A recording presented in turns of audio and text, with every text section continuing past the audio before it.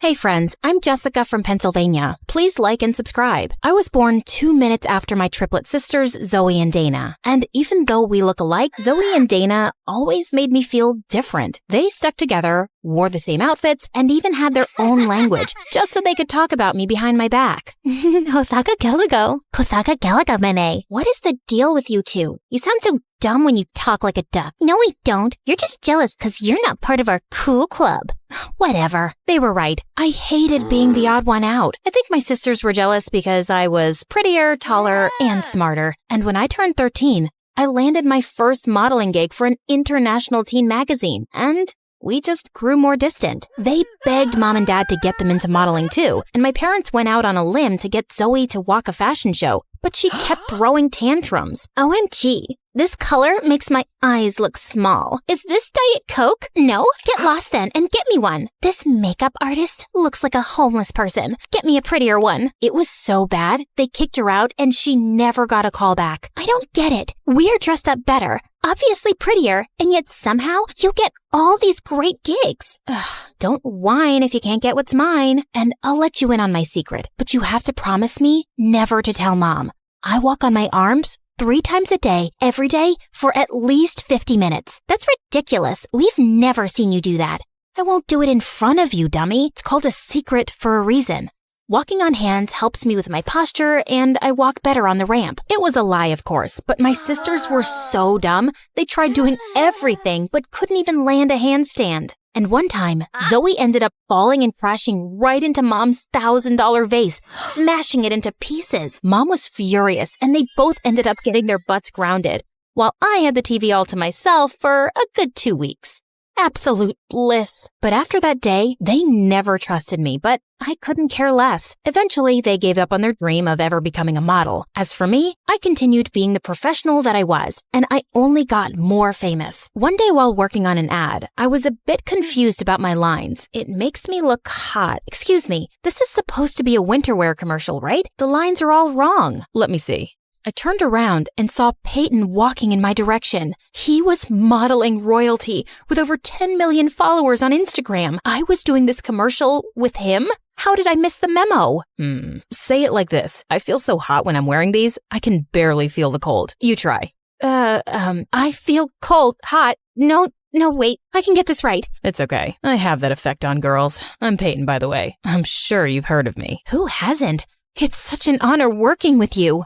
Peyton and I absolutely nailed that winter wear ad, and our chemistry was so good, we ended up doing a lot of ads together. We started hanging out more and more, and soon became good friends.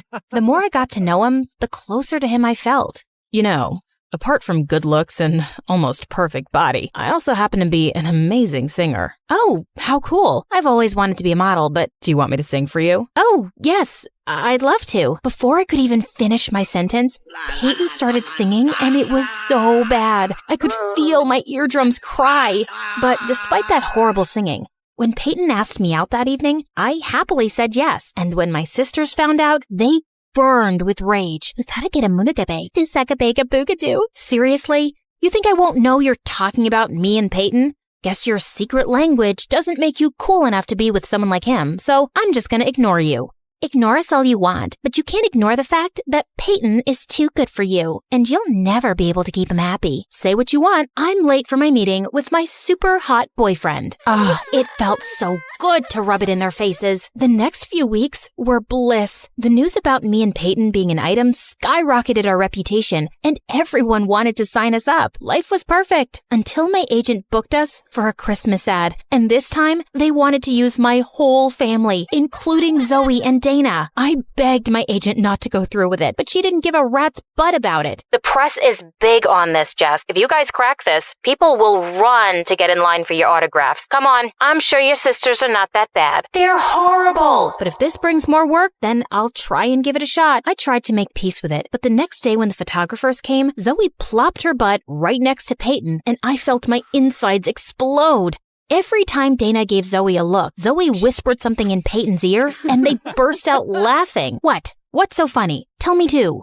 Forget it. Your boring brain wouldn't get our jokes. It's okay, Jess. I'll just tell you everything later. And with that, Zoe whispered another joke to him. The photo turned out great and did a fab job at making us look like a perfect family. If only they could see my inner rage. As the photographer was packing up, I had some final paperwork to sign. When I looked up, Zoe and Peyton were nowhere to be found. I went to look for them outside when I found the two of them hugging. You know you can tell me anything, right? Thanks, Zoe. Feels like I can talk about anything with you. Thanks for being the perfect friend. Excuse me? I thought I was your perfect friend.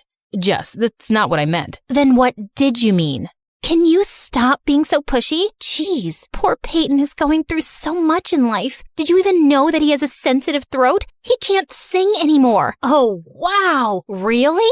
Newsflash, he could never sing. He sang like a toad with a throat infection. You want to be friends so bad? Then go ahead. But I'm done with all of you. Jess, wait. Oh, just leave her. You're better off without her. Peyton kept shouting at me, but I was super mad. The next morning, I was feeling a bit better, so I called Peyton, but he didn't answer. Instead, my agent called me up and gave me the shock of my life. The company we did the Christmas ad for loved Zoe and Peyton's flawless chemistry, and they want to go ahead with them. They want you off the project. Are you kidding me? She's the worst model ever. I'm really sorry, Jess. I was devastated beyond words and rushed to give Zoe a piece of my mind. But when I went to her room, I saw something interesting. Zoe and Dana were arguing over Peyton. You shouldn't keep him all to yourself, okay? We decided I'll get a fair chance to impress Peyton too. Really now? I don't think he's interested in anyone. I mean, look what happened to Jess. She's prettier than both of us combined, and he chose me over her. You don't stand a chance. We'll just see about that. Just stay away from him till I ask him out on a date, okay? Wow, at least they accepted I was better than them. But this was the first time ever I'd seen them argue. I thought this was the worst they could do. But a few days later at the success party of our Christmas ad campaign, Dana walked up to me asking if I'd seen Zoe, and the perfect idea struck me. I think I saw her go upstairs in the study. Oh, Dana, I think she's with Peyton. If I were you, I'd let them be. She's what? I'm gonna kill that witch. Dana looked like a raging bull as she ran upstairs, and of course, I followed. She opened the door dramatically, just as Zoe was about to kiss Peyton. Get your filthy hands off him. Oh my God, Dana, are you crazy? Get out. Not before you tell me what's happening. What do you think is happening? We're making out? And then Dana jumped on Zoe, and the two broke out in a huge fight. Peyton and I tried to separate them. But suddenly, Zoe lost her mind and somehow ended up smacking Peyton across the face. Oh my God, perfect. Peyton left angrily and Zoe followed him, while Dana ran and locked herself in the room. I celebrated with the team alone and managed to impress them so well, they gave me another individual project. That evening, as I went onto the porch to get some fresh air, I saw Dana sobbing silently. Here, drink this. It's vanilla milkshake, your favorite. What? Suddenly, she hugged me tightly and started sobbing inconsolably. I'm so sorry. I'm the worst sister in the world. Please, please forgive me. Ew, you got a booger all over me. Yuck, Dana. Sorry, it's just that I've been awful to you all my life. I even tried to get in the way of your career and love life, and look where it landed me. My life's a mess. No, it's not. Get a grip, girl. And why are you sorry now? Did you not think about the time you left me alone while you gossiped in Egyptian with Zoe? What? Your dumb secret language? Oh, that was actually nothing. We just said some nonsense to piss you off. It was Zoe's idea. So you're telling me there's no language at all? Man, you guys are evil. Wait, Jess, I know we've been really bad to you, but how about we join forces and get some good old-fashioned revenge on Zoe? You know you want it, and God knows she deserves it. And how am I supposed to trust you? You have to take your chances, but I won't let you down. I promise. I had to admit, that sounded pretty tempting, but I wasn't a spiteful person. Or maybe I was. Either way, I wanted Zoe to pay for butting into my life and stealing Peyton from me. So I agreed. The plan was simple. Every time Peyton and Zoe went out on a date, Dana and I would follow them and tip off the paparazzi to take the weirdest pictures, till one of them eventually got annoyed. It went on for days, till one day, Peyton got so fed up that he turned to one of the photographers with a snarl. Come on, Peyton, how about a smile for the camera? How about this instead? Peyton punching the reporter and Zoe's smirking face was all over the papers and tabloids. He lost most of his contracts, and so did Zoe, since she only worked on his recommendation. Once their professional relationship was over, their personal one soon followed. Dana and I watched as Peyton came over to see Zoe. I can't get any work since that terrible night. Why couldn't you control yourself? It wasn't such a big deal. Of course it's not a big deal to you. You like the attention. I don't. What do you mean? I mean that a small-time dumb model like you would want cameras to follow you everywhere. Wait a minute. Maybe it's you who keeps tipping them off. This makes no sense. Oh, it makes perfect sense. Getting photographed with someone as famous as me would be a dream come true for someone like you. Shut up, Peyton. You can't talk to Zoe like that. Why are you jumping to her defense? Did you forget how she took over your life and your boyfriend? Seems like she did me a favor there, because I can do a lot better than a bug-eating idiot like you, and so can Zoe. Now do us both a favor and get out before I knock your teeth in. Peyton pouted and left, and Zoe turned to me. Why did you do that? I clearly don't deserve your sympathy. You're my sister, Zoe. The only person who can talk down to you is me. But I hope you learned a lesson. I did, and I'm sorry for everything. All the times I've been mean to you. Yeah, we're sorry too. We're the ones who tipped off the paparazzi. It's okay. I kinda deserved it, so we're good? Might take me a little while, but I'll get there. Even if it takes us years, we're gonna prove to you that we've always got your back. Triplets. To the end. A few days later, my agent told me that due to bad publicity, Peyton got dropped from his modeling agency. Zoe and Dana worked non-stop to get back into business, and I helped my sisters in every way I could, till they were eventually good enough to land their own gigs. Working together brought us closer. But I think the best part was when we got to go on vacation and just relax and do little things together like chatting and even learning new languages. Agana binagutge, amunkachukadu. Just as I got up, I found myself facing Eric. What are you doing here? Isn't the meeting going on? Nope, that's just what I told you.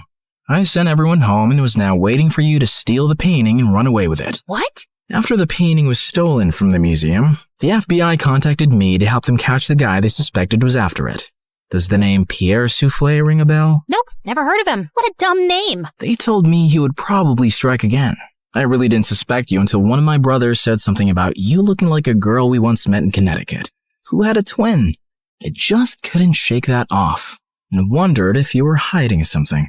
I had the FBI look into you, and most of your information checked out, but then they told me that they'd seen a suspected art thief and a girl your age leave your apartment a few times. Okay, so let me get this straight. Tonight was a trap? How could you trick me?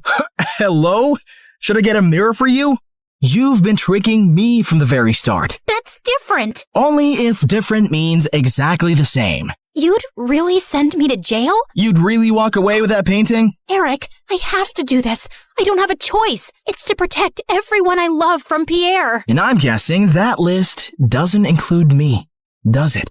As we stared breathlessly at each other, suddenly Pierre's van stopped beside us. Good Lord, get a room! And before I knew it, his men had grabbed both me and Eric and put some rags on our faces, and I instantly drifted into unconsciousness. When we came about, Eric and I found ourselves tied to chairs on some boat.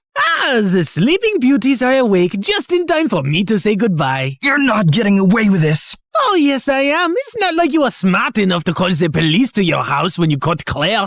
Yeah, that's her real name. You didn't call the police? What was your plan then? My guess is he was just going to take the painting from you and give you a chance to run away. I think he even gave his own security men the night off.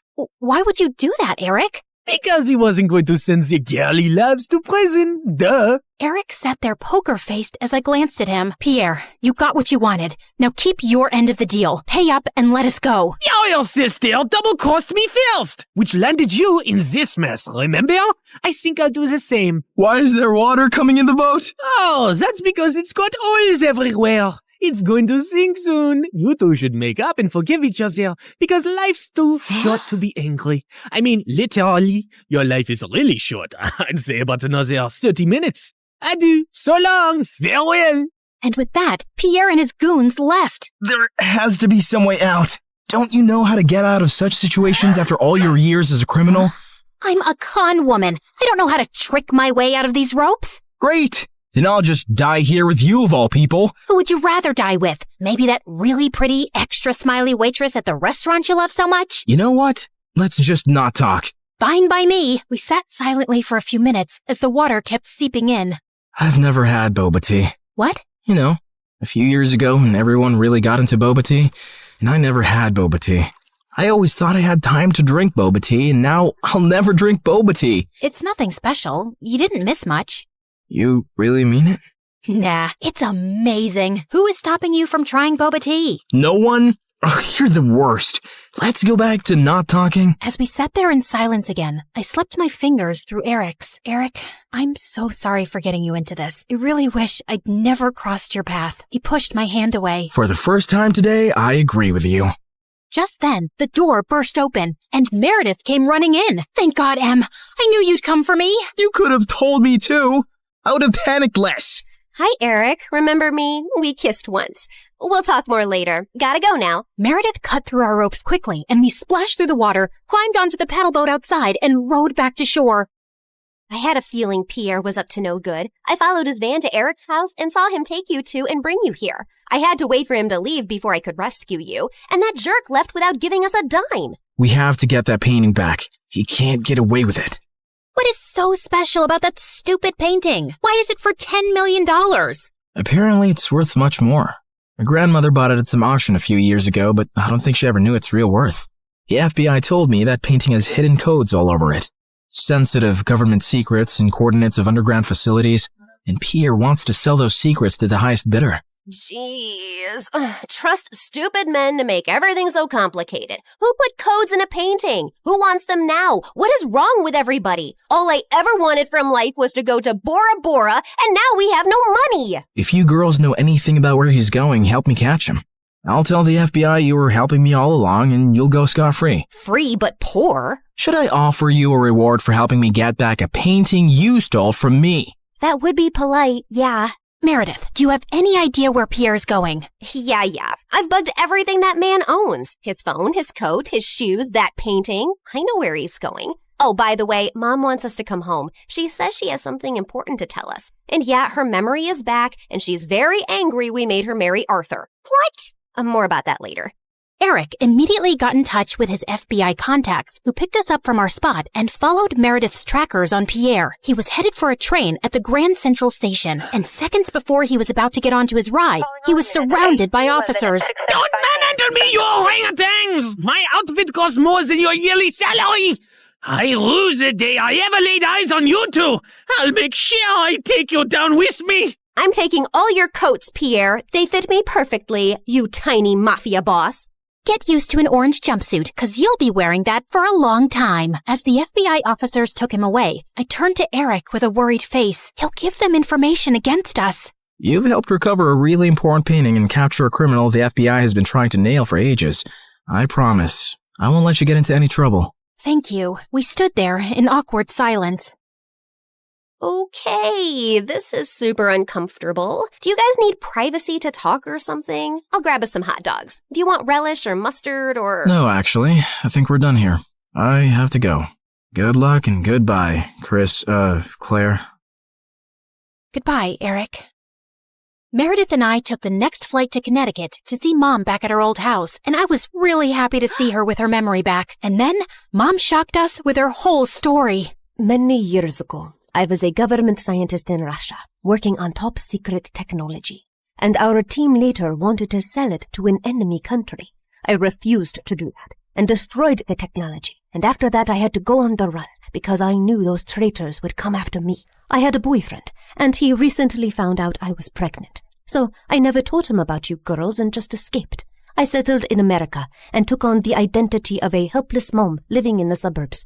Before I left Russia, I set up this laptop as a way to communicate with my father, who sent me a little money every few months to get by. I was even afraid of working in any place for too long, as being part of any system by which I could be tracked down. Whoa! Mom, that's insane and so cool! I'm sorry we never had much, but I was glad you grew up independent and resourceful. When I finally recovered my memory a week ago, I was able to access the laptop and get in touch with my father. He hadn't heard from me in so long. He thought I wasn't even alive anymore. He told me that the traitors working on the project are all behind bars now. It's safe for me to go home. So we're going to Russia? Man, it's so cold there. I always wanted to go to... Bora Bora, I know. That's all you said growing up. We'll visit Russia to see my family. And then we'll go anywhere you girls want. Mom, we're kinda poor, especially since you've left Arthur too. Oh, but my family isn't poor at all. I come from old money. We've been rich forever. There is a God out there. Thank you. Claire, we're finally going to Bora Bora. Yeah, it's everything we ever wanted. I tried to be as excited about the trip as Mom and Meredith, but my heart felt heavy. I wish things had ended with Eric on a better note. On the bright side, I got to meet Freddie, and I was so pleased when he introduced me to his lovely girlfriend. I'm so happy for you, Freddie, and I don't know if I can ever thank you for everything. You're amazing. I know. Just don't forget about me and come to visit, okay? On the day of our flight to Russia, we just reached the airport when Mom and Meredith turned to me with strange smiles on their faces. What's going on? Here's your ticket. That's a ticket for New York. Why, are we going there? No, Mom and I are going to Russia, then Bora Bora. You're going to New York. What? Why would I do that? Come on, Claire. You've been so mopey lately. I can't stand your face anymore. Just go talk to Eric, okay? You're in love with him. And even though he's way out of your league, he loves you too. And that's something you shouldn't give up on so easily. Pretty sure he hates me now. Claire, go meet him once. You'll regret not trying. And in case it doesn't work out, you know where to find us, love. Go get him, loser. Mom and Meredith hugged me, and I felt tears flowing down my face fast as I turned away. Suddenly, I got the wind knocked out of me as Meredith gave me a bear hug. I can't say this with you looking at me directly, so don't turn around, okay? I love you more than anyone in the world, sis. You're my BFF and my soulmate and my better half, so you better not stay away too long because of some stupid boy. No one's ever coming between us, Em. I love you too, and I'll see you soon. As I walked out onto the New York airport, I was feeling so nervous about visiting Eric that I accidentally bumped into a man's luggage cart and went down with the suitcases. Are you blind? You blind idiot? It was an accident, sir. You don't have to be so rude. You don't have to be so blind, you blind idiot. You're so obnoxious. I grabbed the bagel the man was holding, threw it on the floor, and started jumping on it. As I continued jumping and he kept yelling, I suddenly found Eric by my side. I'm sorry, sir. She hasn't taken her meds today. So sorry. Jeez, what's with your temper? He started it, and what are you doing here? You texted me that you were coming and wanted me to pick you up. You said it was an emergency? Oh, I'm guessing that was Meredith. Yep, but I did come to New York just to see you, Eric. So I might as well say my piece now, which I've been rehearsing on the plane, and I've forgotten every single word. Dang it. Okay, I'll just spit it out. Look, I'm really sorry about the tricking and the lying and stealing and hitting your brother and endangering your life. The one thing that wasn't part of this assignment was falling for you, but I just couldn't help it right from the start. In fact, you made me fall for you years ago, and I often wondered what had happened to you. I really wish we'd met again under different circumstances, and I know I don't deserve another chance, but here I am, asking for one anyway. Well, they say third time's the charm. They do say that, whoever they are. Just as Eric pulled me closer, we suddenly found ourselves surrounded by federal agents. Did you set me up? I swear I didn't. Ma'am, there's no need to panic. We got notified about your arrival in New York when you checked in for your flight. We've also apprehended your sister before she could leave for Russia. We've been looking for you girls for a long time, actually, but you always managed to get away. Now we have a deal for you. Come work for us and help us nail some con artists, and you'll have a clean slate.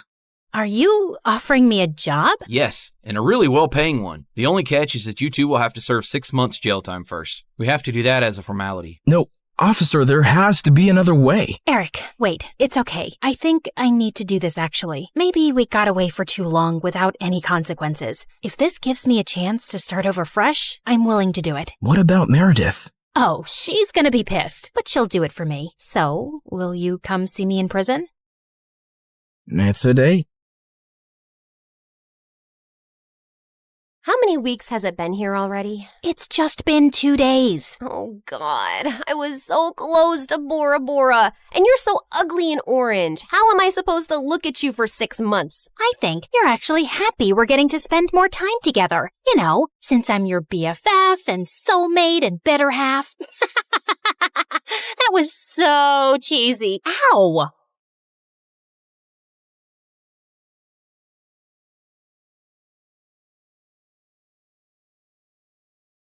Hey, it's Juniper, the rhyming whiz. Ever since I was a kid, I've loved poems. It all started with my amazing grandma and her incredible library. People would line up just to catch a glimpse. But when I turned 13, something really bad happened. My grandma left us, and because of a big business loss, my parents had to close down the library she loved so much. It was heartbreaking to see her special books being sold off. I felt so sad and lost without her and the library. Life went on, but one day, I spotted a real gem. My grandma's collector's edition book of Emily Dickinson's poems. I knew I had to get it to honor her memory. OMG, OMG. Mom, Dad, I need to have this. Please, please.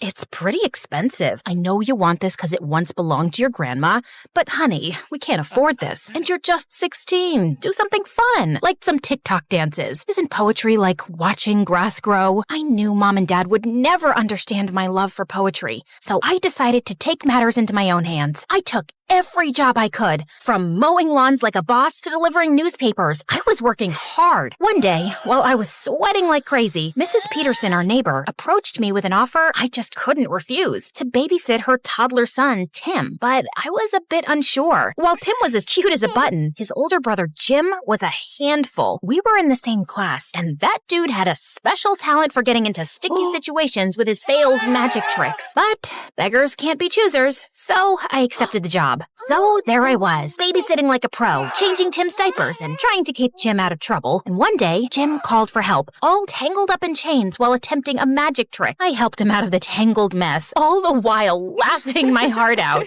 You really need to be careful with your magic, Mr. Magician. Oh, I'm so sorry. But you know, it's all part of the magic charm. How about being my assistant? Every magician needs one. One day in the library, I was reading a poem, and Jim looked over. What's so fascinating about those words? Poetry is like a secret language of feelings and thoughts. It's like life in a nutshell, bro. You should try it. And he did. For the first time, I had a friend who showed interest in poetry, and I appreciated it. One day, Jim and I were hanging out at the bowling alley, and he went to get me some water. Right then, something totally unexpected happened. Aaron, of all people, came over to me. I'm not gonna lie, my heart was literally racing with excitement. But what he said next shocked me. What are you doing here with Jim the Dim? Shouldn't you be with someone like me? Do you really have to? No way I was gonna just stand there and listen to him diss my bestie. Hey, don't call my friend that. Just look. He's so dumb. He couldn't even figure out how to get water without making a total fool of himself. What an idiot. Whatever. At least he's not a jerk like you. Fuck off, Aaron. Once Jim finally returned with a water bottle, he could tell something was up just by looking at my face. Hey, what's going on here? Is he bothering you? Back off, loser. Can't you see we're having a little chat here? She is my friend. If you're bothering her, you're bothering me too. That's right. We're a team, so just back off and let us enjoy. Aaron's face turned redder than a chili pepper at a hot sauce convention as he walked away, and I realized he's definitely not the guy I thought he was. I mean, sure, he's hot, but I should have known better. The dude's got a black belt in meanness. Lesson learned. Next time, check for both hotness and kindness before developing a crush. But the next day at school, when I saw Jim, I was stunned. He had a black eye. What the what? Who did this?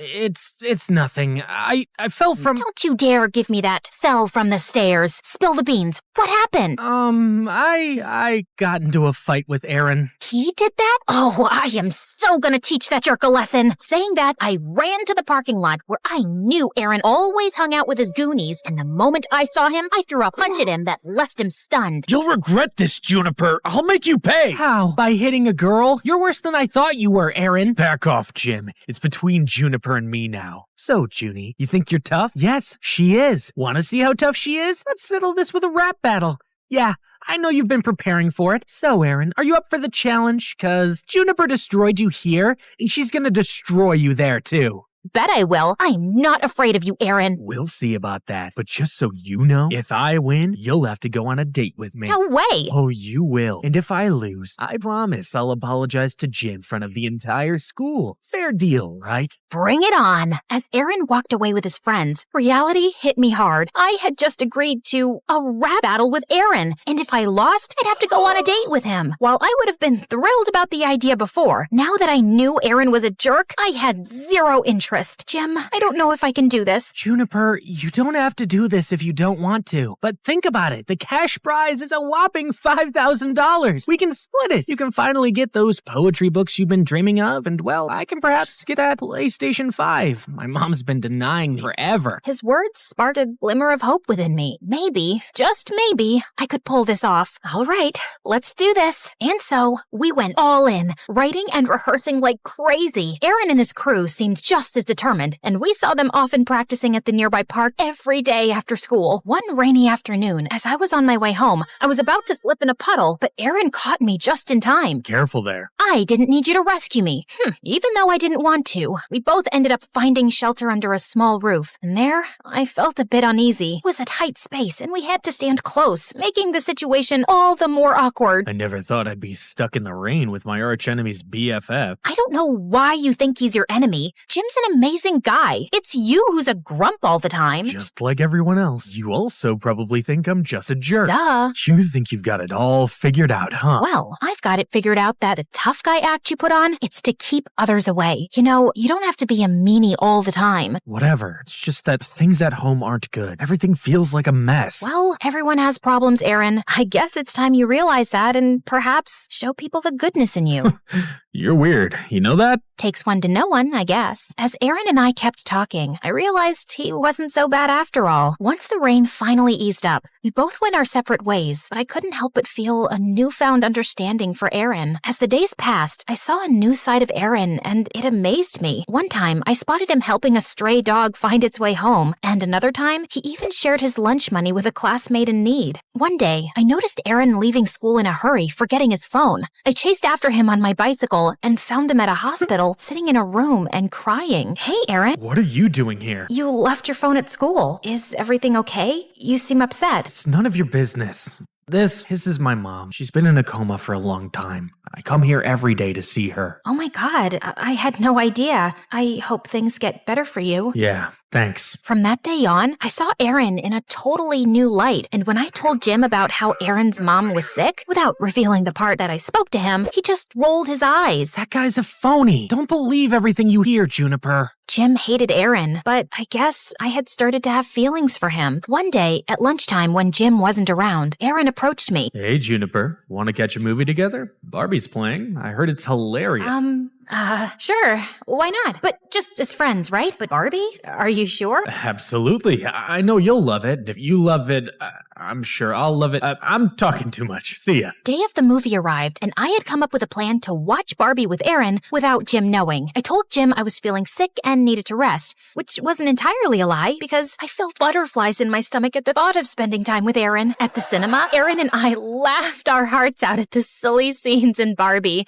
It was so fun. But as we left the cinema, I was in for a surprise. Jim was standing there looking heartbroken and hurt. Juniper, you lied to me. I thought we were supposed to be best friends, and here you are with Aaron of all people? It's not what you think, Jim. Aaron is a really nice guy. Juniper, please. This guy, he's a snake. Hey, dude, I'm standing right here. You better shut that mouth. You shut up and stay away from Juniper. Before I knew it, Jim threw a punch at Aaron and knocked him on the ground. I was shocked. Are you crazy, Jim? What's gotten into you? You hurt him badly. But Juniper, you're my friend. You're supposed to be on my side. Jim, I'll be friends with whoever I want. I can't stay around you. It's like I don't even know who you are. I then helped Aaron up and walked him home. He could have pressed charges against Jim, but he didn't, which was very kind of him. In the days that followed, Jim tried to contact me many times, but I wasn't ready to talk to him yet. It felt like everything was spinning out of control, and I needed some time to sort out my feelings. feelings. So, on the day of the rap battle, instead of participating, I messaged Jim that I wouldn't be joining. All he replied with was a simple okay. Feeling torn and anxious, I decided to at least visit the rap battle to see Aaron perform and support him. But what I saw there left me shook. Jim was trying his best, but Aaron, he was killing it, and not in a good way. Hey, Jimbo, you lost your friend. Now you're on your own. My tricks played well. She fell for my lies. What a surprise. To the cinema. Took her. She didn't know. Faked about my mom. Perfect sorrowful show. She thought I'd changed, but it was just a facade.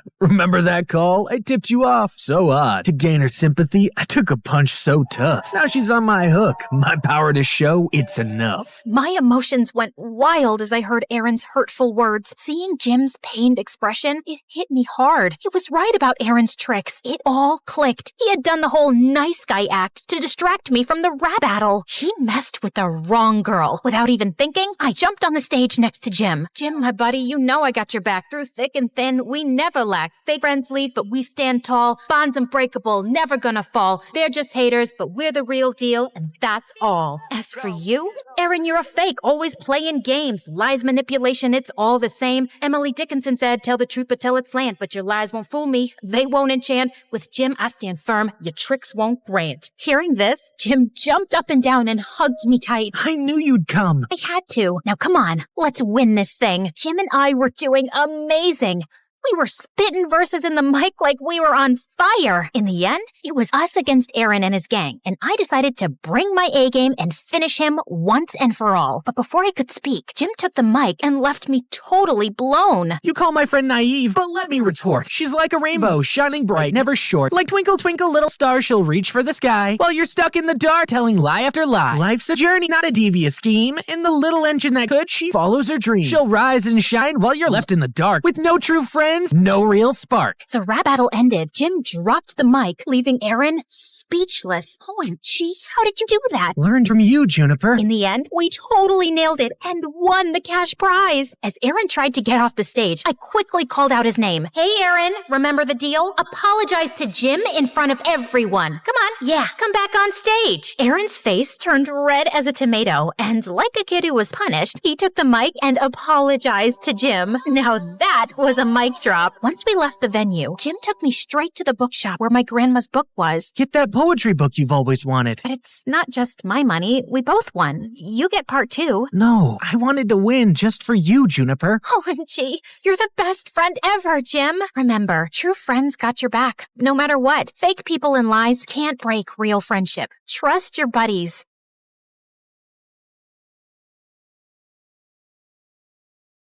I turned the corner as fast as I could, but the scary men in dark suits were still behind me. I couldn't let them catch me. I had the fate of the world on my shoulders. Well, actually, it was around my neck in a butterfly locket that held the super secret code to a powerful weapon that had to be protected at all costs. Hi, my name is Grace, and I'm a super secret that's classified. Let's just say I have a special set of skills. But before I continue, please like and subscribe.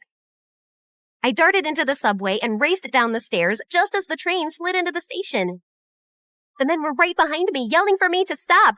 Sorry, suckers. Better luck next time. I hopped on the train, raced down the aisle, and bumped into the most beautiful boy I'd ever seen. His face screamed perfection. He had the body of an action star, and his smile could melt the polar ice caps. My special AI glasses analyzed him in half a second. His name was Nate. He was the quarterback of his high school football team, and his dad was a successful businessman. He seemed too good to be true. And then he opened his mouth. Hey, sweet thing. Yeah, I know I'm handsome. I'm a perfect 10. No, an 11. Maybe a 12. I'm the best looking guy you've ever seen. Am I right? Nate pulled out a marker and started signing his name on my arm. What the heck are you doing? You don't want my autograph? I'm a famous football star. At least I will be in a couple years. Though the way you're looking at me makes me think I might be the man of your dreams. You're pretty cute, too. I mean, pretty and cute. Both? Get it? Suddenly, I saw the angry men in black suits running down the aisle headed in my direction. The last thing I needed was to get caught with the necklace, so I pulled Nate into a kiss, distracted him, and quickly slipped it into Nate's backpack. Wow, that was intense. Well, what can I say? I'm an intense person. Oh, this was fun. See you never. Bye. Saying that, I just ran. Just as I'd expected, the men rushed past Nate and didn't give him a second look. I raced off the train and into the crowded station and got out of there undetected. When I walked into headquarters, Agent Mama Bear ran up to me screaming, "Where's the necklace?" I had to stash it with a civilian. A civilian? Are you crazy? What are you thinking? If Mr. X gets to him before we do, that poor civilian is toast. Hello, the bad guys were tailing my butt, and I didn't want the necklace on me in case they caught me. I was thinking on my feet, and it seemed logical at the time. The president should be thanking me. Actually, he should put my name in the super secret agent handbook. I knew you were too young for this mission. I can fix this. I'll just get the locket back. Fine, this is your last chance. Hold on, I can see you guys are confused. Mr. X is actually a criminal mastermind who stole a super secret government weapon, but he can't use it because it works on a code that's hidden in a butterfly locket that I stole from a secret underground bunker. And now Mr. X wants to catch me, take the code, and sell the weapon to a group of evil men that are up to no good. You get the drill, right? After getting my butt kicked at the headquarters, I went straight to Nate's house to scope things out. But his mansion was like Fort Knox. There were guards everywhere. I couldn't risk the mission, so I decided that the only way to get closer to Nate and his backpack was to go undercover. I'd pose as a high school student, find Nate, snatch his backpack, and grab the necklace. The whole thing would be a piece of cake. The next morning, Agent Mama Bear enrolled me into Nate's school. The moment I stepped on campus, I was on a hunt to find Nate. But every time I tried to get near him, he was surrounded by an army of lovesick girls. Nate, you're so strong and your muscles are so big. I know. I go to the gym every day. Your eyes are so perfect, Nate. Thanks. I use a special kind of eye drops that Robert Pattinson used in his vampire movie. That's why his eyes were shining so much. He winked. A couple of girls cheered and some begged him to take a selfie. I wanted to barf.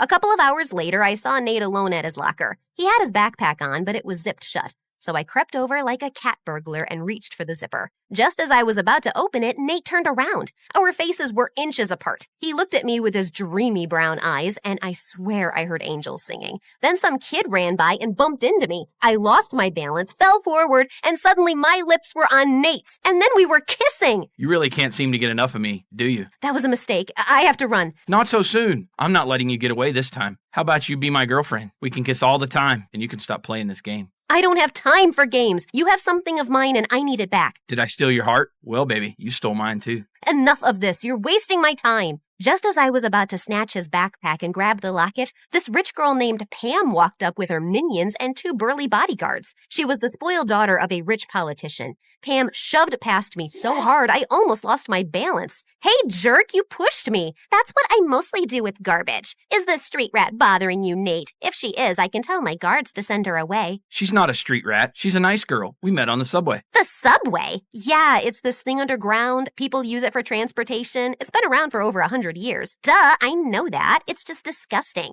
How many times must I tell you, Nate? You shouldn't hang out with peasants. You could get cooties. Cooties aren't real. Yes, they are.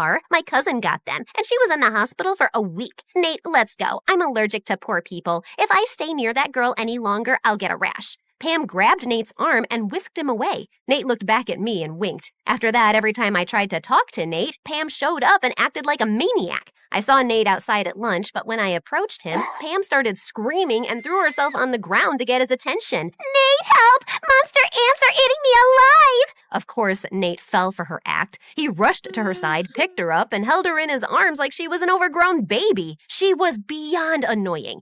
Later, Pam and her band of minions ambushed me in the bathroom. Hey, subway girl, I'm getting really sick of you chasing after Nate. He's mine. Back off or else. You're the one chasing him like a lovesick puppy, and honestly, it's pretty pathetic. Get some self-esteem, girl. Oh, you're gonna regret that. Pam started jumping around like she was a boxer. I really don't think you want to do this. Ha! You're ugly and stupid. Can't you count? It's 3 against 1. Pam charged at me like a raging bull. I stepped to the side, and she ran straight into her friend. The third minion ran up to me, and I threw water in her face. She slipped on her shoelace and fell on top of Pam. Pam and her minions ran to the principal's office and told the principal that I'd attacked them. But my AI glasses caught the whole thing on camera and sent the principal a video of the incident from an anonymous email account. Pam, your behavior is unacceptable, and I have no choice but to suspend you and your friends. Out of nowhere, one of Pam's bodyguards walked into the room, whispered in the principal's ear, erased the email, and left. On second thought, sorry, Pam. You and your friends did nothing wrong. Please enjoy the rest of your day. What the fudge?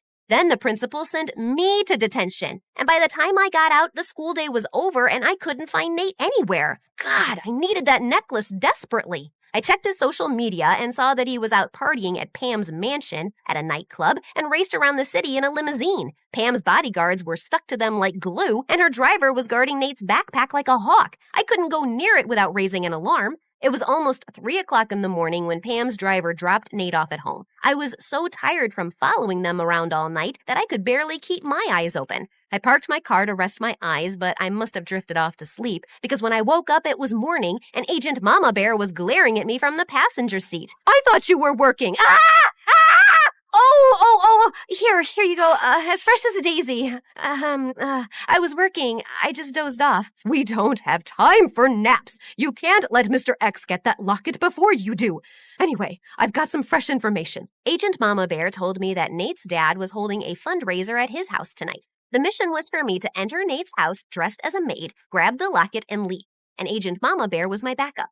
We changed into our disguises and walked right up to Nate's front door. The guards let us in without a hitch. When the time was right, I went around the house looking for Nate's room and finally found it. I slid inside like a fast ninja and immediately spotted Nate's backpack. I opened it, searched for the locket, but it was gone. I panicked. How could this moron lose the locket? I turned the room upside down but couldn't find it anywhere. I glanced out the window. Nate was lounging near the pool, sunbathing his six-pack with a stupid smile on his face. Gosh, he's so cute. Nope. Get a grip, girl. I rushed down the stairs, and just as I was about to step outside, I saw a tired old woman scrubbing the floors, and then I saw Nate walk in. I immediately hid behind a pole to avoid getting spotted, while Nate walked over to the old woman with an envelope of cash in his hand. Ma'am, please take this money and use it to go see the doctor. I can't, sir. I have to work to help your father with the party. If I leave, he'll be very upset. Don't worry about my dad. I'll talk to him. Come back when you're feeling better. The old woman thanked Nate and left. I was shocked. I'd never seen him act so selfless. I was about to say something, then Nate's father rushed past me. Have you lost your mind? No, it's where I left it this morning. This isn't funny. I saw what you did for that maid. You think money grows on trees? I swear you're as dim as a broken light bulb. Try not to embarrass me tonight in front of Pam's dad. And why haven't you asked Pam to be your girlfriend? By now, you should be engaged. Marrying that girl will make you filthy rich, and then you can invest a ton of money into my business. Dad, I don't want to marry Pam. She's a nice girl, but I'm not interested in her that way. I didn't ask you for your opinion. You're too simple to make good decisions. You just focus on throwing your football and staying in shape and getting that girl to fall in love with you. Nate's dad stormed off, and the look on Nate's face almost broke my heart. I felt so guilty for treating him so badly before. I walked over and put my hand on Nate's shoulder. I don't think you're stupid. What you did for that old woman was really sweet. You don't have to be nice to me. My dad will still pay you. It's me, Grace. Who? Grace. We met on the train. Geez, we've even kissed twice, once by mistake. Yeah, I know. Why are you dressed like a maid? I couldn't recognize you at all. That was the idea, dummy. And why do you act all self-absorbed at school when you're actually kind of sweet? Did you just give me a compliment? Must be my lucky day. Well, not really, because I'm about to kick your butt too. I need that butterfly locket I hid in your backpack when we met. It's really, really important. Where is it? What butterfly necklace? I didn't have a choice but to tell everything to Nate. He heard everything and then looked at me in shock. Why would you slip something that important in my bag? I'm literally the clumsiest person you'll meet. Yeah, I wasn't thinking straight then. Oh, did my good looks distract you from your mission? Yeah, maybe. Can we talk about that later? I really need to find that necklace or my boss will have my head. Wait. I think I saw Pam wear something like that a few days back. Nate showed me Pam's Instagram account, and I immediately spotted the picture where she was wearing that butterfly necklace. I asked Nate to call Pam and ask her to come for the fundraiser wearing that necklace. She should be here soon. Pam and her dad are the guests of honor. What do we do next? We get ready to pull off the heist of the century. Okay, that might be an exaggeration, but you know what I mean. Pam was really late, and we were beginning to think she wouldn't even come, but she finally arrived along with her dad and an entourage of guards. And thankfully, she was wearing the necklace. She immediately walked up to Nate, gave him a peck on his cheek, and my insides felt on fire. What the heck was this feeling? Nate, this necklace is divine. I found it in your backpack when I was going through your things. I just had a feeling you might have a present for me. Yeah, about that. That necklace is, dangerous. No, it's poisonous. It will make you break out in hives. You'll get pimples on your face. It will be totally disgusting and gross. You'll give nightmares to small children. Pam yanked off the necklace and threw it on the ground. Before I could get to it, Pam's dad sprang into action, but Agent Mama Bear got in his way. Not so soon, Mr. X. You're busted. Grace, quick, grab the necklace and run. I did exactly that, but a bunch of guards got in my way. I grabbed a vase and hurled it at a guard and then burst out my martial arts moves. I threw 5 spinning back kicks, an open fist punch, and a couple of elbows that laid the guards out cold. Agent Mama Bear called for reinforcements to haul Pam's dad off to jail. I had no idea what happened to Pam and her mom, except that they moved somewhere very far away. The president thanked me, Nate, and Agent Mama Bear for our spectacular service and even named a special holiday after us. Nate's dad cried at the ceremony and apologized to Nate for underestimating him. I was promoted to a first-class agent, and Nate was invited to join the super-secret agent training program. I delivered his invitation myself. So now that you've been a hero, what's next? I think I want to finish high school here. I knew it. You love me. You can't resist my pecs. Or is it that my brave heart or fearless spirit? If I was a 10 before, what does that make me now? 20? I'd give you a solid 4. What? I'm kidding. Sheesh, you had me worried. Then I pulled Nate close and kissed him.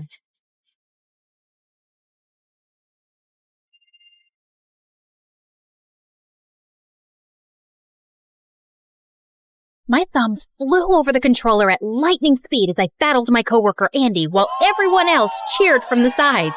How did you get that level up? Where have you learned these moves?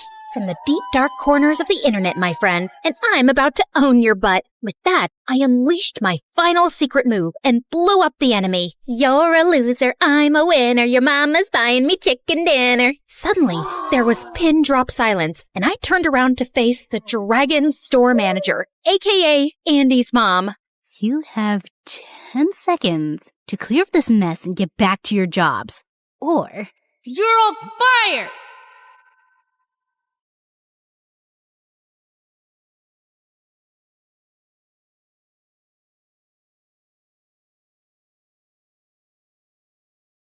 Hi, my name's Ellie. I'm a computer expert, gamer, hacker, and overall top-notch geek. I led a very exciting life in the virtual realm, but in the real world, my life was pretty average. Until one day, everything changed. Yeah, we say that a lot around here, don't we? But before I continue, please like and subscribe. Ever since I was a kid, I was obsessed with computers. And by the time I was 12, I was writing code, developing software, and even doing some basic hacking, and I was addicted to video games. I thought I was cool, but that was not a popular opinion. By the time I reached high school, I was pretty much used to having a seat at the outcast table, and things weren't much different at home. I was raised by my single mom, who was my polar opposite. She was a social butterfly who loved throwing lavish parties for her wealthy friends and was always trying to set me up with her sons. A nightmare. Mom, can I go to my room? I ate too many dumplings earlier. I don't feel so good. You're not fooling me, Ellie. See that boy over there? He's single and very rich.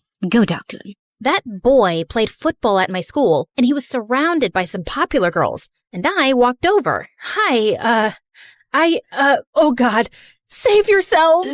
Then I threw up all over the boy and the head cheerleader. Of course, I was a laughing stock in school the next day, and I started hiding out in the library. One day, I was playing a game when I got an invite to a virtual treasure hunt with a huge cash prize. The disclaimer read, "Only super smart hardcore gamers need apply." It was like someone was describing me. I breezed through each challenge, but when I got to the last level, my computer suddenly froze, and then it became lifeless. No! But this was just the beginning of a series of unfortunate events. Soon after my 18th birthday, Mom suddenly fell really sick. The doctors ran a million tests and gave her expensive treatments, but nothing was working. And we had a ton of medical bills we couldn't pay because Mom's credit cards were all overdrawn. We're poor and I'm sick. Find a rich man so you can have a good life. How am I supposed to do that? Boys don't even notice me. We're poor. Find a rich man. A rich man. Find my daughter. What did I say? Daughter, find rich? My man? Find a rich man. And then my mom slipped into a coma. My life turned around 180 degrees. I had no idea when Mom would be okay. I was drowning in debt. My grades were suffering, and I felt so alone. But then one day, as I was leaving my work shift, a strange man came running to me and shoved a device in my hand, then fled the scene. You've been selected for a top-secret mission. This message will self-destruct in 30 seconds. I read the details fast. I'd make a ton of money and work with computers and security systems all day. Was this for real? My life was at rock bottom anyway. So it was worth finding out. I accepted, and a second before the time ran out, I tossed the device into the air, and it exploded. What in the Mission Impossible? And the next day, I was whisked away in a private jet to a state-of-the-art facility with a dozen computer geeks. All day, we worked on hacking software, computer codes, and sophisticated simulations. We were given board and lodging, too, and for the first time, I was with people I had something in common with. A week later, I was busy working at my desk when this guy a few years older than me walked in, and I felt like the Matrix had glitched. Like I was Ellie in a parallel dimension where it was possible for Ellie to fall in love with a boy at first sight. And he was like a young Keanu Reeves, but with spectacles. So hot. I don't remember the part where I floated away from my seat, but suddenly I found myself standing in front of him. Can I help you? Maybe I can help you. I'm very helpful. Help me help you. What? Sorry, ow, I just poked myself in the eye. Let me introduce myself. Hi, I'm Ellie. It's short for Eleanor, or Elena, or Elaine. I extended my hand, and as he shook it, I screamed. What? What happened? Oh, it's not your fault. That was just a very firm handshake, and I have a very low threshold for pain. Like, really. I once fainted when an apple fell from a tree and hit my head. It wasn't even a hard apple. Like, it was rotten and squishy, but he walked away while I was still talking. That's the head of the company, girl. Oh my gigabytes. This demigod was my boss? His name was Liam Finch. He could solve any problem, crack any code, and he looked amazing while doing it. I had such a giant, stupid crush on him, and I couldn't help recalling Mom's words about finding a rich man for a better life. Liam looked and smelled expensive. I had to get him to ask me out, and I turned to AskBrain too for helpful tips. The next day, I turned up to work in a tight, short dress, and I'd made sure to apply plenty of tanning lotion to look like those gorgeous models I'd seen online. All eyes were on me, and I was sure to have the same effect on Liam. Before we start this meeting, I have to ask Emmy, are you having a reaction to something? Emmy, speak up, whoever you are. The boss is asking you something. Oh, wait, you meant me. It's Ellie. And, no, I'm good. I think you should go to the bathroom. There's some anti-allergy medicine in the first aid kit there. This wasn't the reaction I'd expected, but when I looked at myself in the mirror, I screamed. The tanning lotion had turned so orange, I looked like a radioactive carrot. The next day, I came to work wearing huge fake eyelashes, but those stupid things made my eyes feel heavy and I couldn't stop blinking. Later in the cafeteria, one of my coworkers came up to me as I waited in the lunch line, and he had some ketchup on his upper lip. Hey, Ellie, I saw you in the meeting today. Okay. I saw you too, buddy. But first, you got something right here. Out of nowhere, the guy pulled me close and planted a moist kiss on my lips. I pushed him away and punched him hard. Ellie, what the heck? First you keep winking at me all through the meeting, and then you ask me to kiss you, and then you hit me? Excuse me, what? He kicked up a huge fuss to Liam about being assaulted, and then he quit. That was one of our best coders, and you've made him leave! Well, he hit me first. He was hitting on me, and it was gross. Are you sure? Why would anyone want to hit on you? Why wouldn't anyone want to do that? But Liam just walked away without replying. A couple of days later, Liam threw a small farewell party for his secretary, Jessica. She was so annoyingly model-like, and I couldn't be happier to see her leave. Hey, Jessie, I'm really sad you're leaving. Want me to help you pack? I'm very helpful. Wait, isn't that a company paperweight? No, it's mine. I brought it from home. I'm pretty sure it belongs to the office. But hey, it's just a paperweight. Are you calling me a thief? Why don't I just take that from you?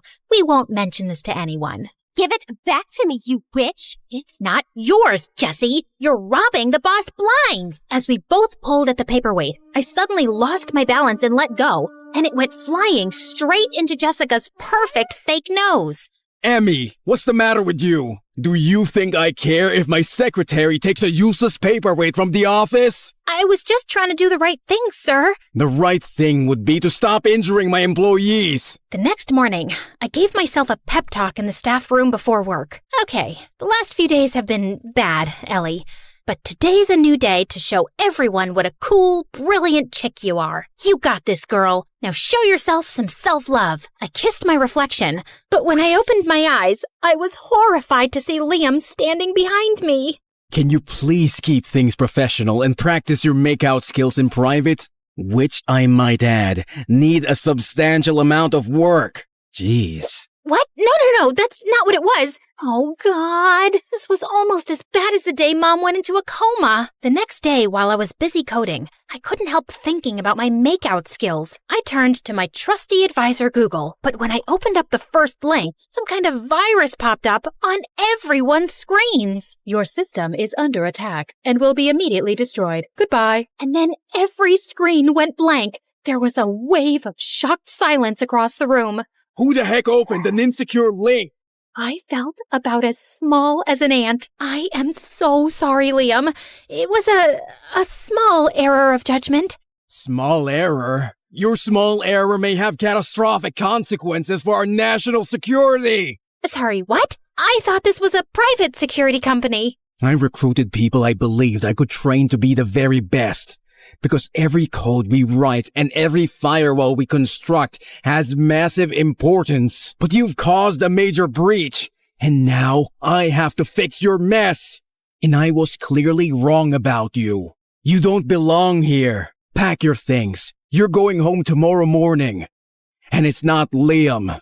It's Mr. Finch. I felt like I'd been punched in the stomach. This place was the most at home I'd ever felt, and I'd really screwed things up. The next morning, I was going to the office to turn in my employee card. When I stopped short, the building had been sealed and was surrounded by police officers, and my coworkers were being arrested. I slipped away quickly, my heart racing. What the heck was going on? The only thing I could think of was finding Liam, if he hadn't been arrested already too. I made my way to his place and rang the buzzer a few times, but no one answered. Then I overwrote the code of the security lock and the door clicked open. I'd just taken a few steps in when someone leapt at me and pushed me to the ground.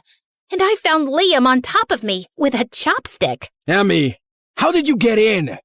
And why do you know where I live? It's a top secret location. We sell that lock at the store where I worked at before, so I'm very familiar with the software. And I, hacked your smartwatch to track your whereabouts a few weeks ago. Just for fun, I swear. See, smartwatches aren't actually that smart. They should be kind of called dumb watches. Also, were you gonna poke my eye out with a chopstick? Get up. Why are you even here? Because I went to the office and everyone was getting arrested. Well, it's all your fault. What? Since our security systems were down after you downloaded that virus, something invaluable was stolen from us last night. And now, we're all in big trouble, and I have to go into hiding. You're leaving? Will I ever see you again? Unlikely. You've ruined everything. Just go home.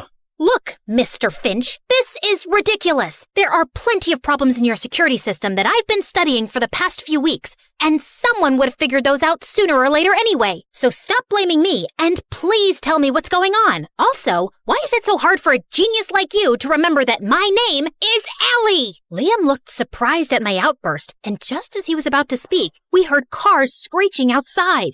The police are here for me. I gotta go. Whoa, wait. I'm coming with you. I can't survive jail or torture. I told you, I have a very low threshold for pain. Oh God, just shut up. Liam grabbed my hand and led me to the kitchen, where he opened a trap door in the floor and started climbing down, and I followed. Dark, narrow spaces. I hate dark, narrow spaces. I'll die if a mouse jumps on me. We ran through an underground passageway, climbed up another ladder and out of a gutter hole and onto a main street several blocks away. Liam dashed towards a car and we jumped in, but just as we were driving off, several police cars came to a stop in front of us. Wow, we managed to escape for all of 2 minutes. Okay, Mr. Finch, Liam, whatever. If I never see you again, I just want to say that you're the most beautiful... Suddenly, Liam hit the pedal hard and started driving in reverse like a maniac. Oh my God, what are you doing? I'm too young to die. I've spent all my life behind computer screens. I haven't seen the world. I've never even been on a beach. You know what? I'll go to jail. You can drop me off anywhere convenient. Liam took a sharp turn into a street, avoiding a truck by half an inch. He turned the car around 180 degrees and started driving even faster. I saw 2 black cars hot on her tail. Emmy, I need you to get a freaking grip and tell me the coordinates of the city's main bridge. We're gonna be jumping off of it. You can swim, right? Of course I can't swim. I'm terrified of water. That's why I've never been to a beach. We're not jumping off any bridge, you psycho. Can you please do what I'm saying and just trust me? There's a life jacket under the seat. Strap that on and find me the bridge. Now! With shaking fingers, I located the bridge and fed the coordinates into the car's GPS. Undo your seatbelt, and when I say go, open the car door. Your seat will automatically eject, and you'll land in the water. Don't panic. You're wearing a life vest, and I'll get to you quickly. You ready? I've never been less ready for anything in my life. Okay then, go! Liam swerved the car off the bridge and into the air. My seat ejected immediately, and I landed head first into the water. Before I could panic completely, Liam swam over to me swiftly, grabbed me by the waist, and pulled me onto the shore. We ran down some docks where Liam found an unlocked car, and we sped away in it. I was too shocked to even speak anymore. Liam drove us out of the city to some abandoned warehouse, where we were let in by an elegant older woman. Hello, Agent Skywalker. I was expecting you to be alone. So was I. Agatha, trust me. This wasn't part of the plan.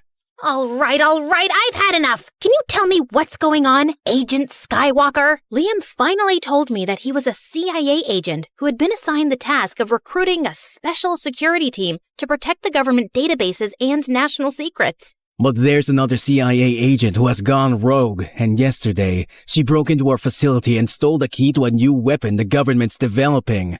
And she's framed me for the theft. Now everyone thinks I'm a traitor. Luckily, the key's heavily encrypted, but someone will break the code soon, and I have to get it back before they do. It's the only way to clear my name. That's why I couldn't let myself get arrested. And Agatha here's an old friend. She's the only one I can trust right now. So, what's the next plan of action? I have a fairly good idea where the rogue agent took that key, so I'm going there, and you will stay here. Look, I can hardly believe I'm saying this after the horrible day I've had, but I think you should take me with you. I'm a really good coder and hacker, and I can help. I'm very helpful, actually.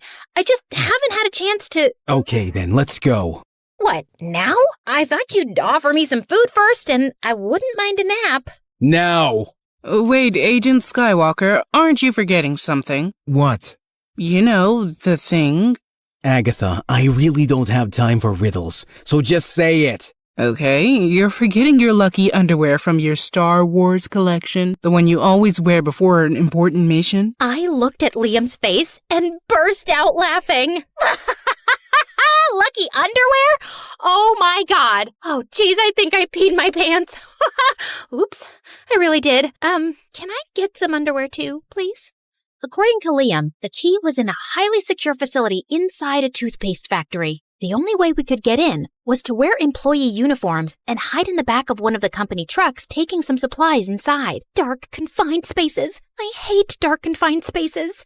Why don't you try distracting yourself? Sure. Why don't you help me do that? Why was Agatha calling you Agent Skywalker? Because of your lucky underwear? It's just one of my many names.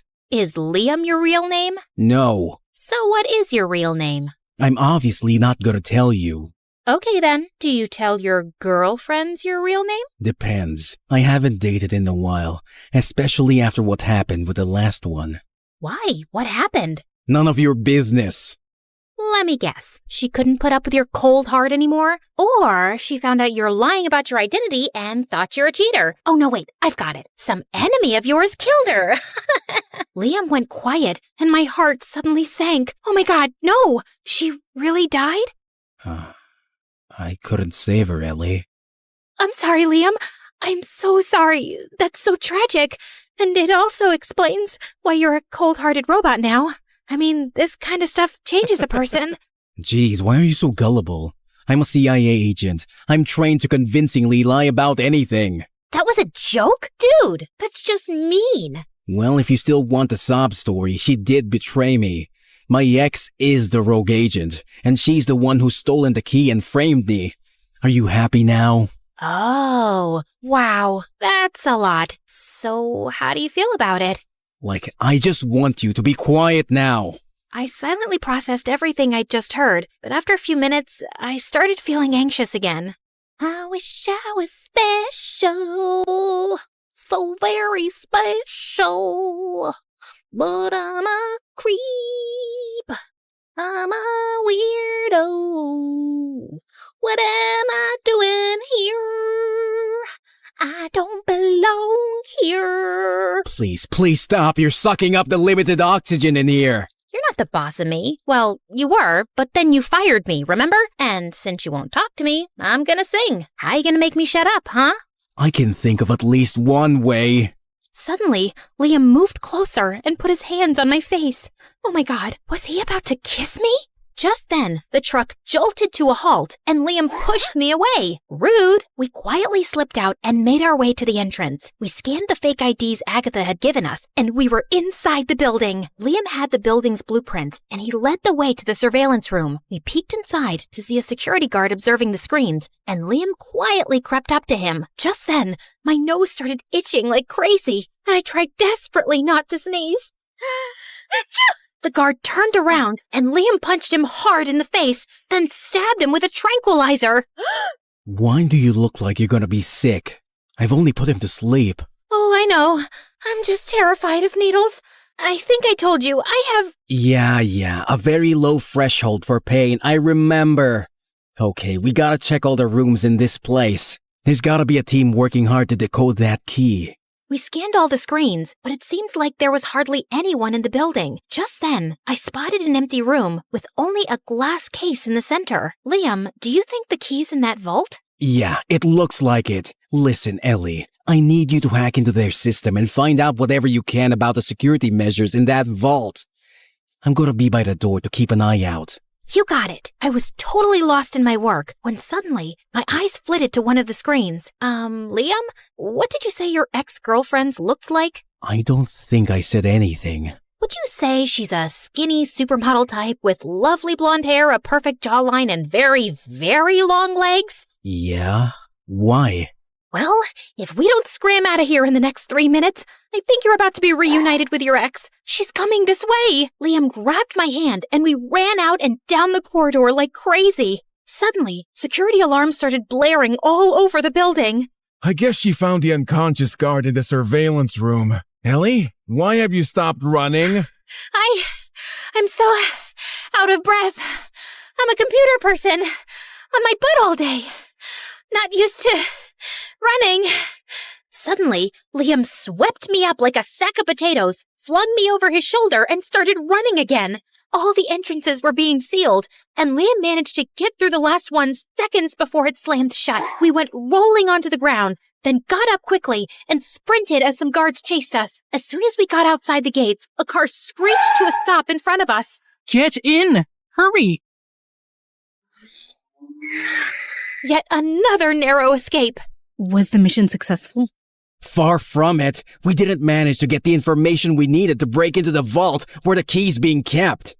What are you talking about? I downloaded every single piece of information on their system in this flash drive. This one. No, wait. Not this one either. It's the neon green one. It's my favorite. Aha! Here you go. What?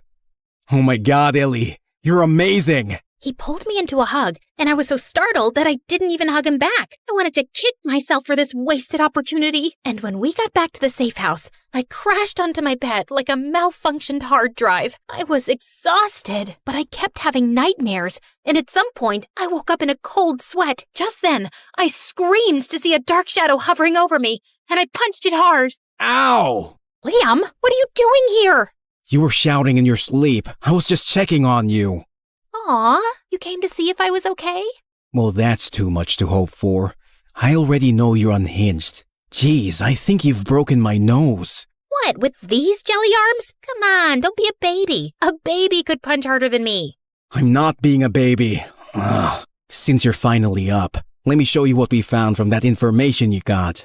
Agatha and Liam then proceeded to tell me that we didn't need to break into the vault. Apparently, they'd discovered a foreign delegation was visiting the embassy in 2 days for a big event, and the stolen key would be exchanged there. The rogue agent, Princess Leia, will be disguised as a journalist.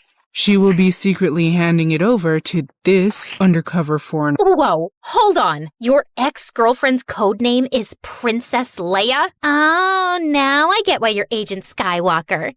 That's really cheesy. Can you focus on what's actually important?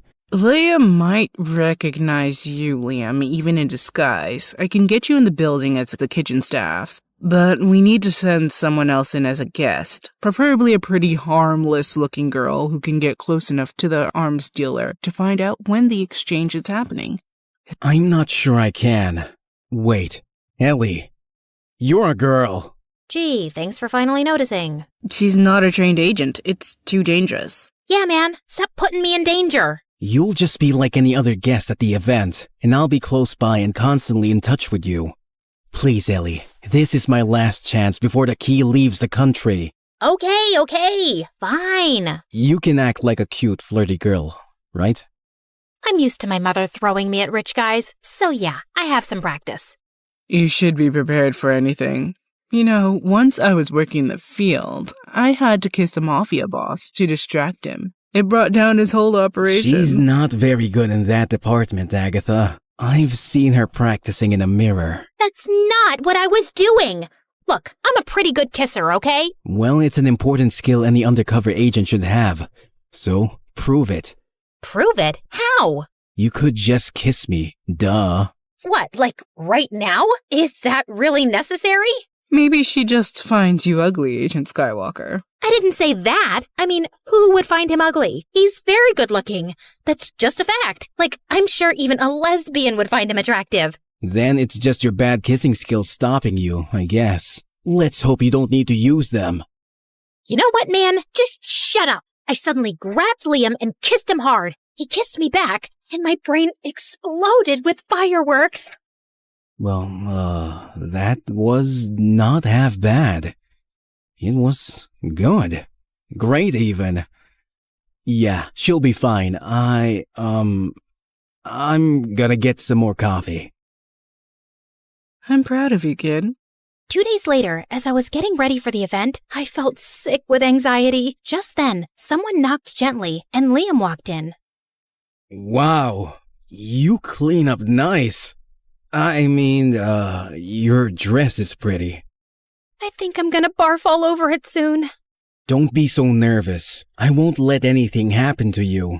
Here's your earpiece. It has a tracker in there. I'm just not cut out for this, Liam. I'm not so sure about that. Do you know anything about your dad, Ellie? My dad? No, I don't. He left when I was just a few months old. Yeah, because he was an undercover CIA agent too. What? Your dad was one of the best agents in the field, and he was brilliant with computers. He's not around anymore, but he served his country well. And finding you wasn't just a coincidence. We've been keeping an eye on you, and you proved you have his skills when you crossed every level on that treasure hunt game we sent you. So maybe you are meant for all this. It's in your blood. You've met my dad? Yeah, once. You have his eyes too. He tucked my hair behind my ear and gave me a warm smile, and my heart nearly fell out of my chest. Just then, Agatha walked in, saying the car was ready. At the event, I was looking everywhere for the arms dealer, and I finally spotted him. Just then, a tall, dark girl with glasses approached him and whispered something in his ear, and they both started walking out of the hall. Princess Leia is on the move. I think the exchange is happening now. Follow them to see where they're going. I'll come after you. I rushed out of the hall and saw them going down a corridor. They walked to the end of it and entered the room on the left. I inched closer, and as I tried peeking through the door, I suddenly lost my balance and fell inside. And all eyes turned to me. Oh, I'm so sorry. I thought this was the bathroom. Sorry. You can continue with whatever you were doing. Not so fast, girl. Ow, that hurts. Hey, maybe it was just a mistake. She seems like a harmless little girl. Oh, really? Is that why she's wearing an earpiece? That's my hearing aid. Who do you work for? What? I can't hear you. Look, we can't do the exchange right now. This place is probably surrounded by federal agents. Leave immediately. I will create a distraction. And you, girl, you're staying here. Sit down. I plopped my butt into a chair as the girl took out a laptop and started typing like crazy. What you doing? You know, I'm very good at computers. You need any help? Oh, I'm just activating an explosive device linked to this laptop that will go off in 5 minutes and blow up half of this place. So that should create a nice distraction. What? I gotta run, babe.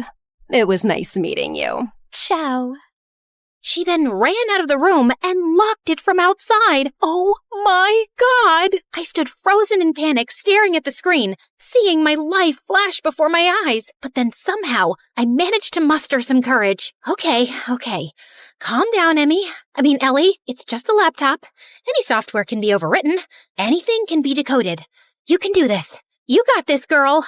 I tried everything I knew, but nothing was working. And then I had a brainwave. I opened Google and typed in the website from where I downloaded the virus at work. I clicked on it and the screen turned red. Your system is under attack and will be immediately destroyed now. Goodbye. And then the laptop went blank. I'd actually done it. Oh my God. I collapsed to the floor. And just then the door burst open and Liam pulled me into his arms. Ellie, are you okay? Leia took your earpiece and I ended up following her instead. Did you manage to stop her? Did you get the key? Yeah, I did. Agatha hadn't told me before, but she'd call in the other agents to help. And I'm really glad. We needed it. Leia's under arrest, and so's the arms dealer. That's amazing! And Liam, did you know that I just defused a very large explosive device and saved many lives? You did what? The federal agents evacuated the embassy and scanned the entire building and found the device that had been linked to the laptop. You're a hero, Ellie. Seriously. You're the smartest girl I've ever met. I'm hiring you back immediately. We can train you to be a field agent. That's very kind of you, but I'd actually like to go home. Earlier today, I got a message from the hospital that my mom's out of her coma. She's been asking for me. Oh, wow, that's great news. But you can come back when she's better, right? You know what? I don't think so. Yeah, my dad was an agent, but I'm not meant for this life of high stress, crippling anxiety, and close calls. I'm just an ordinary nerd who's happy behind a computer screen. Okay, no field agent, just a desk job then. Ellie, I'm trying to say something here. I would personally like you to stick around. Maybe we can even go out for dinner sometimes. I owe you a decent meal.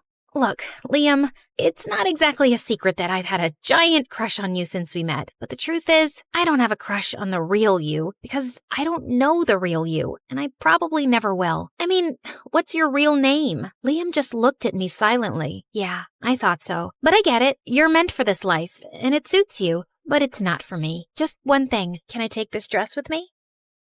It's all yours. I extended my hand and he shook it gently. Then I got into the car waiting for me and left. Back at home, I was overjoyed to see Mom doing well. And with my large paycheck, I was able to take care of all our bills and then some. Oh, my daughter, we're rich! Did you find a rich man? No, Mom. I worked very hard for this money. And I'm in charge of the finances now. But to celebrate Mom's recovery, I decided to throw her one lavish party with all her friends at Christmas. And I was trying not to zone out of a very boring conversation with some rich, dumb jock when suddenly the doorbell rang. Liam, what are you doing here? It's Norman. Huh? What's Norman? My real name! Oh, Norman! Ouch! That's not a cool name, dude. I know that. Listen, Ellie, I miss you, okay? You're crazy and you talk a lot, and you're an awful singer. There's never a dull moment with you around, because you're also smart and beautiful and adorable. And I tried to keep a cold front because I didn't want to get too close. But despite my best efforts, I can't stop thinking about you. You're anything but ordinary. So yeah, my real name's Norman, and I'm willing to tell you more if you agree to go out with me. I'm not even your type. Evil Longlegs Barbie is your type. Not anymore. Geeky Jelly Arms computer nerd is my type now. And then he pulled me into a kiss.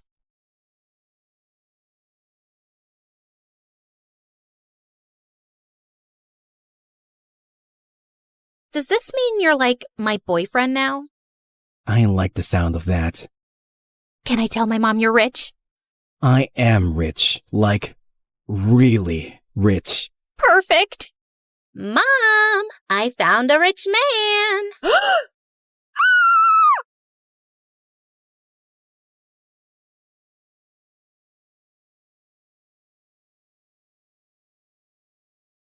Hi everyone, I'm Gina from China. Or so I thought. Please like and subscribe. I was only a newborn when my adoptive dad found me outside a Shaolin temple in China one night. He was a martial arts teacher and the owner of the Shaolin temple. He tried to find out who my parents were, but when nothing turned up, he decided to take me in and raise me like his own daughter. I knew nothing of my real family, but the only clue I had was a very unique-looking necklace they'd left with me. Growing up, I was weaker than the other kids, but Dad was always there to look after me and trained me hard so I'd become stronger. But the kids at the temple were the worst, and they always made fun of me. Their nasty comments would make me really upset. What happened, Gina? What's wrong? Everyone says you're not my father and I should go back to where I came from, Dad. Oh, honey, you should not let their words get to your heart. You are my daughter, and you're super strong. But I'm so small. No, you're not. Look at that ant.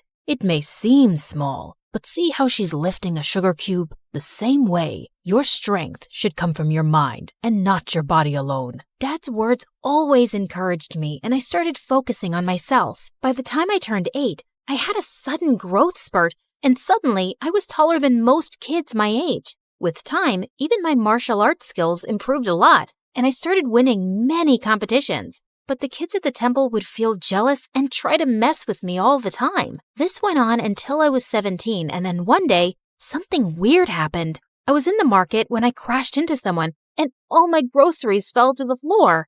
Hey, watch where you're going and say sorry. But he just ran off into the alley, and I went after him and pinned him down. Oh God, stop! Are you gonna kill me? What were you trying to do, huh? He told me his name was Drake, and he was a super famous singer from the US. And now he was running away from some crazy fans who were chasing him. I left my hotel in disguise to take a walk around the city, but my fans somehow recognized me. I'm totally lost. Please, help me get back. I decided to help him, but he didn't even know the name of his hotel. What? But you have your phone, right? Call someone. I left it at the hotel. Gosh, he was such a handful. Take me with you. What? I can't do that. No outsiders were allowed inside the temple, but this guy kept begging me, and I decided to sneak him in. You have to stay all quiet in here, okay? Ugh. I sneaked in my share of the food, and he ate like he was starving for days and didn't leave any for me. That's it. You're gonna have to leave tomorrow morning, or you're saying all this because you have no idea how popular I am. Otherwise, you'd have never wanted to let me go, baby girl. Huh? Who did he think he was? Suddenly, he grabbed my phone and started showing me all these pictures of himself online, and that's when I noticed something very strange. A woman in one of those photos was wearing the exact same necklace as mine, and she looked so much like me. Who is she? You want to know her and not me? Ah, fine. She's a family friend, but why? Could I really have some connection with this lady? But what were the chances? The next day, I woke up to loud noises in the temple and saw Drake was being taken by his security people. Turns out, one of the girls from the temple knew him and reported it to his managers. I didn't even get to say goodbye. But ever since that day, I kept wondering about who my real parents were and why they left me. And my dad could tell soon that something was bothering me. Gina, it seems like you're lost, my dear. What's the matter? I told Dad everything that was going on in my mind, and he had the best advice. If it bothers you so much, you should go out there and seek the truth for yourself, my love. But Dad, how can I leave you and go all by myself? I raised you to be strong and independent. I know you're going to be just fine. Oh, Dad. A few weeks later, when I reached the US, I tracked down Jake's place and went over, but his security people wouldn't let me in. But I know him well. Oh, yeah. All the crazy fangirls know him well and try to break in all the time. You see that line over there? That's why we're hiring personal bodyguards for him. Yeah, that's exactly why I'm here, to be his bodyguard. Nice try, but it's male bodyguards only. Now off you go, little girl. I couldn't give up like that. Only Drake could lead me to that woman, and I had to find a way to get to him. So I bought some makeup and wigs from a nearby shop and disguised myself as a guy. Later, when I went to audition for the job, everyone was fascinated by my smooth martial arts skills, and they hired me in an instant. They even gave me a room to stay at Drake's mansion. On my very first day, Drake's manager told me that he was running late for a photo shoot and asked me to go wake him up. But when I reached his room, I saw a girl trying to click pictures of him while he was asleep. You, get away from him. I pulled the sheets from under their butts and they both fell to the floor. What? Are you nuts? You broke my butt. Before she could record more, I took her phone and threw it out the window and she jumped onto me. You jerk! That was my brand new iPhone.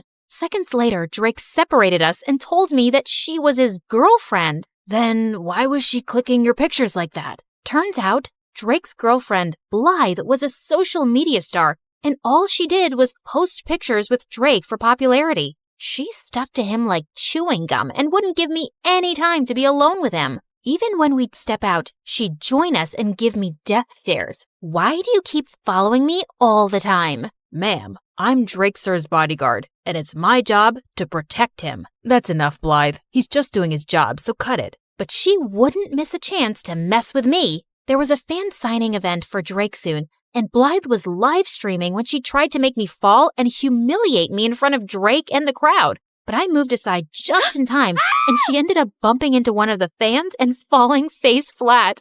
Ah, are you blind, moron? Can't you see? When the fans saw her rude behavior, they got real mad, and Blythe ran out of there to save her butt. But some of the anti-fans started throwing rotten eggs and tomatoes at Drake. I ran towards him and shielded him from all the nasty stuff and took him inside safely. When all the chaos was over, I realized I smelled gross, and I immediately ran to the washroom. But the moment I started washing my clothes, I heard a loud scream and Blythe came running towards me. You moron! I knew it! You're a pervert, and you've been following me this whole time! What? Have you lost your mind? Why would I do that? It's then when I realized I was in the girls' washroom, and Blythe pulled me out in front of everyone. I want you to fire this guy immediately, Drake. He followed me into the washroom. I swear, it was a mistake. I was the one who asked him to go and look for you. What? He took my side in front of all those people over his girlfriend, and I had no idea why. So later that night, when I saw him sitting in the garden, I went to talk to him. Hey, are you okay? Yeah, all thanks to you, man. You were the one who came to save me even when Blythe ran away. That's just my job. He then signaled me to sit down, and I did as he asked. Why did you take my side today? 'Cause I knew Blythe was lying. I've known her ever since we were kids, and I know when she doesn't like anyone, she makes a huge fuss about it. But still, she's your girlfriend. Sometimes, I wish she wasn't. I always saw her as a friend, but one day, she asked me out. I said no, but my mom and Blythe's mom are best friends, and Mom said I couldn't break Blythe's heart. But you should have told your mom you didn't love Blythe. I did, but she didn't listen. Like she never listens to me about wanting to quit music for a while. But I thought you loved creating music. I do love music, but I just want to do it at my own pace. But my mom keeps pushing me into advertisements and other projects all the time. Then you should tell her to stop. If you don't like something, you don't have to do it, Drake. You're right, man. I'm just sick of everyone trying to use me for their own benefit. I can't even talk to any of them about this. But I'm so glad I found a friend like you, whom I can trust. Those words pierced my heart. I was staying by his side and lying to him for my own benefit, too. Just then, I spotted a mouse running on the ground towards me, and I just squealed loudly and jumped onto Drake's lap. Oh my God, what's wrong? I don't know why I thought something was about to attack you, and I was just protecting you with my body, like a human shield. Just my training, you know? Okay. And is the girly scream part of the training too? Yeah, totally. It's like a war cry to scare the enemy. It's gotta be shrill. Makes sense. You want to get off my lap now, princess? I jumped off his lap, muttering something, and excused myself quickly. I'd acted like such a moron and almost given myself away. I just couldn't tell him who I was now. He trusted me and would feel so betrayed. So I started keeping an eye on all the women around him by myself, hoping I'd find the woman from the picture soon. And Drake learned to take a stand for himself with his mom and instead started doing things that he loved, like playing soccer. He also started ditching Blythe more often and we'd sneak out to go on motorbike rides and eat the greasiest burgers across town. Come on, you can't finish a burger? Be a man. I'll finish it, dude. Not all of us inhale our food like you. Wait, you got mustard on your face. And without thinking, I leaned forward and wiped the mustard close to his mouth with my thumb. He just looked at me quietly, and I swear I had butterflies in my stomach. Luckily, just then, his phone started ringing and the moment passed. I was pretty sure he thought I was his gay bodyguard now. A few days later, Blythe followed us to the match and offered to take everyone out for drinks. I quickly sneaked into the shower room first so no one would know my real identity. But just as I was done taking off my makeup and wig, I turned around and saw Drake standing there, and I let out a loud scream. Suddenly, I could hear some footsteps approaching, and Drake pulled me into one of the shower stalls. What the? Stay quiet, or someone's gonna see you. He was so close to me, and my heart was racing. But seeing how Drake didn't look shocked one bit, I could tell he already knew who I was. How long have you known? Almost since the start. What do you think I am, an idiot? Why didn't you say something then? I wanted to see what you were really up to, or how long you'd keep up the act. It's been fun, liar. Drake, I'm sorry. I never wanted to lie to you. I was just trying to find the woman with the same necklace as mine. Huh? What necklace? I told him everything, and when I noticed that the person outside had left, I stepped out to show him the necklace. But I was shocked to see that all the stuff I'd taken off while removing my makeup was gone, along with my necklace. I looked for it everywhere, but I couldn't find it. Calm down, Gina. It must be here somewhere. And I know who the woman in that picture was. But before he could tell me, Blythe barged in with the cops who wanted to arrest me for fraud. Fraud? That's a lie. Oh, come on. You pretended to be a guy and stole expensive things, including my mom's necklace. I've called her. She'll be here any minute, officers, and you can ask her. But arrest that fraud first. Your mom's necklace? What are you talking about? I didn't steal it. It's mine. Gina's right. She didn't steal anything and she didn't lie to anyone. I knew who she was all along. And Blythe, I'm breaking up with you. Blythe looked ready to explode. But just then, Blythe's mom entered and took the necklace from her hand. Where did you get this from? It's mine. She turned to me, and that's when I saw she was the same lady from the picture, and she was wearing the same necklace. I told her everything about myself, and at first she looked stunned, but then she broke into tears. Oh, honey, my daughter, I can't believe it's you. You're alive. She then told me how she got pregnant before marriage, but her super rich family was against her giving birth here and ruining their reputation, so she fled to China. Soon after I gave birth to you, my parents found me, and the doctors told me you had passed away because you were too weak. But now I know. They lied to me. So you didn't abandon me? Ugh, stop with your act. She's a liar, Mom, and this necklace must be a fake. Blythe, I know it's a lot to take in, but it's not a lie. She's indeed your sister. I can tell just by looking at her. Ugh. Blythe stormed out of there in anger, and the lady turned towards me. I'm so sorry that you had to live like this for all these years, but I'm so glad that you found your way to me. Please, give me a chance to make up for all these years. I can't do that. What? All my life? I wanted to know the truth about who I was, and now that I've discovered it, my heart is at peace. But this isn't where I belong. I have a life and a loving dad back in China, but I promise I'll visit often and get to know you more. Oh, dear. Does this mean I'm losing my favorite bodyguard? Pretty much. But you've got a friend for life. Just a friend? No chance you'd say yes if I asked you out? I'll have to think about it.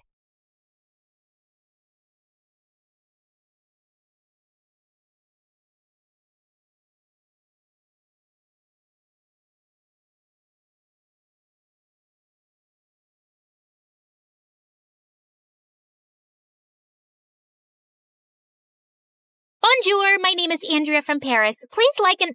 Nah, I'm just kidding, guys. It's me again. Gotcha. You didn't know I spoke multiple languages, Verdado. So, where were we? Oh yeah, my band almost broke up. My manager tried to take control of my life. My father was in an accident. My boyfriend was keeping a huge secret from me. And my mom had come back into my life after almost 10 years. Am I forgetting some other misery? Yeah, I'm also really hungry. Oh, right. I hadn't eaten anything since before the concert. But at that time, we had more important things on our plate. Alice, I told you to get away from him. Who does she think she is to tell me what to do? No. First, you owe me an explanation. Why have you left? Where have you been all these 10 years? Why have you never called? Why are you coming back now? Why? Well, I guess she owed more than one explanation. Maybe we should leave. And miss the showdown? Yeah, let's give them some privacy. Yes, better. What are you even doing here in the first place?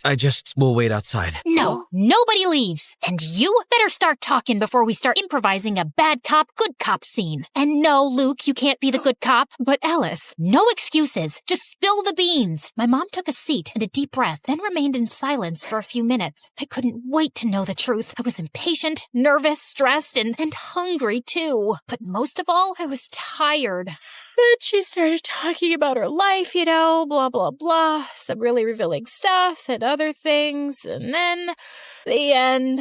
I'm sorry, guys. I'm just exhausted. It's not that easy to narrate 4 parts in a row. The life of an MSA star is harder than it looks. You know what, guys? Let's mix things up a little. I know you're probably tired of hearing my voice. At least I am. So let's hear my mom's story told by herself. See you later, alligators. Hi, kids. I'm Carrie, Alice's mom. I know most of you must hate me, but hold off until you hear my side of the story. If you still hate me later, well, don't put it in the comments. I don't think I can handle having my own haters. Let's start from the beginning. After I got married and had Alice, my life was practically perfect. Lovely family, a career climbing. Life was looking up. When Alice was finishing elementary school, my big shot arrived. Carrie, we want you to lead the case against the Siri clan. Oh, yes, I'll do it. Their time has come. Justice will be served. The Siri clan was one of the largest and most dangerous criminal groups in the country. They were the worst of the worst, fixing sports events, moving narcotics, blackmailing politicians, and even kidnapping kittens in their spare time. You name it, they did it. Get ready. This is gonna change your life. And boy, it did. I couldn't imagine at the time how much it would cost me. I couldn't tell anyone about my involvement with the case, not even my family. Still, the clan found out pretty much everything about me. I soon started receiving threatening phone calls, menacing letters, and gifts of dubious taste. The prosecution put security on us. The suit guys followed us all around without Alice and her father knowing. But that didn't stop the Siri clan. Oh no. A few days before the trial, I received an envelope in my office. Inside, there were pictures of Alice at school, in the park, coming in and out of the house, everywhere. I thought about calling the police, but it was too dangerous. I had to do something. So I went to see the head of the clan, ready to put my career aside and my principles in exchange for the safety of my family. But he was a tough negotiator. I have a counteroffer. They not only forced me to sabotage the lawsuit against them, but also made me work for them as their legal counsel for years. They never stopped following Alice. I had no choice but to stay and help them grow their criminal empire even further. So that's why I left, because now I'm a criminal and I can't even look at you in the eyes knowing everything I did. And why did you come back? After I left, I blocked your numbers, but I never changed mine. The hospital called me saying there had been an accident and I had to come and make sure you were okay. I guess I'm still your emergency contact. Of course. There's no other person I want to see in an emergency. He's such a flirt. Is that so? It is, and not only in emergencies. I think Alice's dad has the hots for Alice's mom. You don't say. I'm just glad I get to see you again. Oh my God, Dad, stop flirting with her. Have you forgotten that she abandoned us for like 10 years? Are you sure you don't have a concussion? Let's call the doctors to do more tests. I'm fine, Alice. I guess old habits die hard. He smiled at me, and even after all these years, just like the first time I saw him playing in the subway, I felt fireworks inside. How could I help it? Look at him. He is as attractive as he was 10 years ago, maybe even more. You can tell he's been hitting the gym. Check out his arms, his shoulders, his... Okay, that's enough. This is still a family channel. I'll take it from here. As you can imagine, my mom's story was like a roller coaster for me. And by the end, I was pretty dizzy. I didn't know what to say. But at the same time, I had hundreds of questions to ask. At first, I needed some air. Like, a lot of air. And something to eat. So I walked out of the hospital. And then I saw it. That was really love at first sight. Thank God. I ran to it, and I ordered half a dozen hot dogs. What? Lady has to eat too, you know. Besides, can't think with an empty stomach, right? Bon appetit! Note from the MSA producers. Due to the disgusting nature of the following images, we have decided to censor the next part. Ugh, I so needed that. Now I can think straight. Let's get this over with. I walked back to the hospital, but stopped dead in my tracks when I saw Mom and Camillo talking at the entrance. We should try to be friends. After all, We are family. You don't scare me. And why should he? Oh, let me guess. He probably is the son of the boss of that clan, and he's just dating me because he has a secret agenda, right? No, not at all. So why should I get away from him? Maybe I got carried away. To be honest, I don't think you guys are really a match. I mean, you are a Cancer and he is a Capricorn. Those are the least compatible signs in the horoscope. I'm actually a Scorpio. Oh, then it's okay. You have my blessing. Great! Thanks, Mom. Camillo hugged my mom. Their performance was as believable as a bunch of elementary school kids acting out Shakespeare for the end of the year play. Of course I knew there was something wrong. I'm not an idiot, guys. I asked Camillo about it like 1,000 times. Why does my mother hate you so much? What did you do? But he always came up with different excuses. It's because I'm Italian. She hates poets. She doesn't like my cologne. I think she must be in love with me. Eventually, I stopped asking. I know it sounds crazy, but after so much time, things were somehow in order and part of me didn't want anything to change. Sure, I knew that things sooner or later were gonna bite me, and trust me, when they did, it hurt like a dog bite. The next few days were truly bizarre. My mom came back into our lives as suddenly as she had left. Every time I went to visit my dad, she was there, and the two of them together were absolutely unbearable. You guys know I'm a sucker for love, but they were too much even for me. Here comes the plane. Can I have a bite of the pilot too? Oh, don't start. Last time things got out of hand. Yikes! When my dad was discharged, she took care of him at home. They even urged me to come back and live with them so we could be a happy family. Before saying no, I actually considered it. For like half a millisecond. But Mom was determined to get back into my life, by hook or by crook. Like some regular mom and her teenage daughter, we spent all of our time together fighting. The thing was that I was not a teenager anymore, and she wasn't like a regular mom, which made things really weird. Where are you going? With whom? What time will you be back? I want my lawyer here. I am your lawyer. Talk. To a club with Moon and Luke around 2. That's too late. You can go till 12. But Mom! No buts, Missy. It was kind of fun to make up for lost time. You're so mean. I hate you. I always wanted to yell at my mom that I hate her for some stupid thing, like a normal teenager. Although I would never admit it then, having Mom back was amazing. But still, she really had it in for Camillo. And it wasn't, of course, just because of our zodiac signs. She started playing detective, attempting to sabotage our relationship. She tailed us in secret to our dates. Remind you of anyone? I guess the apple doesn't fall that far from the tree. Of course, she didn't know about my successful career as a matchmaker. Table 5 said you would take care of their check. Since when is bread so expensive? After that, she sent me flowers and gifts from a mysterious secret admirer. Free chocolate. But that was nothing. It got to the point where she tried to kill Camillo. I didn't know he was allergic to nuts. I told you like yesterday.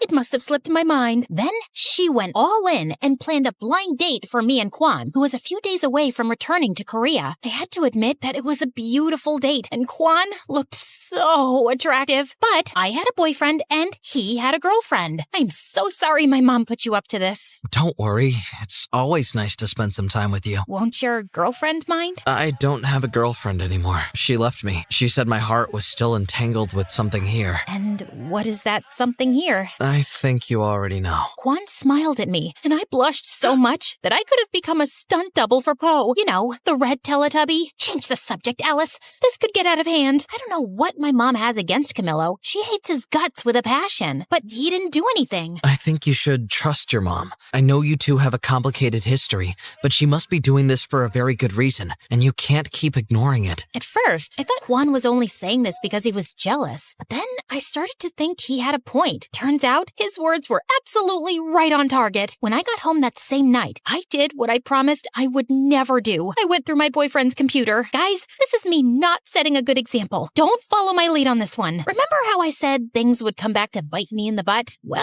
they did. More than a dog bite. It was a crocodile bite. Among Camillo's files, I found a book about me. Yes, you heard right. Camillo was writing a book about my life behind my back. Actually, no, he wasn't writing it. It was already finished. What the? To no one's surprise, it turns out that behind it all was Trevor. He had signed over my image rights from our contract to Camillo to write a bestseller airing all my dirty laundry. For the next few hours, I read the entire book. Not only did it expose my deepest fears and desires, those I had confided in him, but it also detailed my mother's criminal history with the Siri clan. clan. If this gets out, she will go to jail. The worst part of it all, the book was due out in 2 days. Just as my world was collapsing, the collapser opened the door. Hi, honey. I was more than ready to use my drumsticks to turn him into a human skewer, but I didn't. I understood that my only advantage at that moment was that he didn't know that I knew. So I pretended that everything was fine and took the first opportunity to get the hell out of there. We're out of milk. I'm gonna go buy some. We have milk. But not almond milk. Since when do you like almond milk? Since forever? You don't know every single detail about me. Well,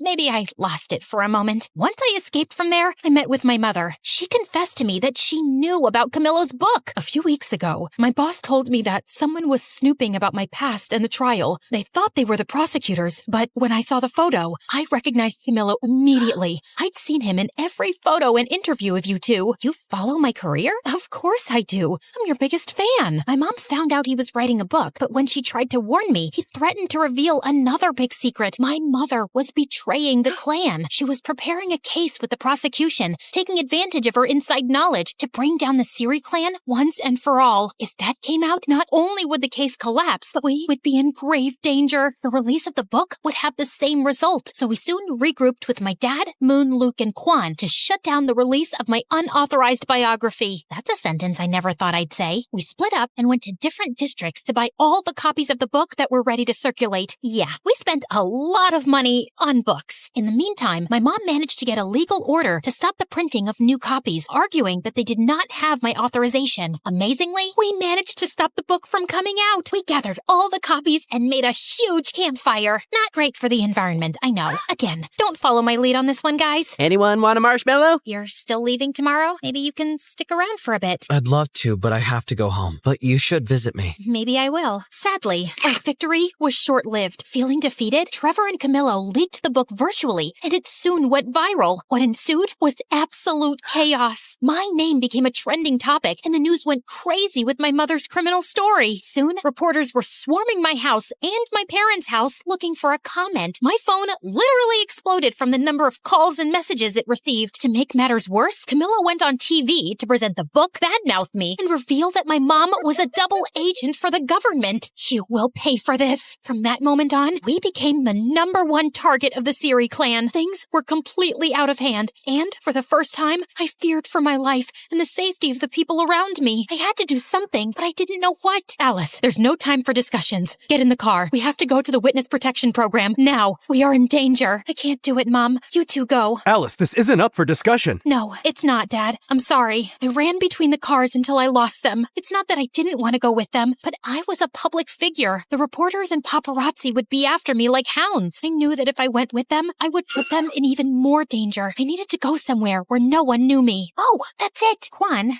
is it too soon to visit? Not at all. I'm glad you're here. I held Quan's hand as we waited for the plane to take us to Korea. I took a deep breath. It felt like walking away from a fire. Who said you can't run away from your problems? Hi, everybody. Welcome to a new Where Are They Now episode. So let's uncover the latest on the Cupid Secrets crew. Alice's parents, Luke and Moon. They just disappeared faster than my motivation on a Monday. But what everybody really wants to know is where is Alice herself, the villain of her own story? Some say she became a Buddhist monk. Others that she had facial surgery to look unrecognizable. But something went wrong and she became a circus freak. Some even claim that she was seen living in the middle of the snowy forest, like the Yeti. But still, the mystery remains unsolved. Where is Alice? I'll give you a where are they now, you gossip-mongering, face-twisting, snitch-ditch-twitch character hack. This villain is right here, crafting a comeback that'll knock your ratings into the next ice age. And talk about facial surgery? You should check yourself first. Wicked witch of the bargain bin Botox, duck lips meeting frog eyes, and a meme gone wrong disaster? No surgeon could fix that. Calm down. She's not even here. No, don't shut it off. I want to hear more of her nonsense. Great. Now the power cuts out on me. As if everything else wasn't enough, the electricity there had a mind of its own. It always went out with the worst possible timing. Okay. You know, I'm not usually the nagging type. More like a silent ninja. Until someone turns on that spotlight of lies. listeners, you might think we stepped out of a time machine into the past. Well, almost. So this is where Alice is, in the middle of nowhere, picking up cow dung. I know, gross. I should give you a recap of the last year, but I don't really feel like it. Okay, don't leave. I will. But just because you've been putting up with me since episode 1. Before I start, like and subscribe, and don't forget to never watch MSA on TikTok. Real ones know that YouTube is way cooler. So, after Camillo's book, Kwan and I escaped to a small rural town in South Korea where no one knew or cared who I was. This is nice. It was not. At least no one will find us here. Yeah, because no one knows this place exists. Seriously, I tried searching it on Google Maps, and it just showed a shrugging emoji. Still, Kwan absolutely fell in love with our new rural life. He put together his own farm, and it was like he had found his place on Earth. For me, it wasn't that easy. Alice, collect the cow dung so we could use this for fire. Not this again. That day, I shouldn't have worn red because it made the bull crazy mad, and he chased me all over the farm until I fell headfirst into the cow poop pile. I hate this. Look on the bright side. It's good for your skin. Oh, really? Then come here. I'll make you a good hydrating mask. Stop running! Living with Kwan was awesome, but it never felt like my real life. I just wasn't myself there. To make me feel better, Kwan once took me to a nice restaurant in the city. I felt so paranoid that I went with a full disguise. Maybe that wasn't the best option to keep the attention away from me. Everybody kept looking at me, especially one strange guy with a big ginger afro and sunglasses. That guy keeps staring at us. Can you blame him with those drumsticks in your hair? And this dress looks like you committed a fashion crime. Duh, I can't leave them out. And this outfit took hours of careful consideration and about 5 outfit changes. As Kwan went to pay the bill, I turned to that creep, but he vanished into thin air. After that, I decided to stay in the village and never return to the city. Eventually, I kind of got used to living there. But then, a letter arrived and changed everything. It was an invitation to Moon and Luke's wedding. I hadn't talked to anyone from home since I left. I thought they'd eventually forget about me. But turns out, Kwan used to drive out of town to call Moon, and she wanted me to be her maid of honor. Still, I wasn't ready to come back yet. Sooner or later, you'll have to face your fears. I'll do it later then. I have to go. She's my baby sister. Of course. We said our goodbyes and Kwan left, so I had some alone time. After a few days, I started to get really worried. Kwan wasn't answering my calls or responding to any of my texts. I waited and waited, but no news. Finally, I called Moon, but she didn't know anything about him either. Nobody did. Before I could think about it, I was already on a plane crossing the world to save my boyfriend. As soon as I landed, I did a complete makeover to avoid being recognized. I had more important things to do than deal with the paparazzi. After that, I went straight to the police station. I knew who was behind it all. The Siri clan kidnapped my boyfriend. Do you have any proof? I have a strong feeling. Does that count as proof? Maybe he just ran away from you after reading the book. The whole police station laughed at me. I wanted to throw all their donuts into the garbage, but I didn't. I just stole a few for later. Besides, we already captured Siri Clan's leader. What? After I left the police station, I had so many questions in my head. Just then, I saw Trevor drive by in a cool Porsche and stop not too far away. My heart was beating super fast, and I decided to follow him. I hid in an alley where it was kind of dark. I couldn't see much, but then I heard him talking on the phone. Keep a low profile. We can't afford any slip-ups right now. I had planned this all along. I even made that foolish Camillo reveal the clan's secrets in his book to have the leader in prison so I could take over the empty throne of the Siri clan. I did a lot for him, and that thankless man never recognized me. Now, see who the boss is? Me. Trevor. Only Trevor. The terror. He went inside, and I crept closer to the building's window and peeked inside. There he was, stood before a group of exhausted kids. Kids, if you don't do it my way, you'll be swimming with the fish. Yes, you heard me right. You'll be forced to clean my aquarium again. Get ready. 1, 2, 3, go! Come on! Don't make me get the snorkel gear. Trevor not only carried on with the clan's illegal affairs, but also used his power to create an academy for young talents to build his own musical empire. The police weren't helpful, so it was up to me to stop him and save Kwan. Time to bring down his criminal empire. Still, I needed help with that. I needed my friends back. I'm sorry for leaving and ghosting you guys, but I really need you. It's okay. We understand. And we've got to find Kwan. And destroy Trevor. Don't forget about that. They told me that over the last year, Trevor blocked all their contracts and concerts, sending his army of little singing robots to replace them. He kidnapped my boyfriend and all also ruined my band? This time, it's personal. Yeah, I know. That sounded so cool. Like an action movie star. So, I told Moon and Luke about my master plan. So, your plan is to just break into the headquarters of a criminal group and steal illegal stuff? Yeah, pretty much it. Great. Sounds bulletproof. That night, we snuck over to their lair. At the entrance, there were 2 security guards. Okay, we made it pretty far. Call it a night? No, we have to take them out. So, Alice, you do it. What? Why me? They won't recognize you with your new makeover. Distract them while we try to find another way in. Before I could protest, Luke and Moon threw me towards them. First, I thought I could use my riz to win them over. Content warning, guys. This might turn into a cringe fest. I walked to them, flirtatious. But I looked like I was just learning to walk for the first time. Excuse me, guys. Do you have names, or can I call you mine? I'm Frederick. Mike. No, I meant I thought your names were Google because you two have everything I've been searching for. Well, that one bombed even harder than my first pickup line.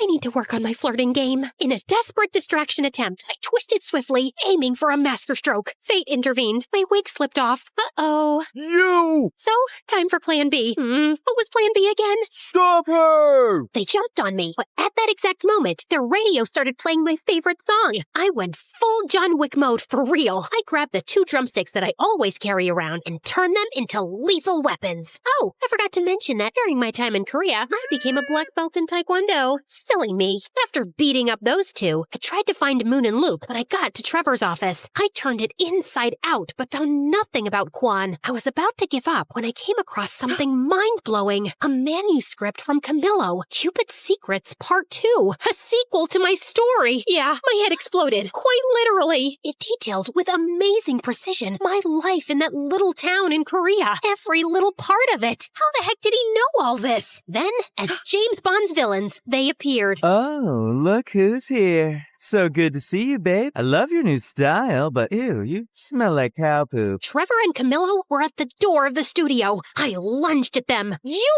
fuck! But an army of guards appeared out of nowhere and held me. No, dear. This is not a kung fu movie. Guards, just take this little rat away. Trevor, wait. Don't be so hard. She is my ex, after all. Alice, I know what you must be thinking. How did I know all that? Just take a look at the notes. I looked at the notes. It was some kind of daily report. A really complete one. Then my heart stopped. The name that signed all the notes was Kwan. It isn't true. Kwan would never betray me like that. You're lying. Tell me where he is. Well, you thought the same about Camillo, and look where that got you. You see, Alice, everyone's playing their own game. Kwan, in this case, is playing hide and seek. Hide until the book is out and seeking a fortune. He's gonna be rich. And he just had to sell us his relationship with you. A bargain, if you ask me. Tears began to roll down my cheeks. Once again, my boyfriend stabbed me in the back. I told you it was a mistake to fire me, kid. Now leave with your dumb friends. And Luke, just a piece of advice. Next time, don't yell when trying to sneak in somewhere. Oh yeah? I was caught in a half-open window. What should I have done? Probably not screaming like a maniac. Push my butt up! Push my butt up! I was completely defeated. I didn't even fight back when his goons kicked us out. Don't go too far this time. I need good material for our next book. Remember, all good things come in 3s. Luke and Moon kept asking me what happened inside, but I didn't say a word. I just said goodbye and went straight to the airport to disappear once again, and this time for good. Just as I was about to board the plane, I got an audio message from Moon. So, remember that our wedding was supposed to take place today, but got canceled after Kwan disappeared? Well, surprise, it's happening, because Kwan is back. What? We couldn't find another date available for over a month, so we're gonna get married now. We're just waiting for you. Hurry! Furiously, I rushed out of the airport to confront him. Still, I did a quick pit stop at the hairdresser. Then I did my makeup and put on my dress. What? I was still furious, but it was a wedding. I had to look great, and I did. I burst into the ceremony, and I saw him, next to Luke, who was waiting for Moon at the altar. I dashed toward him like lightning. Alice, you look... Wonderful? Beautiful? Yeah, I know. What's wrong? What's wrong? Are you for real? Let's see. Where should I begin? Maybe by the fact that you disappeared from the face of the planet for days? You told me to do that! I did what? Yeah, we were being really loud in a church, and everybody was staring at us. Guys, maybe we can discuss this later? When did I tell you to disappear? You sent me a message saying that I should hide and get rid of my phone because the Siri clan was after me. So, stayed locked in a hotel all this time. It was quite boring, by the way. I even learned how to walk on walls. I'll show you later. But I couldn't miss Moon's wedding, so I'm here. I'm so glad you're here today too, by the way. That didn't make any sense. I hadn't sent any message. She was lying again. What about the book? Yeah, I found your little report notes. But how? You wrote everything. All our private moments and secrets just to sell them to Trevor and Camillo? Wait, what? I did write all of that, but I didn't sell anything. I lost them at the airport. Like I'm gonna believe that. I would never sell that. I just took notes of everything because, well, it's quite embarrassing. More embarrassing than getting your butt kicked in a church by the bridesmaid? Okay. The truth is I wanted to write my own book about you.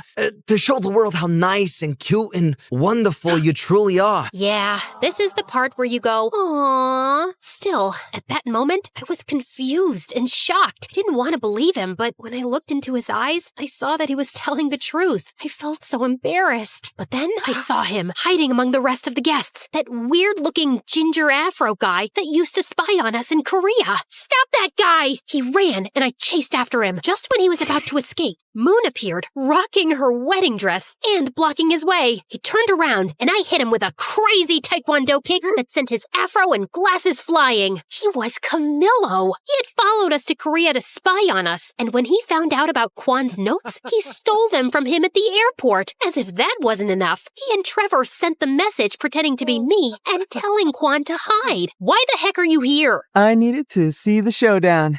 It's the ending of my sequel. You and your freaking sequel. I'm gonna kill you right now. Let me. Kwan stepped forward and headed for Camillo. He grabbed him and shoved him, ready to punch his lights out, but I stopped him. He deserves it. But he's not worth it. Yeah, the last thing I need is to get punched by a farmer. I turned around and slapped Camillo so hard he spun like a startled ballerina. When he finally stopped twirling, Moon gave him another slap, sending him into another whirlwind. But I wasn't done with him. Listen to me good, you hack of a writer. I'm about to end your whole career. First, I took care of Trevor. I sent Luke, disguised and armed with a camera, to his music academy. Turns out, Trevor had those poor kids rehearsing day and night, like a twisted version of School of Rock. He got arrested for child abuse, and the Siri clan vanished. My family was finally free, so I went to get them out of the witness protection program. When my dad opened the door, he had the longest beard ever. Gandalf, is that you? Alice! Dad hugged me tightly. Soon Mom joined in. I can't breathe, guys! My parents moved back to Rochester and got re-engaged. Another wedding on the way. With my mother's help, I sued Camillo for the rights to my own story. During the trial, it came to light that he had plagiarized other writers. Camillo lost all profits from the book, sequel rights, and his reputation. Last I heard, he was working as a waiter again. I said cappuccino, not macchiato, you spaghetti brain. Finally, I was free. I had my voice back. Eventually, I found the perfect place to tell my story. So, thanks MSA. They don't pay as much as Hollywood, but they are way cooler. Oh, and the rest of Luke and Moon's wedding was awesome. Our band even got together for a quick reunion show. Then we partied like there was no tomorrow. But there was. I could have never done this without you. Of course you could have. So, what now? My real life is here. My family, my friends, my music. But mine isn't. We both started crying because we knew that despite that we loved each other, we had to follow our own path. Sometimes love is about letting the other one go. Don't worry, guys. I'm not going to end this 5-part story with such a downer. You know your girl Alice better than that. So, Kwan returned to that little town life that he loved so much. As for me, the band got back together and we traveled the world playing our music. Many years later, my music took me to a familiar country. I took a trip to the countryside and reached a lovely farm. Then I saw him. Kwan looked so handsome. I remember the first time we met. He was acting like a tough guy and I was dressed as a goth. Safe to say, we've both had quite the glow up since then. When he saw me, he smiled. And then everything. Silence. Time stood still. Electricity. Heart racing. And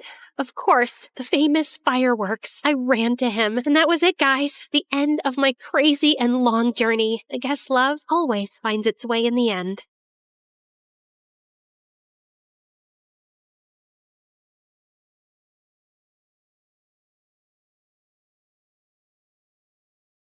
My name is Lily, and from the outside, my life looks super exciting. I've lived all over the world. India, Singapore, Alaska, even civil war-ridden Myanmar, where I was kidnapped for a week by a military coup. Pretty cool, right? But the craziest adventure I'd ever gone on was in a boring suburban home in Boston. But first, let me tell you more about myself.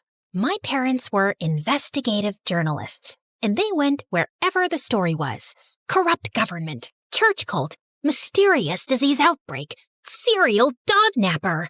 Sure, they were living a life full of intrigue, and my younger brother Jacob totally idolized them. But for me, it was constant whiplash. I craved normalcy, stability, and safety. And my parents' homeschooling techniques were questionable at best. So I spent most of my time teaching myself science and biology. The plan was to become a doctor one day. You know, something stable. Then one day, my mom delivered life-changing news. We're moving to Boston to cover a story on the mayor's disappearance. We figure it'll take at least 2 years to crack. So we're sending you to high school. I screamed with excitement. The most we'd ever stayed put was 6 months. Of course, the transition to normalcy was tricky. But then one day, when I was performing surgery on a mouse in biology class, I did the unthinkable. I made a friend. Girl, you're such a natural. I'm impressed. Thanks.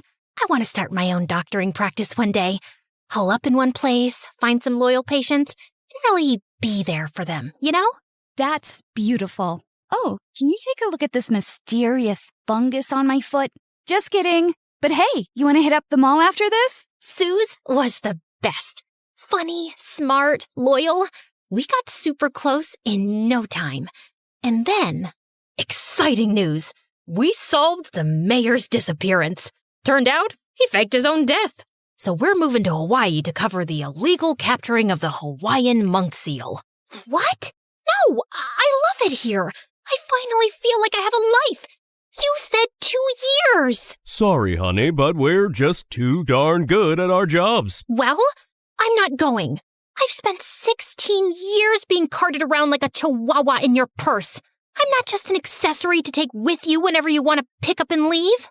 So many kids would die to be in your position. Getting to see the world, experiencing new things. If only you could be grateful like Jacob. Well, I'm not Jacob, and I'm not leaving. Ugh, I can't stand being your daughter. That's it. Now you're really not leaving. You're grounded. I was done listening to my parents. I ran out of the house and hopped on my bike, pedaling as fast as I could to Suze's house. I was in such a frantic state, I didn't even see the truck turn into my lane. And smack! I went flying off my bike, launched into the middle of the road when my head slammed against the cement. And then, everything went dark. When I woke up, my head was throbbing, and my bike was destroyed. But otherwise, I felt weirdly fine. I could have died, and it was all my parents' fault. I'll admit, I was a little disoriented. I didn't know if a day had passed or a week. And when I finally got home, I was shocked to see that my parents' cars weren't in the driveway. Were they out looking for me? When I walked inside, I thought my eyes must be deceiving me. The entire house was empty. No family photos, no TV, no furniture, no family. A sinking feeling overcame me. Hello? Is anyone here? Hello? I checked every room, but not only was no one home, none of their stuff was here. And without the furniture, the place felt really eerie. When I got to my room, I was afraid to open the door. But to my surprise, it was exactly as I'd left it. I grabbed my phone to call my mom, but it went straight to voicemail. What the heck? Did my parents seriously move without me and were now blocking my calls? I looked around for a note, but there was nothing. This was insane. But then it occurred to me, maybe this was my parents' way of letting me have my way. So I decided to stay put. I'd live my life, graduate in a year, and go to college. I'm sure my parents would call me back tomorrow, and I'd deliver the news. But that night, as I was falling asleep, I heard footsteps. I ran downstairs to see who it was. Hello? Mom? Dad? Jacob? Guys? I tried to turn the lights on, but they didn't work. Then something brushed past my foot. Ah! It was just a mouse. Okay. I was just freaking myself out. everything would be fine. And then a strange, cold breeze swept over me and disappeared. Maybe I'd sleep at Suze's house, just for the night. I grabbed a backpack and opened the front door, but it was jammed or something. I pulled and pulled, but it was stuck. I tried the back door, but it wouldn't budge. What was happening? Something felt off. I decided to sneak out through the window, but when I went to lift it, it slammed shut, right on my hand. Ow! I frantically tried calling Suze, but it also went to voicemail. What was happening? Okay, I had to calm myself down. I bandaged my wound and tried calling my dad. As the phone rang, there was a pit in my stomach. It went to voicemail. Dad, it's me. I just got home and no one's here. And for some reason, I can't leave. Where are you guys? I got into an accident. Sorry I didn't come home sooner. I'm okay. Just call me back, please. I spent the night shivering in bed. It took me hours to fall asleep, and I had the craziest dreams. As I was sliding on an iceberg in the middle of Antarctica, surrounded by killer orca whales, the sound of the doorknob turning jolted me awake. Oh my gosh, I was so relieved. My parents had finally come home. And then I heard something strange, a voice I didn't recognize, of a teenage girl laughing. I peeked over the staircase, and the door was cracked, but no one was there. Hello? I ran down the stairs, desperate to escape the house. But as soon as I arrived at the front door, it slammed shut. I pulled frantically on the knob, but it was like someone was holding it from the other side or something. Let me out! Help! Suddenly, the sound of the teenager giggling was met with another voice. Yara, honey, put your phone down and help me unpack. I followed the chatter down the long, dark hallway, all the way to the kitchen. You said you wouldn't tell me what to do if I didn't complain about moving to this creepy house. I poked my head into the kitchen, shocked to see a mother and her daughter, maybe a year or two younger than me, unpacking boxes? The mom looked totally normal, and the girl was a hardcore emo goth, so also pretty normal. I tried not to startle them, scared they might be dangerous. Hello? Excuse me, what are you doing? How long have you been here? I've been calling for help. I'm stuck in this house. But they just kept unpacking boxes. They didn't even look at me. Hello? What is happening? I tapped the woman on the shoulder, but I couldn't feel her shoulder. Just air. Suddenly, I saw my hand move through her shoulder like a hologram. Like she wasn't real. Like she was a ghost. I screamed. I screamed! The woman and her daughter cocked their heads like chickens, looking right at me. They seemed terrified. For a moment, I thought they'd seen me, but then the daughter said, Mom, what was that? I had to get them out of here. These spirits were clearly trapping me in my own home for some mysterious, nefarious reason. I got on my phone and called the first medium Google could find, Cassandra. According to her website, she could commune with any spirit, any age, any gender, anywhere. But of course, her number went straight to voicemail. Unfortunately, I'm performing an urgent exorcism. So if you have any phantom menaces, if you will, please leave a message with as many details. Yeah. Hi, Cassandra? My name is Lily. There's a mother about 47 years old. I don't know, it's hard to tell. She looks like she's had a lot of work done. She could be 40. Okay, I was fear rambling. Just one of my many defense mechanisms. Sorry, so yeah, her and her, grumpy 15-year-old daughter, they won't let me leave the house. And I mean, let's be honest, I don't know how ghosts work, but I think they're blocking calls to my family too. And I've already missed 2 days of school, so it's kinda urgent. My address is 4332 Pine Grove Alleyway Road. Come quick, please. I didn't know what to do, so I barricaded myself inside my bedroom. I fell asleep and woke up the next morning to the smell of bacon? I went downstairs and peeked into the kitchen. The mother had a full breakfast buffet going. Bacon, eggs, waffles. It smelled delicious. I should have been starving, but I was way too traumatized to be hungry.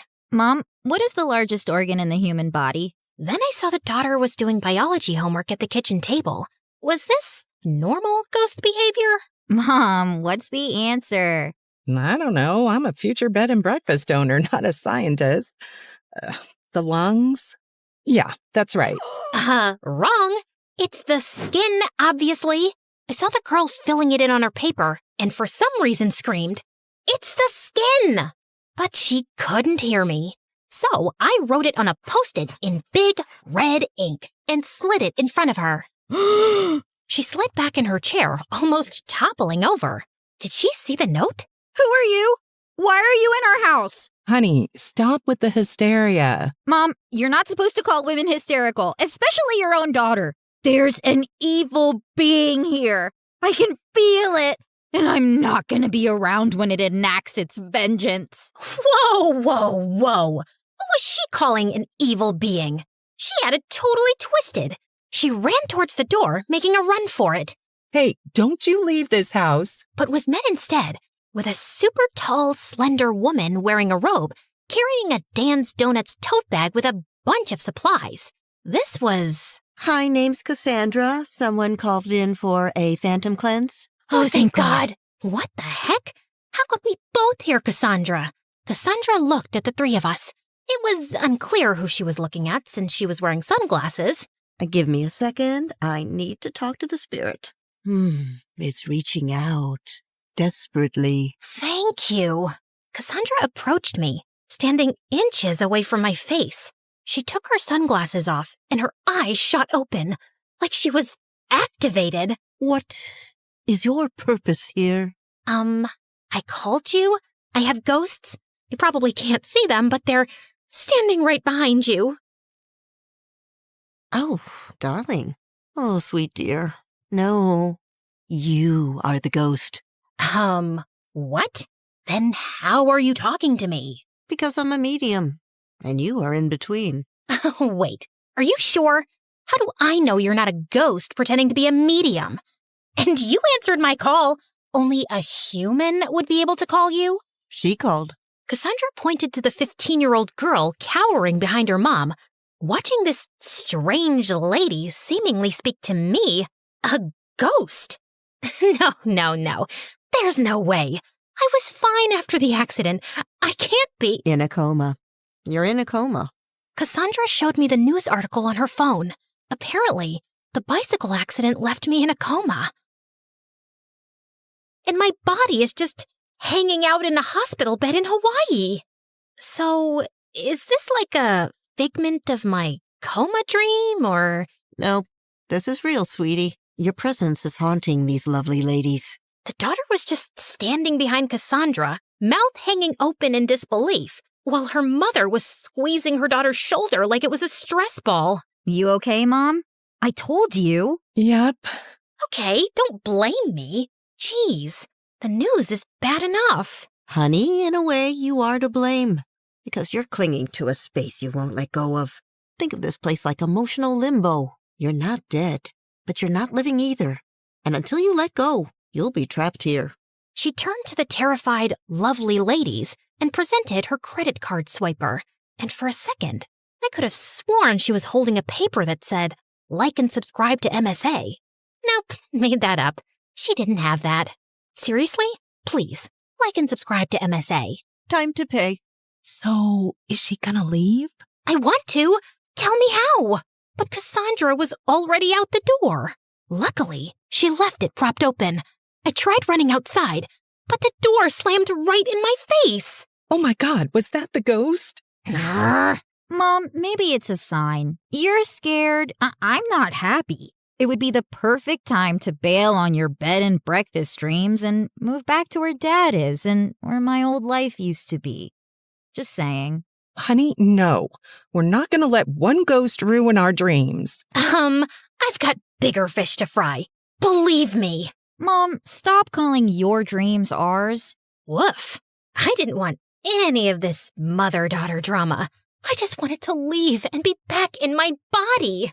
I screamed it, hoping it would come true. I want to get out of here. I want to get out of here. I'm letting go. I reached for the door, but it wouldn't budge. I tried kicking and pushing, but my limbs just swooshed right through the wood. Arrgh. 4 hours later, after I calmed down, I figured being a sort of ghost, or whatever I was, came with special abilities that I didn't know about yet, like flickering light switches, floating, blowing cold air at people. Maybe that stuff would be helpful? But what was I capable of? I tried hovering a chair, just to see if I could. It lifted, wobbled, and then launched through the kitchen window and smacked the gardener in the back. Michelle ran outside screaming apologies and ended up giving him a free night stay and a $40 please don't sue me bribe. Then I tried levitating a spoon. It spiraled into Michelle's coffee and smacked her right in the eye. She didn't even scream, just sighed, of course, and started Googling real estate agents. After a lot of trial and error, I learned that my super abilities sucked. All I could do was levitate pencils and move furniture around for some reason, all while having to watch Michelle turn my old house into a bed and breakfast. And she was working fast. And to make things worse, I could hear Yara on the phone complaining about me. I feel like the ghost is eavesdropping. She's so noisy. She doesn't even do anything cool. I mean, the least she could do is make this boring place more interesting. Ugh, I just want to be with you, Harry. You ghostly freak, stop eavesdropping. Get a life. Or afterlife. Whatever. Fine, I was eavesdropping. Sue me. Coma Purgatory was super boring too. Soon, I learned that Yara had a boyfriend back home that she was obsessed with. And her dad divorced her mom a year ago and married another woman. So I didn't take her hostility too personally. A few days later, on the opening day of the bed and breakfast, I found all my bedroom furniture was gone, vanished, and everything I ever owned. Photos, clothes, all of it. My room had been turned into a guest room. I was being erased. Hey, I'm still here. I was so scared that leaving my room would be the end of me that I stayed. I put up with an endless stream of disgusting, smelly, nose-picking, farting guests. Just when I thought things couldn't get more uncomfortable, they did. Yara invited her boyfriend over, Harry, the one she'd been sobbing about into her hoodie since day one. Apparently, he needed a break from his toxic stepmom, and for some reason, Michelle said yes. From the second he walked in, the house started smelling like Axe body spray and microwave bacon. He flopped right onto my bed, kicked off his sneakers, and yelled, "Yo, babe, this Airbnb is fire! You guys got snacks or what?" Then he opened a soda, chugged half of it, and let out a fart so long it had segments. I wish I was exaggerating. Michelle passed by the door with this forced, hostage-level smile and said, "Let me know if you need anything." "Yeah, a TV in here would be clutch." I swear, she blinked twice like it was Morse code for help me. Later, I tried to spook him out. Just a gentle ghost nudge. I floated a cereal box off the counter and dropped it right into his lap. He didn't flinch, just went, "Yo, Yara, your ghost is hella chill. Wanna help me make a TikTok?" And she actually giggled. You're so dumb. They released the video with the caption, "Me vibin' with the ghost girl." It got 3,000 likes. I've never felt more personally attacked in the afterlife. That night, after he clogged the downstairs toilet for the second time, Michelle snapped. She stood at the bottom of the stairs and called up, "Yara, this is not a frat house. If Harry isn't gone by tomorrow, I'm calling his stepmother myself." Don't you dare! He's the only thing that feels normal in this stupid place. I swear, Mom, you better not do it. 2 days later, with Harry still around, the air in the house was tense. Neither Yara and Michelle would talk to each other, or if they did, they would end up screaming and slamming doors. I was ready to full-on poltergeist this boy out of the house. Then one afternoon, I was lurking under the dining table when Harry left his phone on it and wandered off to microwave bacon. Again. The phone buzzed and a text lit up the screen. Kelsey, still thinking about our kiss last week? Miss your lips, babe? Excuse me? I stared at the phone like it had personally insulted me. Yara had to know what a fart bag Harry was. Okay, she already knew that. But if farting wasn't a deal breaker, maybe the cheating would be. Just then, I saw Yara walk into the room, and I rattled the table leg hard. The phone slid to the edge. One more rattle, and yes! It hit the floor, screen side up. Yara looked startled, then bent down to pick it up, and as soon as she saw the screen, she froze. Our kiss? Last week? Just then, Harry returned with his plate of bacon. Yo, babe, you seen the hot sauce? Who is Kelsey? Wait, what? Miss your lips, babe? It's not what it looks like. Oh, really? Because it looks like you were swapping spit with someone named Kelsey while I was crying into my hoodie in this cursed house. I didn't think we were, exclusive since you moved. As the two argued, I took the opportunity to rush upstairs and kick Harry's crusty backpack down the stairs and into the dining room, where Michelle was now standing too. All of this is your fault, Mom. Are you seriously saying it's my fault that your good-for-nothing boyfriend is a two-timer? Yeah! If you hadn't made us leave, he wouldn't be sneaking around kissing other people behind my back. She's not wrong, you know. Get out! As Harry picked up his backpack and left, Yara started to run out too. But Michelle threw her body against the front door, blocking Yara from leaving. Everyone in the bed and breakfast had gathered at the noise and were staring. I know you're upset, but you deserve so much better than that useless, toilet-clogging piece of garbage. You're a beautiful, brave, and resilient girl. You could have... Ugh! Just stop. This is so embarrassing. Just leave me alone. Yara shoved past her mom and darted toward the bathroom, locking herself inside. The guest seemed super confused. Suddenly, I was reminded of the fight with my mom. But instead of running after me or stopping me from leaving, my mom just let me go. And then wasted no time before moving to Hawaii. She didn't care about me at all. I had to fight for myself and find my way out of here. And then, the next day, some super old guy left his laptop open in my room.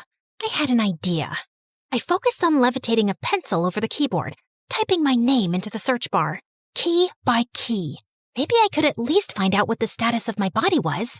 But just as I was pressing the last button with my mind, I heard a shriek. There's something here! My keyboard! It's moving!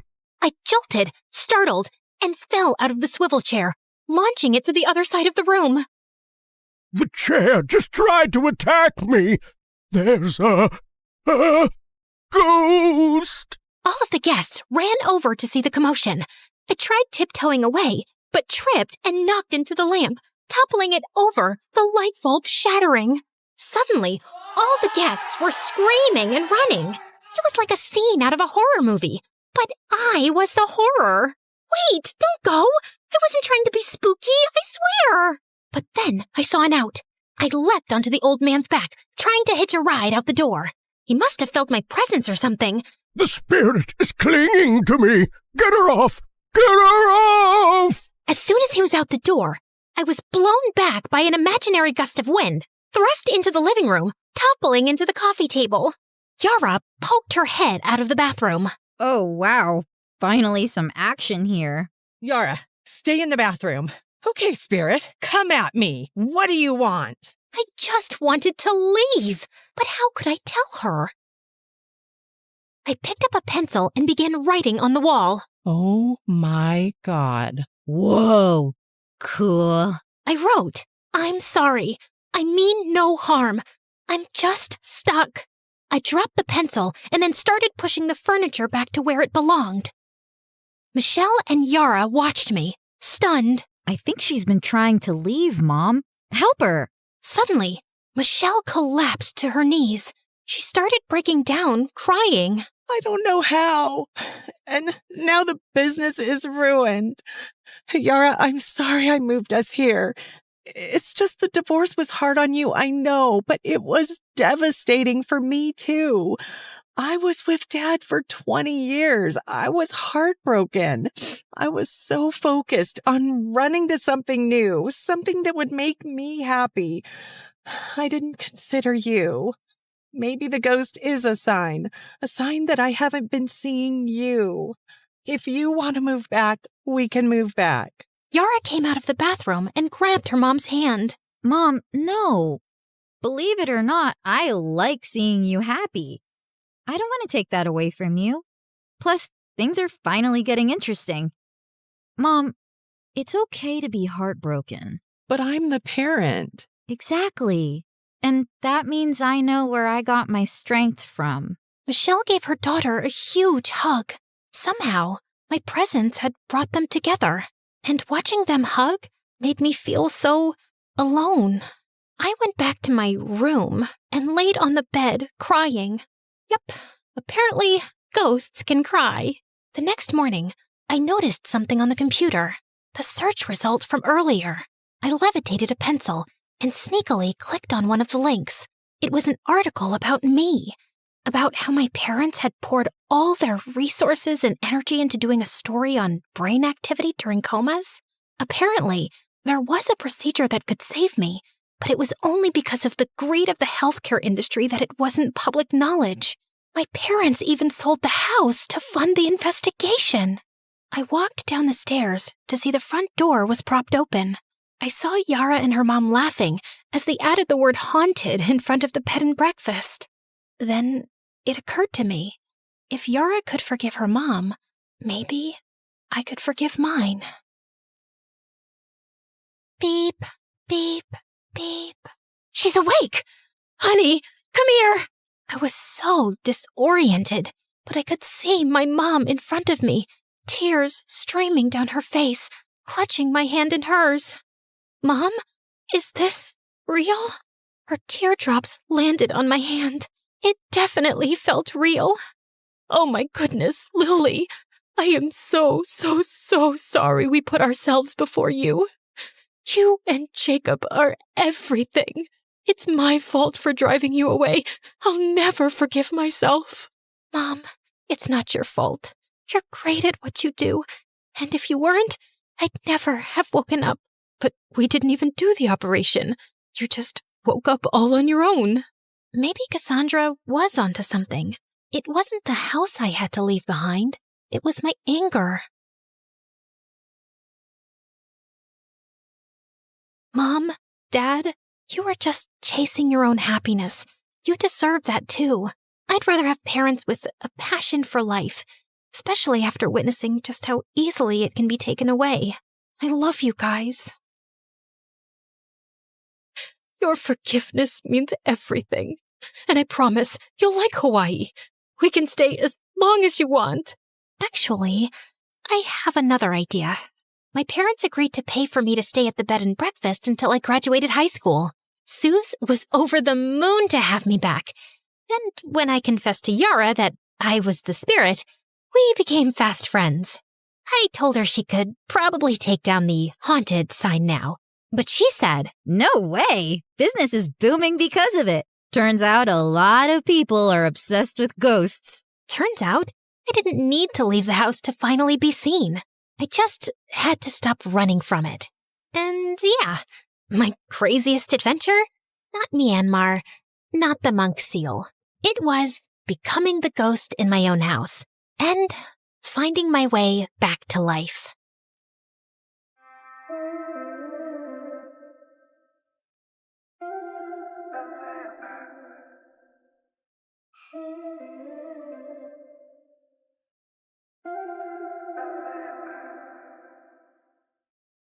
Hi everyone, my name is Summer. Please like and subscribe to MSA. I come from a poor family where my single mom used to work in fields for rich people. And since I was the eldest daughter, I always tried to help her out. Except I was kinda slow and really clumsy. Honey, can you go pick up those baskets for me? Sure thing, Mom. Oh, ouch! I'd destroy more things than I'd fix. You're sick, Mom. You should rest. I'll feed the cattle for you today. Oh, no. Wait, Summer. No, shh. You can thank me later. But as soon as I went near the animals, I stepped on a cow's tail and sent them all running around in panic. Just then, my BFF Jackson showed up, laughing like crazy. I guess that adds to another of your achievements this week, Summer. Shut up and help me. Jackson's family had lived next to us for years, and we'd grown up really close. And since he was a freaking genius, he'd help me study while I just tried to sleep my way out of it. At school, all the girls drooled over him and came to me to put in a good word for them. Can you give these chocolates to Jackson and ask him to come to our party? Nah, I got a test. You can eat them all. Really? The girls would hate me for being his favorite. And likewise, I adored him too. He was really hardworking and had part-time jobs to support his mom, who was sick most of the time. One day, I went over to check on his mom, and he was surprised when he came home. Summer, what are you doing here? I knew you'd be working late shifts, so I thought I'd help out. I am so lucky to have you in my life. I love you. Suddenly, my eyes went all wide. What, you don't like me? Oh, no! I mean, yes! I like you a lot. But I thought you were too perfect and wouldn't like someone like me. You're the most beautiful person, both inside and out. Summer, I don't just like you, dummy. I love you. After that, Jackson and I started dating, and it was really fun. But over time, things started to get tough. Jackson's mom got sicker, and he became super stressed and started working more part-time jobs. He'd be so busy that I'd barely get to see him. So one day, I decided to stop by at the ranch where he worked. But when I got there, I saw Jackson's clothes were all muddy, and a bunch of kids our age were messing with him. How dare you touch me, you filthy rat? I didn't touch you on purpose. I was just trying to save you from falling. But suddenly, the girl slapped Jackson hard across his face, and I just couldn't watch him being humiliated like that. You jerks! Leave him alone! I jumped over the fence to save him, but I ended up landing in a puddle. Ugh. The other kids started laughing, and Jackson pulled me away quickly. But the next day, Jackson came to my place with the most extraordinary request. Summer, if I asked you, would you date the guy I work for? What? You want me to be someone else's girlfriend? No, I just want you to pretend. Why would you ask me to do that? And do you mean one of those jerks who was bullying you? Just hear me out. He asked me if I could get him a fake girlfriend in exchange for a lot of money. Summer, you know I'd never even think of such a thing if I didn't really need it. Mom needs that surgery soon. So, you'll put me up for sale? No, don't say it like that. It's just like any job. It doesn't mean anything more. Please, help me. I knew his need was genuine, but this was insane, and I refused. The next few days, Jackson kept texting me to apologize, but I didn't want to talk to him. Until one day I came home, and Mom told me that Jackson's mom had been admitted to the hospital. I went there as fast as I could, and it broke my heart to see how defeated Jackson looked. And I decided to go along with the fake dating plan. I was going to get him that money, and maybe even teach those jerk kids a lesson. When I told him I'd do it, Jackson was shocked. Are you sure, Summer? Yeah, I'm sure. I can't thank you enough. You're the best. The next day, I went to see that guy Aiden at his ranch. Interesting. Aren't you Jackson's girlfriend who tried to save him that day? That was brave of you, although you looked pretty stupid. Also, you don't find it weird that he has no problem with you dating another guy? What? No, Jackson and I are just friends. Wow, you're one amazing friend. So you're single then? Yeah, but don't get any ideas. I'm only here to be your fake girlfriend. And as far as you're concerned, I'm like gay. I see you and I feel nothing. In fact, I look at you and I want to puke. Yuck.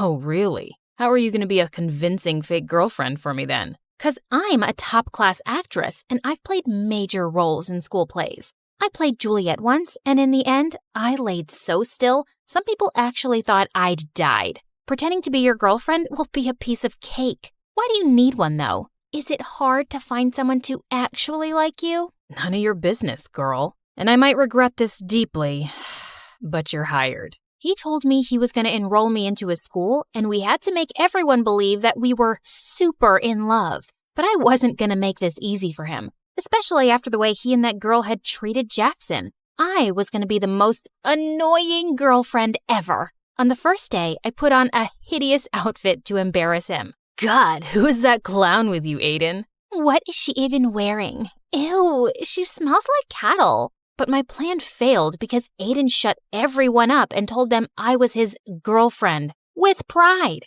Just then, the same girl who slapped Jackson at the ranch came catwalking towards us. You must be crazy, brother. I mean, just look at her. Our maids dress better. Turns out that witch was Aiden's stepsister, Meg. It is what it is, and you gotta deal with it, Meg. But later that day, as we were heading home, Aiden warned me. Look, take my credit card and get yourself some decent clothes. This is very important to me, so don't joke around. People have to believe you're my girlfriend, so you need to look and act the part. I nodded and smiled sweetly, but I wasn't going to stop so easily. The next day during lunch, all eyes were on us, so I filled my tray to the top with food. Seriously? What's wrong with you? A girl's gotta eat, man. I have a healthy appetite. I kissed him on the cheek and danced back to our table. I ate like a pig and let out the loudest burp. It was so funny to see Aiden act like this didn't bother him. But just then, a skinny guy with glasses walked up to our table and asked Aiden's friend for some money he owed him for doing his assignment.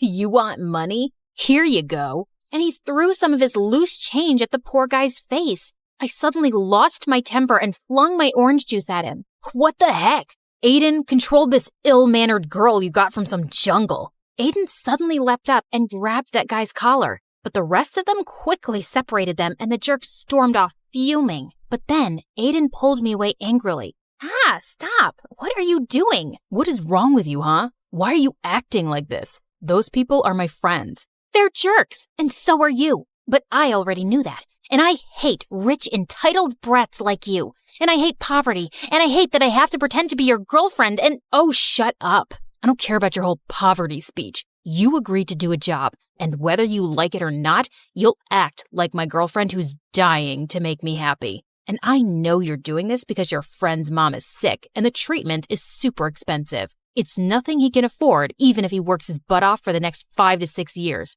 You better behave or I'll fire you. Gosh, I hated him even more now. I even stayed late at school so I could avoid going back with that jerk. But then Meg and her friends caught me and locked me up in the janitor's closet. Hey, open up! I kept banging on the door for a while, but it was no use. I tried calling Jackson and left him some messages, but he wouldn't reply.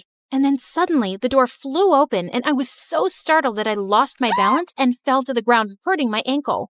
Ouch! Are you okay? Aiden lifted me up in his arms and took me to his car. How did you find me? I heard my sister talking on the phone with her friends, and I ran here immediately. Also, I'm sorry. What? It's because of me that they're treating you like this. Also, I'm sorry about what I said to you earlier. I acted like a jerk. It's just that my life will fall apart if this plan doesn't work. What do you mean? My dad wants me to get engaged to his business partner's daughter, but I don't want to do that. I want to become a musician and be with someone I love, not be part of some business deal. So I lied, and I told him I already love someone else. But now he wants to meet that person. That's why I hired you. I could tell that he was having a really hard time, and I decided not to make things worse for him anymore and play my part properly. Later, when we reached home, Aiden even dropped me to the doorstep in his arms. But as I limped in, I saw Jackson waiting for me. What do you think you're doing, Summer? You're supposed to pretend and not actually jump into his arms like his girlfriend.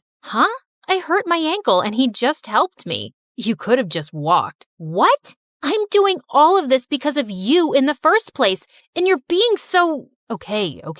Don't get mad at me, please. It's just that I love you and I got kind of jealous, and I'm sorry, okay? It felt kind of weird, but I could understand his jealousy. And now I just wanted to get this job done as soon as possible. My weird and clumsy habits would come in my way often, but Aiden didn't make me feel bad about it. And I discovered that he was actually a nice and kind person. Once when he was dropping me off at home, he suddenly dialed someone's number and wished them a happy birthday, warmly. That was my old nanny.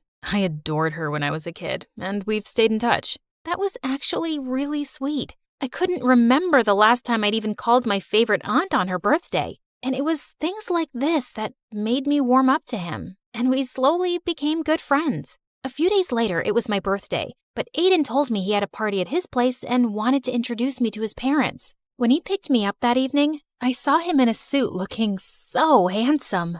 Whoa, you look so pretty. You don't have to pretend. No one's watching us here, Aiden. Suddenly, I lost my balance, but thankfully, Aiden caught me in his arms. For seconds, he kept staring into my eyes, and my heart raced like crazy. It's a shame we aren't dating for real. Somehow, I pulled myself back up and stomped on his feet. I would never have dated you for real. You're not my type. Later at the party, Aiden was about to introduce me to his parents, but on the way, Meg stepped on my dress and I ended up crashing into the party cake, which went flying into Aiden's parents' face. Holy freaking cake monsters! It was such a disaster and I just ran out of there. But on my way out, I crashed into Jackson. I hadn't seen him in days. Jack, what are you doing here? And where have you been lately? I came to work here for the night so I could make some extra cash. And I've been busy, but I'm surprised you even noticed or cared. Why wouldn't I? You're my boyfriend. And do you know what day it is today? Yeah, Saturday. Now if you'll excuse me, I got work to do. And you should go and be with Aiden. Saying that, he just left without even wishing me a happy birthday. I was sitting outside by myself when Aiden joined me. Are you okay? I'm sorry about what happened back there. No, don't be. It wasn't your fault. So, what now? Are your parents going to be mad at you? Did I ruin things for you? Hey, take it easy. Why are you always so worried about everyone but yourself? Here, let me get that. He had some napkins and wiped some cake off my shoes. As he was doing that, I couldn't help staring at him. Suddenly, he looked up and started leaning closer to kiss me. My heart was pounding wildly, but I pulled myself back just in time and ran out of there. What just happened? The entire night, I kept thinking about Aiden. I was definitely catching feelings for him, and I felt guilty. I decided I couldn't go on with this deal, and I had to talk to Jackson about it. But then early the next morning, I received a message from Aiden calling me at his place. When I got there, I didn't see Aiden, but his parents and Meg were there. And so was Jackson. Look who's here. The famous gold digger who's trying to rip my brother off. I have no idea what you're talking about. Your brother and I love each other. Oh, really? Then who is this? Meg told us she heard you calling him your boyfriend last night. So, you've just been playing with my son's heart because he's rich? That's why rich people like us can't trust you filthy lowlives. You're all liars and frauds. I looked at Jackson, but he just stood there. But Aiden suddenly appeared and stepped in front of me. Leave her alone. I told you, I love her, Meg, and if you hurt her again, it's not gonna end well for you. Then it's not going to end well for you either, son. If you're gonna be with this girl, you can just leave with her as well. I already felt so humiliated, and I didn't want Aiden to get in any more trouble. So I ran out of there, and Jackson followed me. I'm really sorry, Summer, but it would have messed up our plan if I'd jumped in to save Aiden's girlfriend. Jackson, I think the plan is already over. Aiden's family won't accept me as his girlfriend now. But Summer, you still asked Aiden to pay for you, right? This can't have been all a waste. I failed at the job, and I don't want to ask him for the money. I was going to talk to you about ending the deal anyway. Why? 'Cause Aiden kissed you last night? What? I actually left before he could kiss me. But you thought we kissed? And you still didn't want to break the deal? Do you even care about me? Of course I care about you, Summer. You think it's been easy for me to see my girlfriend with him? But you know how desperately we need the money. Not me. You. It's you who's lost his mind over the money. It's like I don't even know who you are anymore, Jackson. Just leave me alone. We're done. Because you fell in love with Mr. Fancy Rich Pants, right? Because I'm not good enough for you anymore, right? Jackson, just stop. No, I won't. In fact, let's see if you still love me or not. He tried to kiss me, and just as I was about to slap him, Aiden pulled him back and punched him hard. You piece of garbage. Step away right now if you ever want to see a penny of that money. Jackson stood there looking furious for a minute, then walked away. I couldn't believe him. So, Jackson is your boyfriend. So what? It shouldn't matter to you anyway. It matters to me, Summer. You deserve so much better than this jerk who didn't even hesitate to sell off his girlfriend. I knew he was right, but I was too embarrassed to accept that in front of him. The next few days, Aiden kept calling me and I didn't answer. Jackson didn't even bother. and I'd sure he'd gotten his money. And then soon after, I left for college, cutting contacts with everyone. But only a few months later, I was walking down my college campus when I heard a familiar voice. You look great, Summer. Aiden, what are you doing here? I came to look for you. But why? Because I want to be with you. I was always under so much pressure from my family, but after you left, I left home too. Somehow, you've made me stronger. I chased my dreams and started my own music band, but there was still something missing. You. What? I fell in love with you really quickly, Summer. But whenever I'd say anything, you'd think I was pretending. And after you left, I realized I was such a fool not to tell you earlier. So tell me you don't hate me, at least. I don't, but you'll have to take it slow, 'cause this time, I want it to be real too. I promise.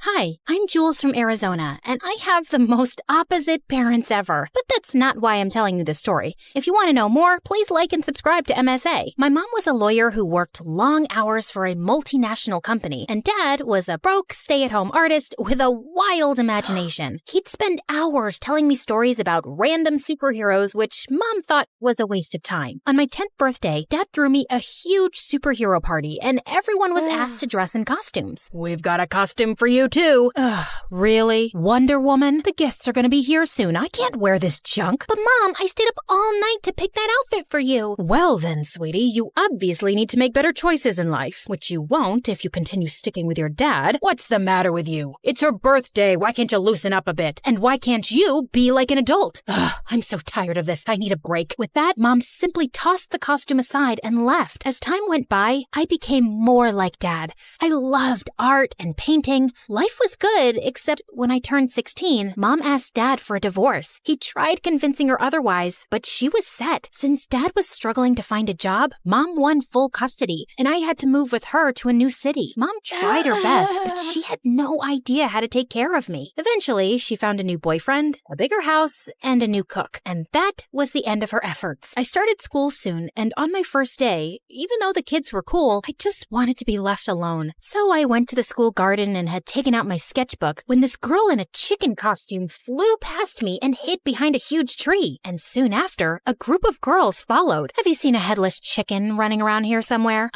Chicken? Here? Nah, maybe try the poultry farm? The girls just pouted and walked away, and I went behind the tree to see the girl in the chicken costume crouching. Hey, they're gone. Are you okay? Who are those people? Oh, just some bullies. I'm in the school play. Well, not technically, 'cause I could never act in front of people. But anyway, I was just trying out the costumes and they spotted me, and now they're after me to lay an egg. How can I lay an egg? I'm not a real chicken.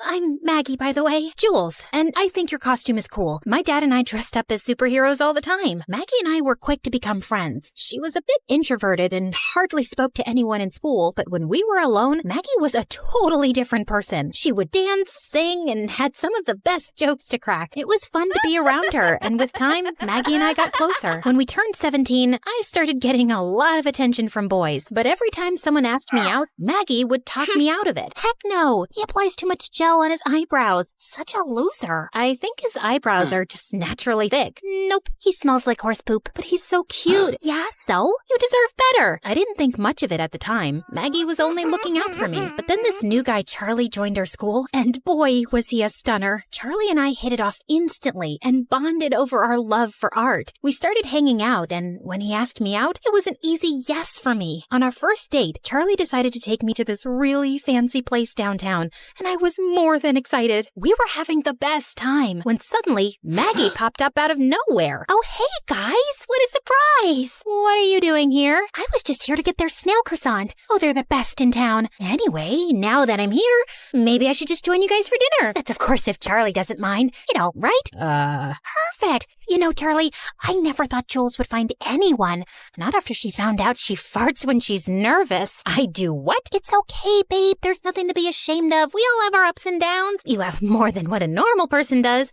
Like the time you pooped your pants because you ate too many burgers before a roller coaster ride. Or like that you shaved your head when it was too hot and... Okay, that's enough. She's just kidding. I don't do that. Tell him. Yes, I was just turning around to tell him. Didn't you see me turning around? Yes, tell him now. Like I was literally turning around and about to tell him. Stop telling me to tell him. It sounds like an order and that I have to obey you. Charlie, I was turning around to your side. You saw that, right? Just tell him, Maggie. Now you said my name, so it's officially an order. Fine. Yeah, I was totally kidding. I'm not. Oh, look at the time. My croissants must be ready. Enjoy your date. So nice to meet you. Maggie left soon after, but the damage was done. Charlie looked visibly disgusted, and the next day in school, he told everyone that I was a weirdo with a thing for shaved heads and farts. Everyone looked at me like a crazy person. It was so embarrassing, and I only had one person to blame, Maggie. But where the heck was she anyway? I tried calling her, but she didn't answer, so I searched the school for her and finally found her hiding in one of the bathrooms. What do you think you're doing? Oh, Jules! Hey! I was just cleaning some spider webs. What's up? What's up is that the whole school is laughing at me after what you said on the date. Why would you do that? Charlie is a knucklehead, okay? I said all those things because I wanted to see how he'd react, and look, he acted like a jerk. That's a sign. He doesn't deserve you. Stop it, Maggie. No one is ever good enough for me according to you. I'm so done with this. Just go and tell everyone that you made everything up. Maggie did end up telling Charlie that she lied, but obviously he didn't believe her, and no boy in school ever asked me out again. I was so mad at her. I refused to meet her or even take her calls, even though she kept apologizing. It was frustrating. I had no one to share my feelings with. So I picked up painting again to distract myself and even applied to a few prestigious art colleges. And one evening, I was wrapping up an application form when someone knocked on my door. Maggie, what do you want? I love your stares.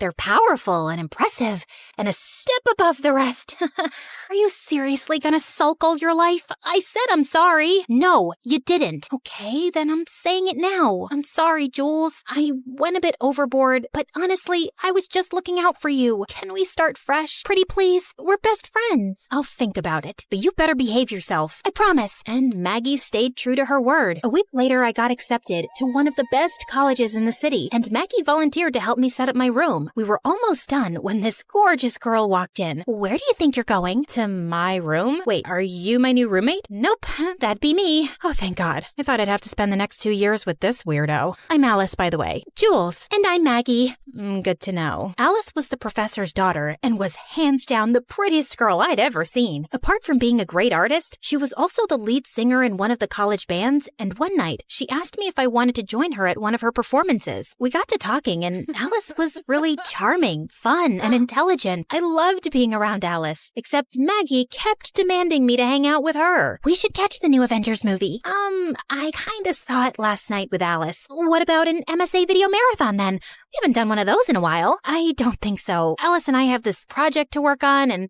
Alice!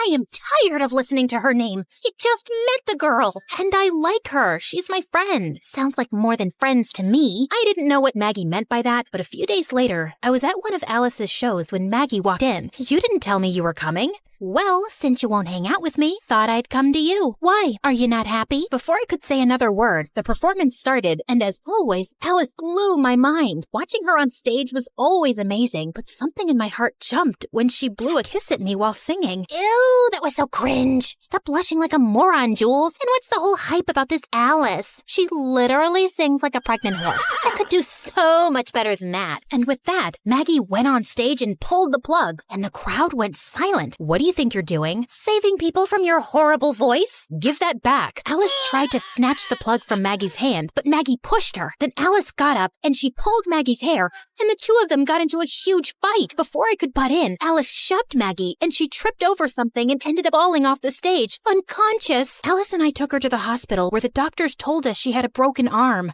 Maggie got discharged the next day, but the doctors said that she needed to rest. Her parents requested if I could help her with her recovery since she was always happy around me, so I tried to drop in whenever I could, but every time I said I couldn't come over, she'd freak out or have a full-on panic attack, making me feel like I had to drop everything and go see her. Even Alice started noticing how stressed I was. Then one day, she told me about this great art exhibition in town, and I really wanted to see it. I told Maggie that I wasn't well, and surprisingly, she understood. Alice and I were were having a great time, and the exhibition was out of this world. I've missed that smile, you know. Me too. Thanks for bringing me here.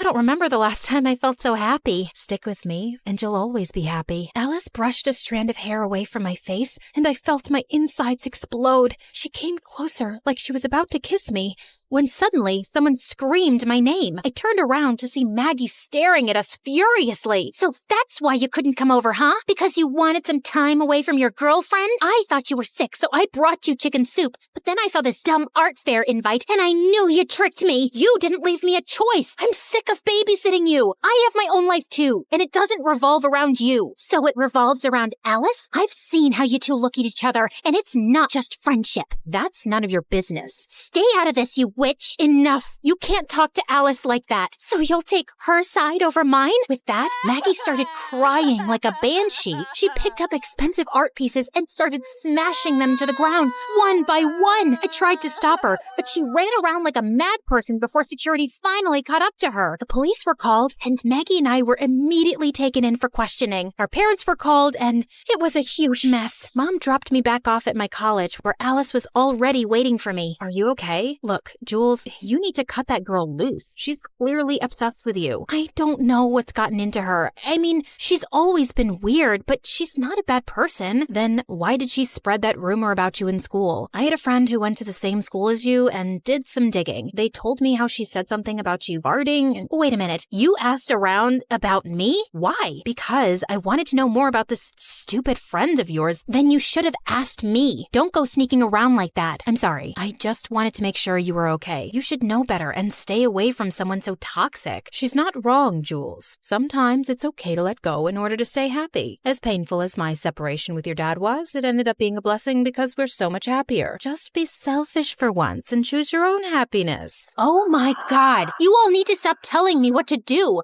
I'm not some kid, okay? I can make my own decisions and do my own thing too. With that, I stormed off. I knew what Maggie did wasn't right, but I was so tired with everyone trying to make decisions for me. Maggie got out soon after, and she would send me gifts and bouquets to say how sorry she was, but I was done with her. Alice tried talking to me too, but soon after finals started and I got busy with my studies. I just needed some space from everyone. Then one day, I was buying groceries when I spotted Maggie in the line ahead of mine. She saw me too and immediately walked over. You've been avoiding me, but I don't blame you. I pushed your buttons too hard, and I deserve this. But I miss you, Jules. Maggie, you're a great person, but I think it's better if we don't stay in touch anymore. I'm finally happy in my space, and I want to keep it that way. I get it, but at least can we have coffee? One last time, for the sake of our friendship? I wanted to say no, but looking at Maggie's desperate face, I agreed. She led me to her car and started driving, but I noticed soon that we were not headed in the right direction. I asked her, and she told me that it was this new place a little outside the city. I felt uneasy and asked her to stop the car, but Maggie started speeding up.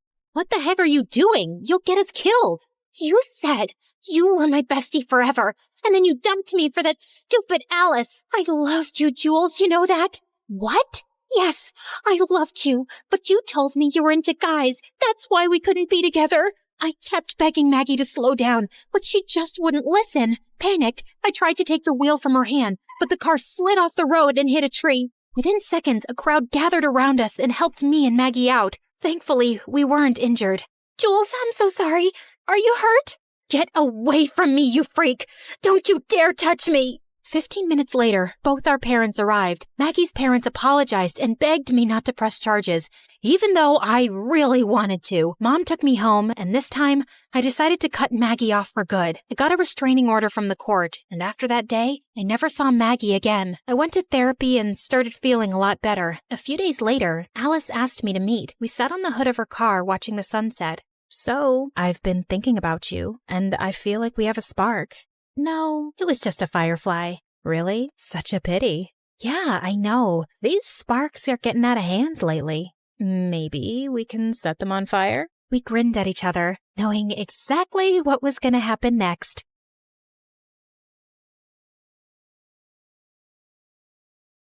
Hi, I'm Sasha from Florida. Please don't forget to like and subscribe.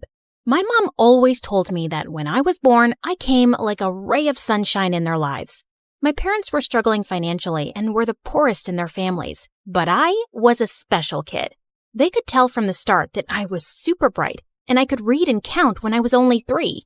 This made them so proud, especially since my brother Damien, who was 2 years older than me, was just a troublemaker. Once when I was 5, Damien and I were playing baseball in our small yard, and I told him not to throw so far, but he wouldn't listen. Relax, Sasha. Don't be such a nagging baby. But Damien, the neighbors... He threw it again, and this time it broke the neighbor's window, which my parents had to pay for. Damien, you're not getting a Christmas gift this year after that stunt. You're always getting into trouble and costing us money we can't afford. I told him not to throw so high, Mom. Of course you did, baby. I wish your brother was smart like you. Damien looked at me with pure hatred. And ever since then, we fought like cats and dogs, and there was no peace in the house with us around. I kept excelling at school, and with time, my parents' struggles also started getting easier. Dad got a job in the city planning department, and he had a good salary now. The only one getting worse was Damien. He failed 10th grade twice, and now we were in the same class. If you fail another year, you'll have to find a part-time job and pay for your own school fees. I am not spending my hard-earned money on your failures. Sasha, why don't you help Damien with his math? Heck no, I don't want any help from Little Miss Perfect. It's not like I'm dying to teach you, but this is just getting embarrassing, bro. Take my help if you ever want to leave high school. I tried my best to help Damien, but he was such a thick-headed student. How could someone's IQ be this low? One day, while we were sitting at the local ice cream shop going through his homework, this fancy, overdressed girl sitting at a table opposite us started yelling at the waiter for accidentally spilling a milkshake on her. You stupid fool! Look at what you did to my Gucci top! Even though the waiter apologized 10 times, the girl kept being a jerk and told him she wasn't paying for her food. She started walking out, and just as she was passing by our table, her shoe's heel broke and she tripped. But Damien moved at some lightning speed and caught her just before she fell. It was like watching a Bollywood movie in slow motion. The two were staring deep into each other's eyes till I interrupted. Hey, Superman, these algebra exercises won't solve themselves. Thank you so much. You really are my Superman. You saved my life. I'm Chanel. Watching Dumb and Dumber making gaga eyes at each other was making me nauseous. So I left them and took the bus home. But I was surprised to see Damien and Chanel already there. How did you get here so fast? Chanel drives a Lamborghini. Didn't you see it parked outside? What surprised me even more was that my parents were smiling from ear to ear at her. Her father is actually one of the richest people in town. Yes, and your brother and Chanel are dating now. Isn't that amazing? Dating? They just met. I had no idea what this girl saw in my brother or what she wanted from him. So when she was leaving, I caught up with her. Excuse me, Chanel, right? Yes, and you're Sasha. Your parents tell me you're so smart. Yeah, and I love my family very much. And even though my brother's dumb, I don't want to see him get hurt. So what's your deal? What do you mean? I just like him, and I'm going to ask my daddy to transfer him to my school. I didn't think Chanel was serious. But a month later, Damien was going to her school, and she was coming over to our house for Sunday lunches. My parents started giving Damien all their attention, and I stopped existing. Damien, my darling, we're so proud of you. We always knew that there was something special about you. Hey guys, I got selected to participate in the international math competition. Oh, that's nice, dear. Oh, and Chanel, thank you for speaking to your father. Because of you, I now have a good job at the bank.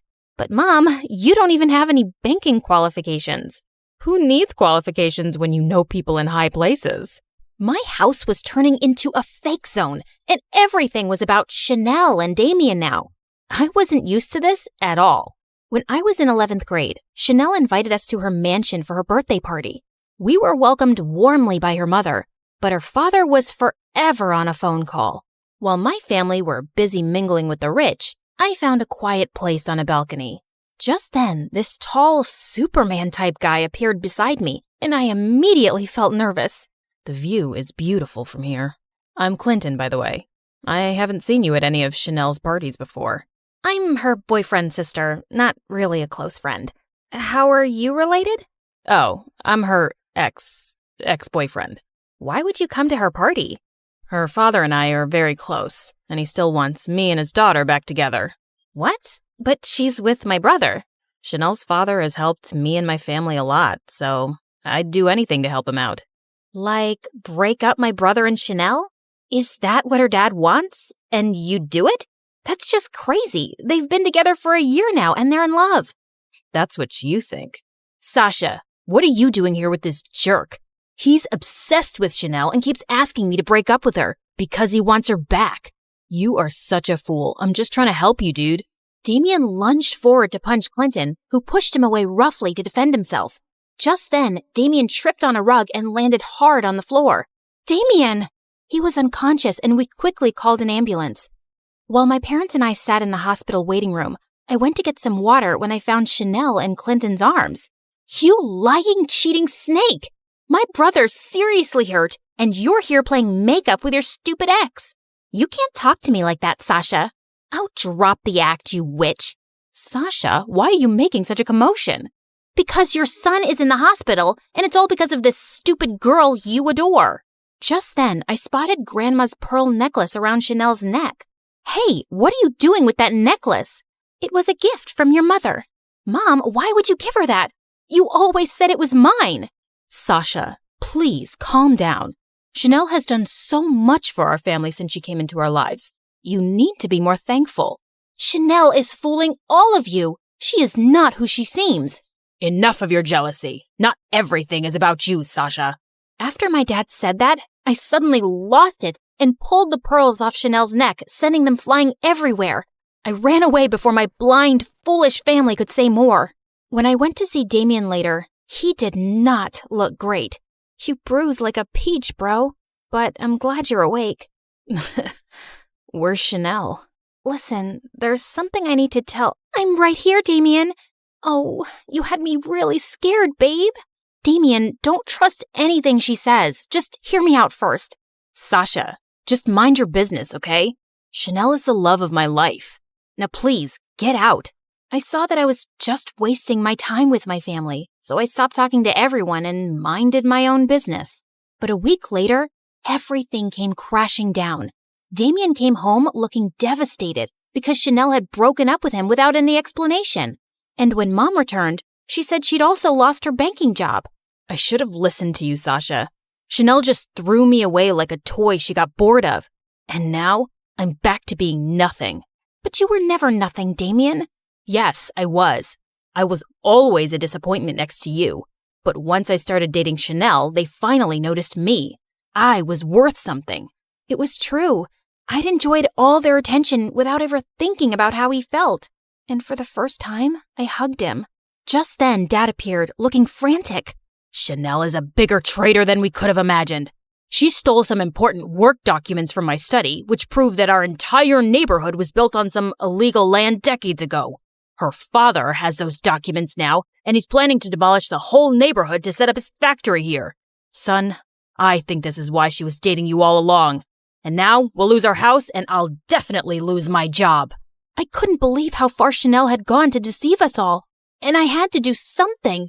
I was sitting at the local cafe wondering what could be done when I spotted Clinton in the corner looking upset.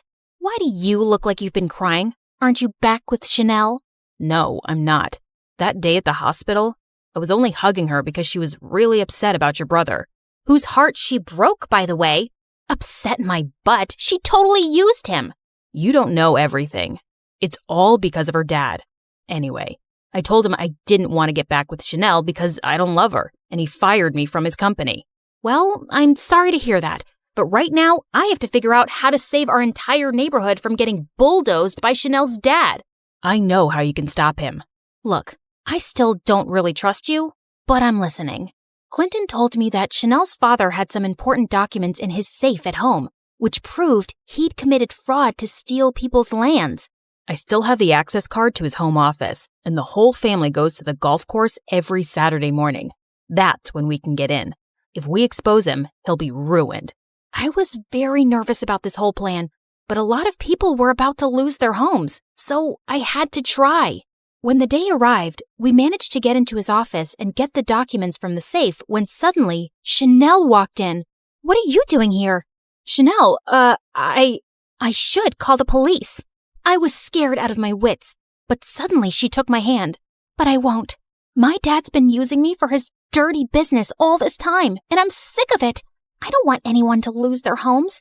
So go and save your neighborhood. I suddenly hugged her. Thank you, and I'm sorry. No, you had every right to be angry. But you have to know, even if it started off as an act, I really did fall in love with your brother. Come on, Sasha. We have to go. They'll be back any moment now. The documents we had were enough proof to get tons of lawsuits slapped on Chanel's dad and shut his illegal businesses for good. And our neighborhood was safe. You did it, Sasha. We're so proud of you, love. Well, I wasn't alone. Clinton helped me. And Chanel. Just then the two walked in and Damien looked furious. What? Why would you have anything to do with these people, especially her, after what she did? She only hurt you because of her father, Damien. You have to give her a chance. Yeah, and all that time I warned you about breaking up with Chanel, I was just trying to protect you from her dad's plans. Because you're a good guy, Damien. Also, you should listen to your sister because she's strong and smart. I was taken aback by Clinton's words, and the way he looked at me gave me butterflies. We don't know about Damien, but we will never forgive her. Mom, Dad, you aren't completely innocent here either. You only started giving Damien attention when he brought a rich girlfriend home.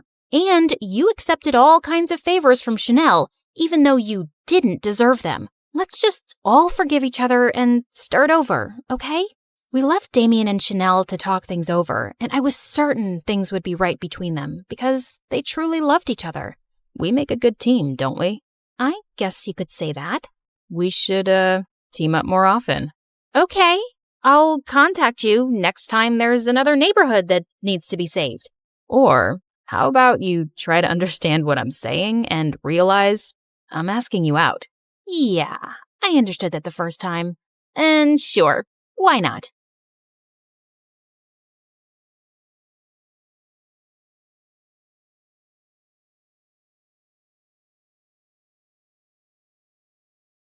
As Hermes, messenger of the gods, I've borne witness to countless tales spun across the tapestry of Olympus. With my winged sandals, I have traveled across the realms of the universe, carrying tidings that have altered fates.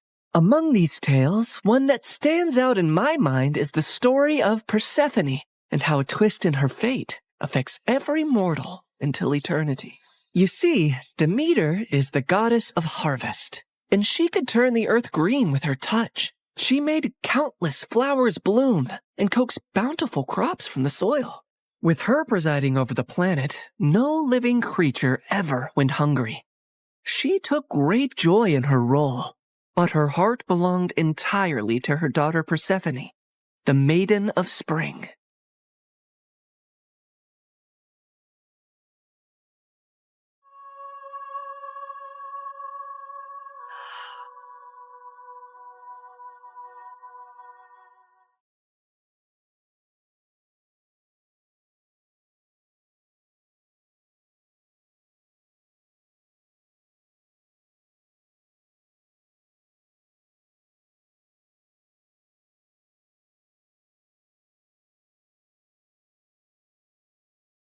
I've never seen anything like you.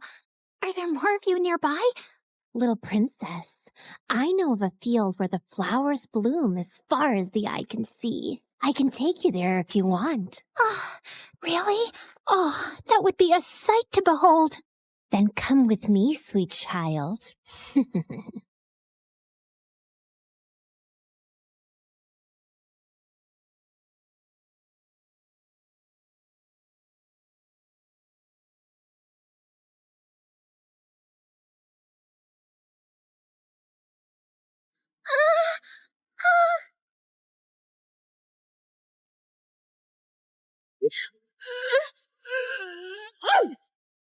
Enough, spirit of mischief!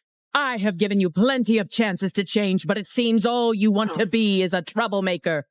Did you think you could lure my daughter away and I would be unaware? Curse you, Demeter! Why should you and your child receive all praise and adoration when we, the spirits of nature, fade into the background? A heart that is as poisoned with envy as yours cannot be cured. You are banished forevermore from these woods.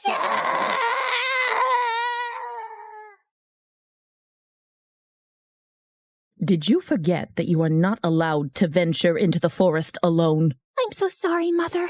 I only wished to see the magical flowers.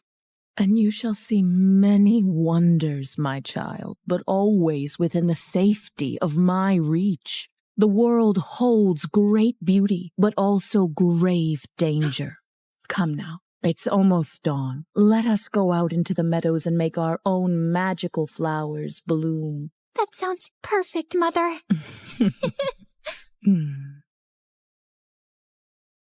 Demeter always wanted to keep Persephone close to her.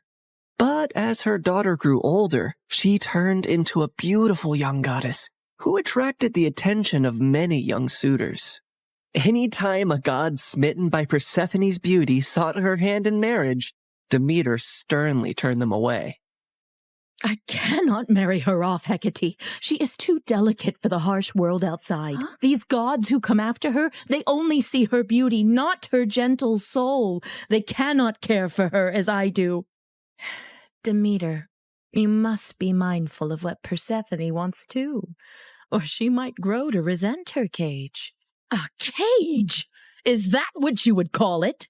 She has everything here that she could possibly desire. She's a powerful goddess, and under my guidance she can wield life from barren soil. Any god she marries will only dim her light. No, she will be here with me forever. Innocent and loved. I do not desire to leave your side, Mother. I will stay here, forever. But fate had different plans for Persephone.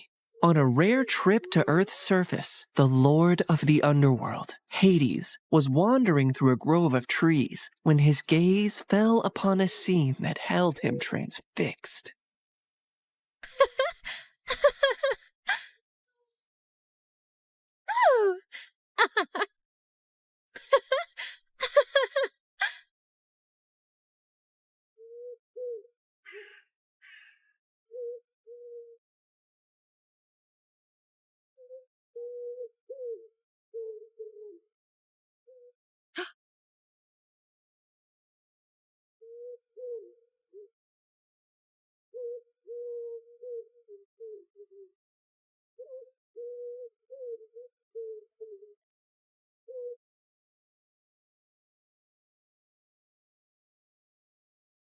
Hades, my lord, you seem to be troubled.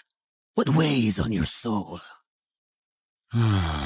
As you well know, when my brothers and I overthrew our father, the kingdom was divided among us. Zeus received the sky, Poseidon the sea, and I the underworld. I've never complained about my lonely lot, and do my duties justice. I don't frolic or play like the other gods, and work hard in my solitude. But mortals and gods alike see me as the embodiment of darkness, and their tales paint me as a monster to be shunned. My realm is necessary, but it is hated by all, as am I. But do they not see that I also have a heart, that I am made of the same cosmos as they, even yearn for the light sometimes? What has brought this on, my lord? Persephone. She is the light where there is none. She is life where all is death. Ever since I laid eyes on her, I can think of nothing else. But would she ever see past the darkness that cloaks me? Would she ever gaze upon me and see not a lord of despair, but a soul longing for companionship and warmth? Persephone, Demeter's daughter. Indeed, her radiance rivals the dawn, but she is of the upper world. I must have her as my queen, as my wife. Her presence would bring joy and life to a realm that only echoes with loneliness and sorrow. And I must believe that even in the underworld, love can find a place to blossom. My lord, her mother would never allow it. Perhaps there is a rightful path to this union. I will go to her father Zeus with a proposal of marriage. I only need his permission according to our customs. Get my chariot ready and prepare for my departure. Today, either I win a queen for my empty halls, or I resign myself to an eternity of despair.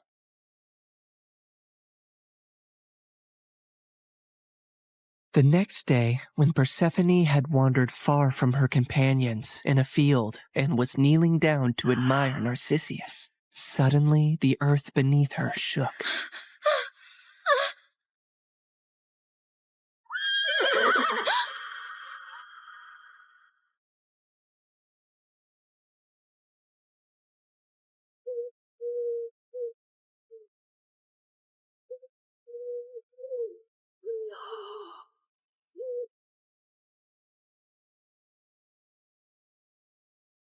Fair Persephone, be not afraid.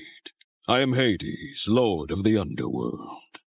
My kingdom is vast and rich, but it lacks the radiance of your presence.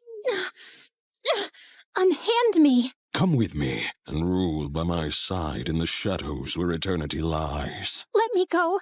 My mother will tear the world apart to find me, and there will be no place dark enough to hide.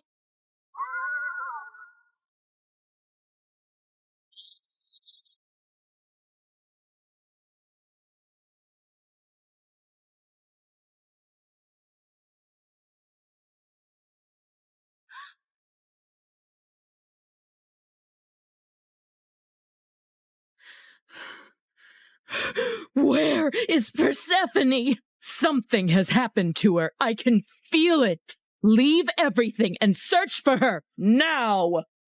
Demeter's grief upon discovering her daughter's disappearance was immense, and as she roamed the earth searching for Persephone, she had neglected her duties. And so, the crops and trees began to suffer. My daughter! My heart! In her desperation, she sought the counsel of her old friend, Hecate. Hecate, you who see into the shadows, help me find my daughter. You must seek Helios, Demeter. His all-seeing gaze pierces through deceit and darkness. Taking the advice to heart, Demeter ascended to the chariot of the sun, where Helios guided the day. Helios, please. You must tell me where my Persephone has gone.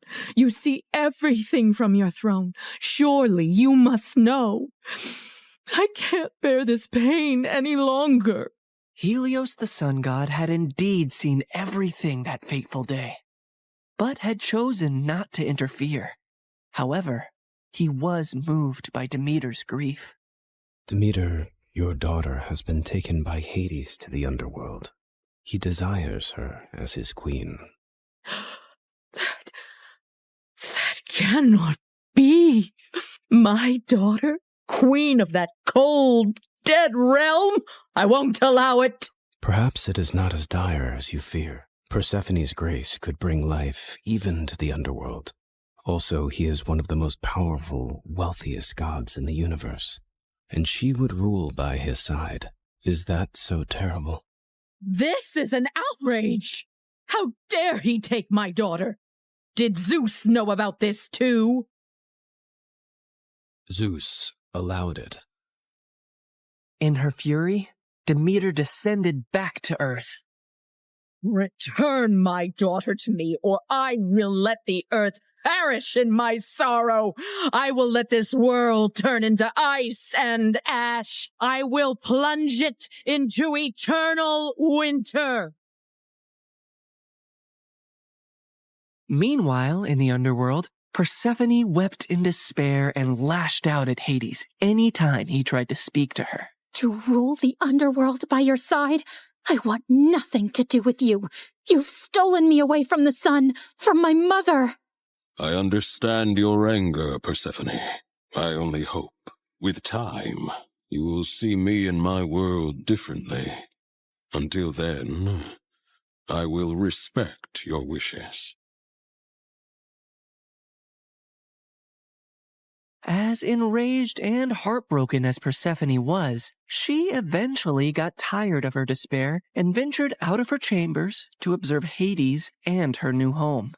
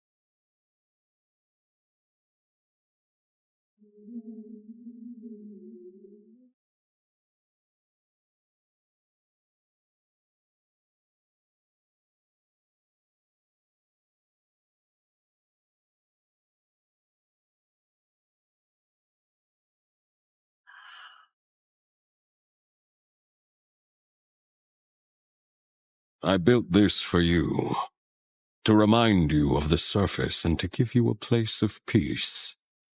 I've never seen something like this. It's so beautiful. As are you, my queen.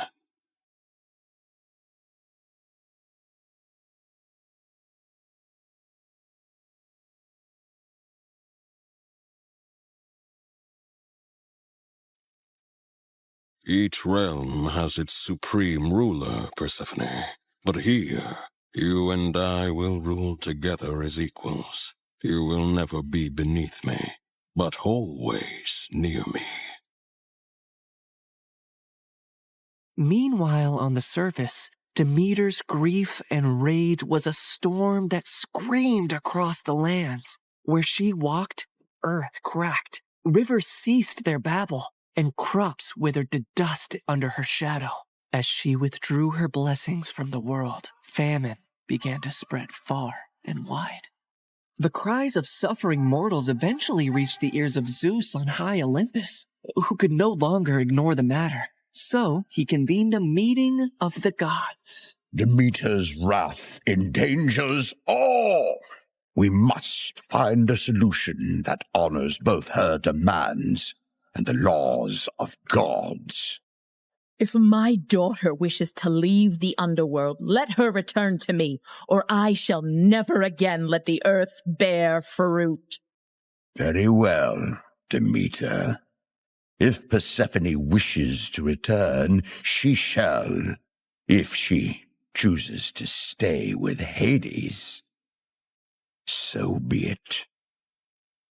With a heavy heart, Demeter agreed, and Zeus commanded me, Hermes, to negotiate Persephone's return. So I descended into the gloom of the underworld, where Hades sat upon his throne with Persephone by his side. Her face was as pale as the ghosts around her. Hermes, why does Olympus disrupt the quiet of my realm? Mighty Hades, Zeus commands you to release Persephone, lest the earth die with Demeter's heart. I cannot ignore the decree of Zeus or the pleading eyes of the one I love. But know this, the ties that bind us are not easily broken. What do you mean, Hades?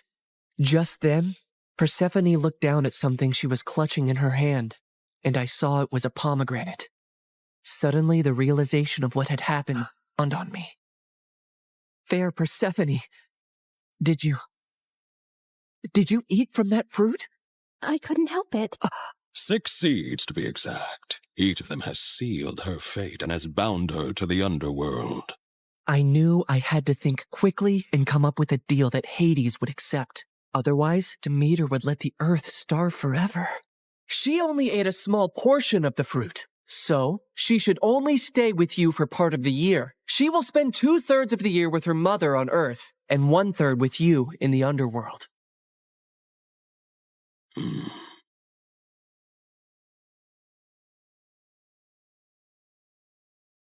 Go now to your mother, but feel compassion kindly in your heart towards me, and do not feel sorrow upon your return. For while you are here, you shall rule as my equal, and have the greatest rights and honor among the gods, as well as my undying devotion. Persephone assured him she would return on the agreed time, and he arranged his chariot for her to depart.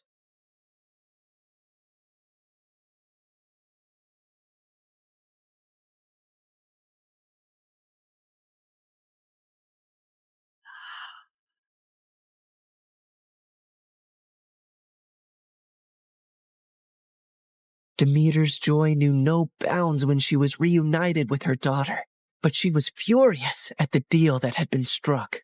How could you possibly eat the fruit of the dead? It is common knowledge that eating anything in the underworld binds one to that realm. Why would you do that, Persephone? It was a moment of great weakness. I wish I could reverse it. I am so sorry, Mother. Demeter had no choice but to accept the deal, and once her wrath subsided, the earth turned green and bountiful again. But when it was time for Persephone to return to the underworld, Demeter began to mourn once more, and winter would arrive, thus setting the cycle of the seasons. My daughter, my soul, your return brings life to this world. Mother, in the darkness, I've learned the secrets of the deep earth, and in your light, I bring forth life. Together, we bind the world in a cycle of death and rebirth.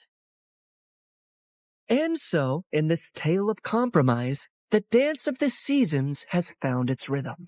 An enduring love story was also set into motion, for even eons later, Hades and Persephone are often mentioned as Greek mythology's most happily married couple. I can give you all the wealth of the earth, Persephone, but I cannot give you the sun and the breeze. I know you long for them when you are here. You have given me more than I ever expected to experience in my life, Hades. You have given me respect, power, and a love that is genuine and rare. With you, I feel the most like myself. With you, I feel free. So you do not regret your decision to eat the pomegranate seeds? Never, my love.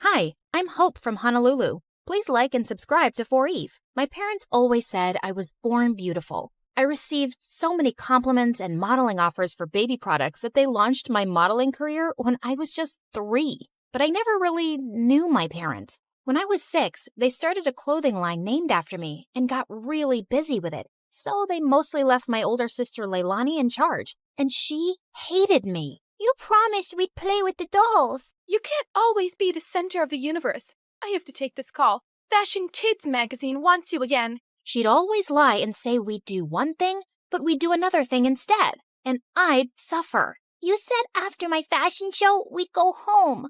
I'm tired. Just sign a few more autographs and don't be so ungrateful. Sometimes I wondered if she was so mean to me because she was jealous of my fame. Once when I was 12, I was at a signing event and I escaped from the crowd. I stumbled into an alley where a girl my age was looking through the trash with her mom. I offered them some snacks from my bag, and their reaction was so wonderful. Just then, Leilani found me and dragged me away. And later, when we were on a video call with our parents, she told them what had happened. Hope, it's not okay to sneak off like that. And that poor family could have robbed you. Or taken a lock of your hair to sell on eBay. No, they were nice, and I liked helping them. Nonsense. You're too busy and famous to be doing anything else. Anyway, we heard your sister booked you on a morning show for the launch of your new toy line. Little Hope dolls. They're gonna sell like hotcakes. Sometimes it felt like my parents just used me for money. In fact, I felt people were friends with me for the same selfish reasons. But I never gave up on the idea of using my wealth for good.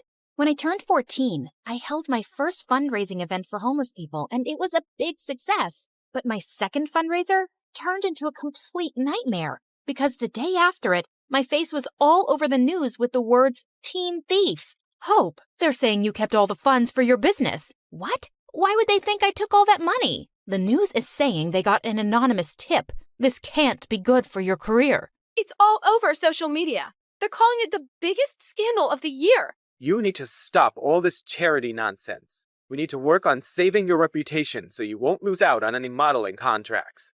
I didn't care if I never modeled again. I didn't understand how anyone could think I'd steal charity money. I was too embarrassed to even leave the mansion. Soon after, I was about to join a new high school, and I went to Leilani with an odd request. Help me make a disguise for high school. You're my makeup artist. If anyone can do it, it's you. Look, it's hard for me to trust people. They'll probably use me for my money and fame or spread more lies. I'd rather just go as a regular kid so I can be active in the school's charity clubs. You don't think you could just go as yourself? Doubtful. I always become the center of attention without meaning to. And because of that scandal, the charity clubs might not trust me. I just want to fade into the background and do the things I care about. Please. To my shock, she agreed to the makeover. She gave me cute short hair as part of my disguise. I decided to keep my disguise a secret from my parents. They were not happy about my short hair, but my agent had advised me to take a break from modeling and stay out of the public eye anyway till the scandal died down. At home, I was Hope, the supermodel on a break. But at school, I was Minnie, the humanitarian. I joined the charity club, and the volunteer work I was doing felt amazing. And I was making friends pretty easily. But one day at school, I was lifting a heavy box of canned food donations when I suddenly threw out my back. Whoa, are you okay? I suddenly noticed there were two really cute guys watching me struggle to stand up straight. Guess I'm an old lady who's not used to heavy lifting. Ouch. Let's take you to the school nurse, Granny. I'm Kai. And I'm Crane. Here, let me take your bag. What was in that box? Canned stuff for a food drive. Crane immediately dropped my bag to the floor. You're part of a food drive? Not gonna help you. What? Come on, Nan. Let's just take her to the nurse. She's hurt. Whatever. Not my problem. And then he just left. What was that about? Are you seriously doing a stupid food drive, Granny? My name is Minnie, and what's wrong with food drives? Minnie? Minnie. Everything about them is wrong, Minnie. If the poor just got off their butts and worked, they wouldn't be poor. Why should we treat them like babies and take money from people who do work? Wow. Sometimes it's hard for people to find work or earn enough, and they need help. Maybe lame losers do. Well, Minnie, here you are. Kai winked at me as he left. What a jerk. But I wasn't going to let his arrogant opinion stop me. I organized a school dance to raise funds for the food drive, and it was a hit. But just as I was dancing with some friends, Kai and Crane busted through the gym doors with crowns on their heads. To the rich, stand with the rich. What are you doing, Kai? We're here to tell everyone the poor are pathetic and charities are scams. Don't be fooled. Just then, Crane started kicking down the display of food donations like a maniac. Luckily, the teachers there kicked both out before they could do more damage. What planet were these jerks from? But I forgot all about them when I got home that afternoon and saw Dad running out to me. Didn't you check your phone, Hope? I think the battery died. What's wrong? Your mom and sister got into a car accident, but the doctor said they'll be okay. They both had some broken bones and will need bed rest. I started to cry, and Dad hugged me. I couldn't remember the last time he'd done that, and I decided I'd stay home for the next few weeks to take care of Mom and Leilani. The next evening, my bodyguard drove me down to the food bank to drop off the school's donations. To my shock, I saw Kai step out of his car in front of us, and he was dropping off bags of donations. What the hot fudge? I snapped a picture of him, and I confronted Kai in the school hallway the next day. Saw you at the shelter last night. What are you talking about? This? How did you... Okay, please, listen. Crane is against charity work, not me. He convinced me to think that way a long time ago, but I don't agree with him anymore. Years ago, Crane's family fell into a big scam by some fake charity, and they lost a huge fortune.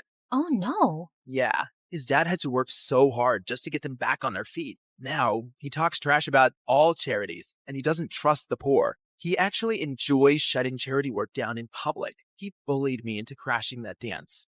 And well, I'm sorry I did, really. He looked really sincere. If that's the truth, I understand, but you gotta stand up to Crane sometime. You can't keep pretending to be someone you're not. Kai offered to walk me to class, but I explained I was just there to collect my books as I was homeschooling for a while. He asked for my number, and I kinda left with butterflies in my stomach. Kai and I texted every day for weeks, and he even started coming over. I kept saying it was best to give my mom and sister space to recover, so we'd always hang out in my backyard. Keeping Minnie away from my parents and Hope away from Kai was getting exhausting. I was also developing the biggest crush on the real Kai. He was nothing like the jerk I'd first met. Once I found him waiting for me in my backyard with the most amazing picnic laid out. Hey, what's all this? Just a little surprise for your big day. Happy birthday, Minnie. Kai, my birthday isn't for another 5 months. What? Really? I looked for you over social media, but I couldn't find you because you're apparently the world's most private person. Then I went to go check the school records,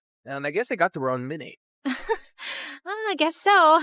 But thanks anyway. It's the nicest thing anyone's ever done for me. Just as I sat down, Kai opened a bottle of soda, and the cork went flying straight into my eye. Oh my god. I am so sorry, Minnie. Wait, stop rubbing your eye and let me see. He lifted my chin gently as he looked deep into my eyes. Your eyes. They're... Yes? They're what? They're not the same color. What? Suddenly I realized that my contact lens had fallen out. Oh, my lens must have popped out when I rubbed my eye. I wear them for my eyesight because I'm as blind as a bat. I see. But why would you wear those green lenses and hide your lovely blue eyes? His face was so close, and I didn't have an answer to his question, so I just kissed him. He looked really surprised, but then he kissed me back, and it felt wonderful. Soon after, Kai and I hosted a fundraising car wash for a soup kitchen, but suddenly a car honked at us angrily. Well, what do we have here? Crane, listen, buddy. I know how you feel about this stuff, but I'm asking you to back off. I want to do this. What? Support lying, dirty thieves? Did you forget what happened to my family? Of course not. But that was one bad experience. Not all charities are scams. It's this witch. Winnie's brainwashed you. It's Minnie? And Kai is free to do whatever he wants. But you need to leave. Just then, Crane went red. He threw a punch at Kai, but Kai blocked it brilliantly and stepped back. Crane, walk away right now. You better watch yourself, Winnie, or you'll end up like that stupid teen thief model who raised funds for her business. She got what she deserved. She's a forgotten fraud now, a nobody. Suddenly, I froze in my spot. Was it possible that Crane had started that rumor? He was crazy enough to do it. And what if Kai had been involved back then too? Crane drove off angrily, and Kai turned to me. This may be the end of my friendship with Crane, but I feel relieved. I'm proud of how you stood up to him. Kai smiled at me warmly, but now I felt guarded. Did I fall for someone who might have framed me? Later that evening, as he drove me home, Kai suddenly took my hand. Minnie, I love who you are and who you've helped me become. Will you be my girlfriend? Kai, no, I can't. What? Why? I thought you felt the same way. You kissed me. And maybe that was a mistake. I'm sorry, but I can't be with you. Not only did I feel paranoid about trusting him, he had no idea I was Hope. I hated lies, and now I hated lying. Things were a mess. Kai begged to see me and kept messaging me, but I just ignored him until he gave up. One afternoon, I was fluffing Leilani's pillows when she asked me something unexpected. Hope, how are you? Not bad. Why? Nothing. I just noticed that you looked a bit sad these days. I kinda lost someone I cared about. Wait, Leilani, why are you crying? Oh, Hope, I just need to tell you something. I can't keep it in any longer, especially after you've taken such good care of me. And to my shock, She confessed how she was the one who had started the rumor that I'd stolen the charity funds. I know it was really wrong, and I'm sorry, but I just got so resentful. I was left in charge of you, and you always came first. And you were always in the limelight, while I never even got thanks for anything I did. I got carried away. Leilani, how could you? I really regret it. That's why I agreed to your makeover request, because I didn't want to stand in your way again. I know how good-hearted you really are. Do you know what you've done? I immediately thought of Kai, this great guy, and how I'd shut him out. I wanted to slap Leilani, but I just stormed off angrily. I told Mom what Leilani had done and said I couldn't stand to be around her right now. To my shock, Mom agreed that I should take a break from her. We arranged for me to stay at my bodyguard's house, and I found out that he lived close to Kai. On my first night there, I walked over to Kai's place. I needed to fix things between us, but his butler informed me that he'd gone to Tokyo for 2 weeks or longer. My heart sank. For 3 days, I texted and called Kai, but he never answered. I knew he was avoiding me, and I deserved it, but I wasn't giving up. I called Mom and explained everything about Kai to her, and she actually listened. Tokyo might be a nicer break for you. OMG, Mom, you'd let me go? Yes, sweetheart. Ever since the accident, your dad and I have been thinking how hard we've pushed you and your sister. We just wanted you girls to know success early on, but we've realized there are more important things than success and money, like happiness and family. You've been amazing during our recovery, honey, and you really deserve to go. Thanks, Mom. I love you. And the next day, I was on a flight to Tokyo with my bodyguard and checked into the same hotel as Kai. Just as I stepped onto the elevator, I was shocked to see Kai inside. He looked awkwardly at me. Hi, can I help you with something? I suddenly realized he couldn't recognize me without my disguise. Kai, you're the reason I'm here. I came to tell you the truth. I'm Minnie. Minnie? Minnie from Honolulu? Yes, except my real name is Hope. What? I told him everything. My trust issues and my disguise and what my sister did, how awful I felt for abandoning him, and how I tried calling him. I'm using a different phone here, and I understand why you wanted to hide yourself, Hope. I've missed you. Do you think we could give us another chance? You flew all the way here to make things right? I'd be a jerk if I say no. But could you do just one thing? Give your sister another chance. Come on. Charity starts at home. I will. I promise. Hi everyone, I'm Hayden from California. Before I continue, please hit like and subscribe. I was born into a big, happy family, and growing up with 4 spunky older brothers was always a blast. And we ran into a lot of trouble, like when we kicked the ball into our neighbor's window, and another time when we all fell into the pond and Mom thought slime monsters were invading the house. Yeah, we were all grounded, except for my younger sister Rose, the only odd one out who never joined us and only cared about her looks and her clothes. Ugh, Hayden, I can't believe you dress like that. Why can't you wear a proper dress? I can't believe you like those clothes. Look at this t-shirt. It's large so I can get underarm ventilation. And I can stuff my face without fearing my waist. And these pants, they have pockets. Here, want to see the frog I found?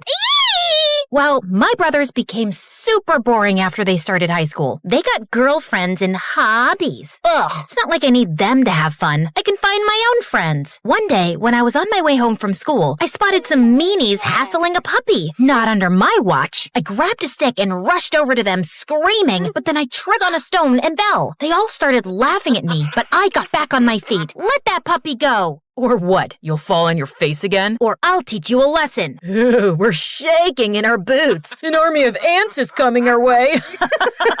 That boy was my new neighbor, who was the same age as me, but half their size. And then the puppy bit the bully's hand, and the new boy rushed in and snatched the puppy away. He grabbed my arm, and we started running until we got away. Wow, that was brave.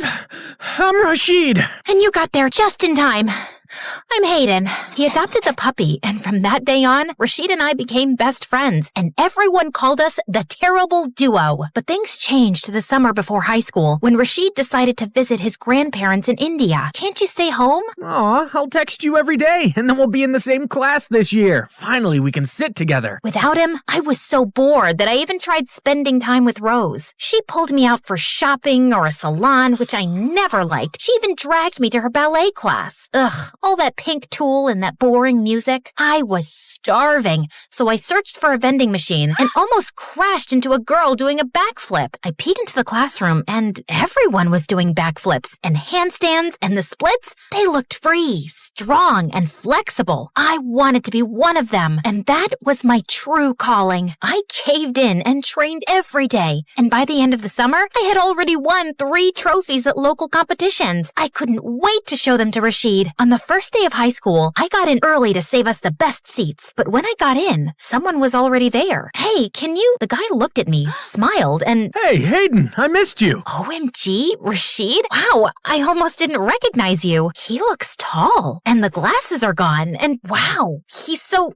No, he's the same guy as before. Don't act all weird around him now. Every time Rashid looked at me, I felt myself blushing, and if we bumped into each other, my insides turned into a giant knot. I needed bug spray to kill all the butterflies flying around me, and I felt so jealous when I saw all those girls falling for him and fighting for his attention, though he dodged the swooning like a ninja dodging throwing stars. Ugh, I don't know what to do. What if he decides to date one of those girls? Try to give him some hints and see if he likes you back. So I decided to put Rashid to the test. I left my lunch at home, and he shared his with me, but then he did the same for my classmate the next day. And when it started raining, he also shared his umbrella with me and my sister. Why does he have to be so nice to everyone? Ooh, I smell heart trouble. My sister has a crush on her best friend. How predictable. Unfortunately, he likes girly girls. Girls like me. He sees you as one of his buddies. I was crushed. Not only did he not like me romantically, I wasn't even part of the competition. I liked the person in the mirror. I liked that I was strong enough to walk on my hands, or that I could sleep more in the morning because I wore no makeup. And then I decided that if Rashid liked those girls, I could be one. And like Cinderella, I just needed a fairy godmother to help me with the transformation. Or rather, will you give me a makeover, sis? OMG, I thought you'd never ask.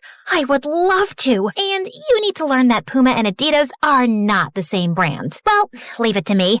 I'll take care of your closet. Suddenly, Rose turned into a whirlwind. She plopped me in front of the mirror, pulled out brushes and paint, stuffed me into tight clothes, and gave me the highest heels to wear. Are you sure about these? Maybe I can still wear my sneakers. Do you want to catch a boy or not? I was shocked. Was that even me? Rose had certainly transformed me, but I wasn't sure it was for the better. It's okay, Hayden. Think of this as an undercover mission. I thought being a girly girl would be a breeze. Boy, was I wrong. I had to do this awkward, clumsy walk because of that dress. And of course, I missed the bus and got to school late. As if that wasn't bad enough, when I walked into the class, my dress tangled on my feet and I stumbled, but thankfully Rashid was there. Oh, Hayden, you look... magnificent, majestic, breathtaking? You've got lipstick on your teeth. I didn't know you were into makeup.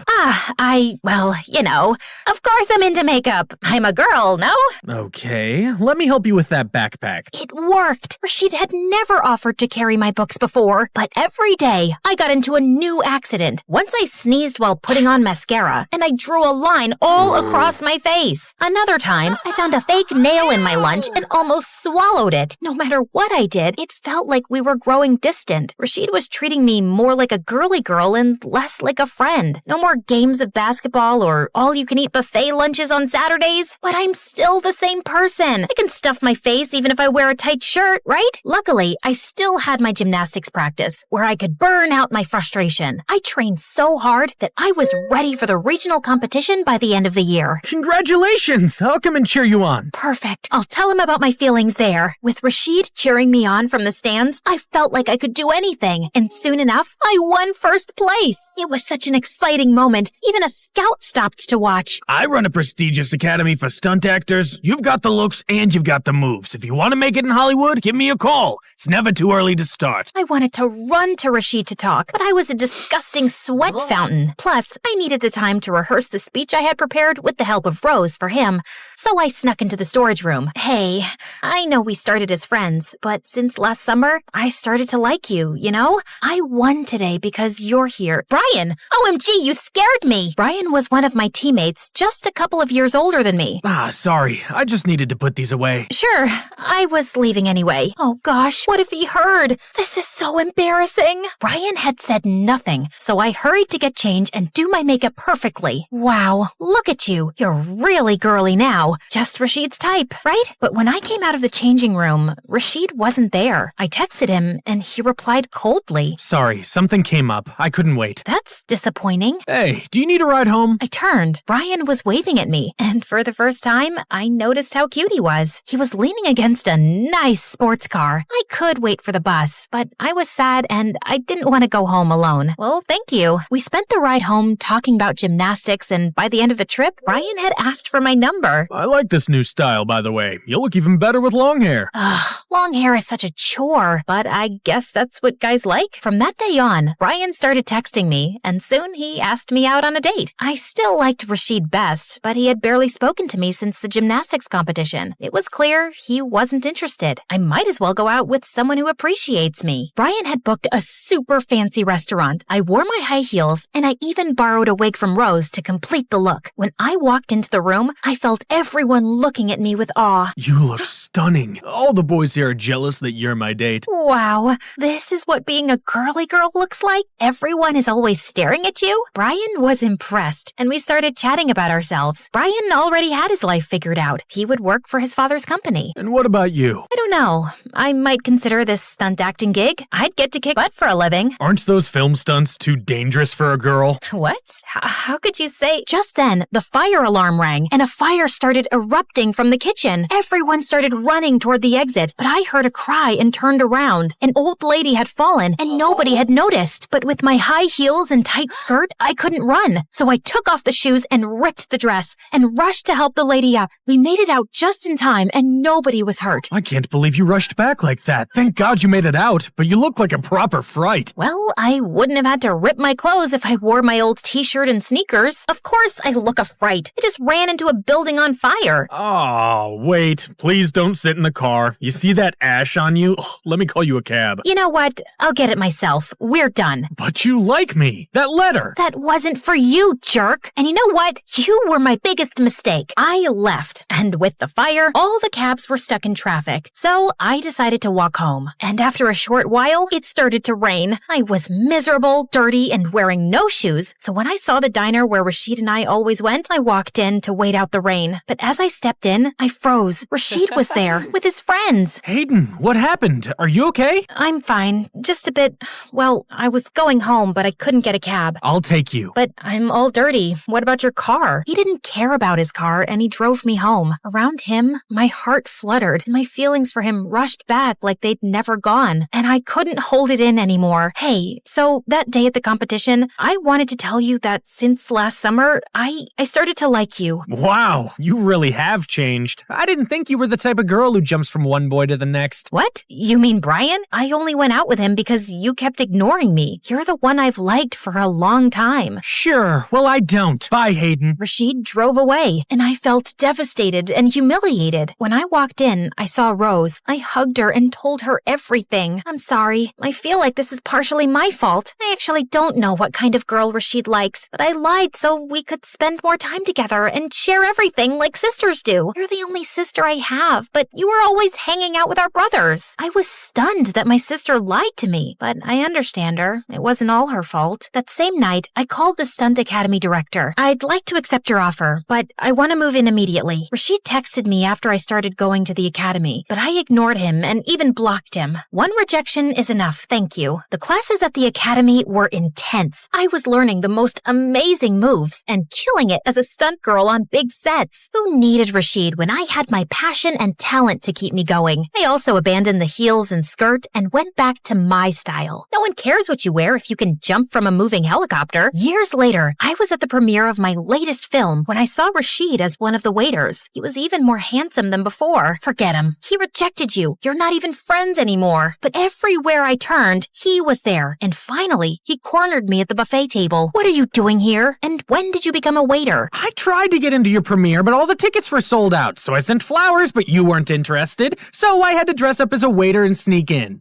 Whatever. Hayden, please stop running. Talk to me. At least let me explain. You were very clear the first time. Look, when we were at the competition, I overheard your confession, and I saw Brian, so I thought it was for him. When you confessed to me, it kind of made me feel like I was your backup plan.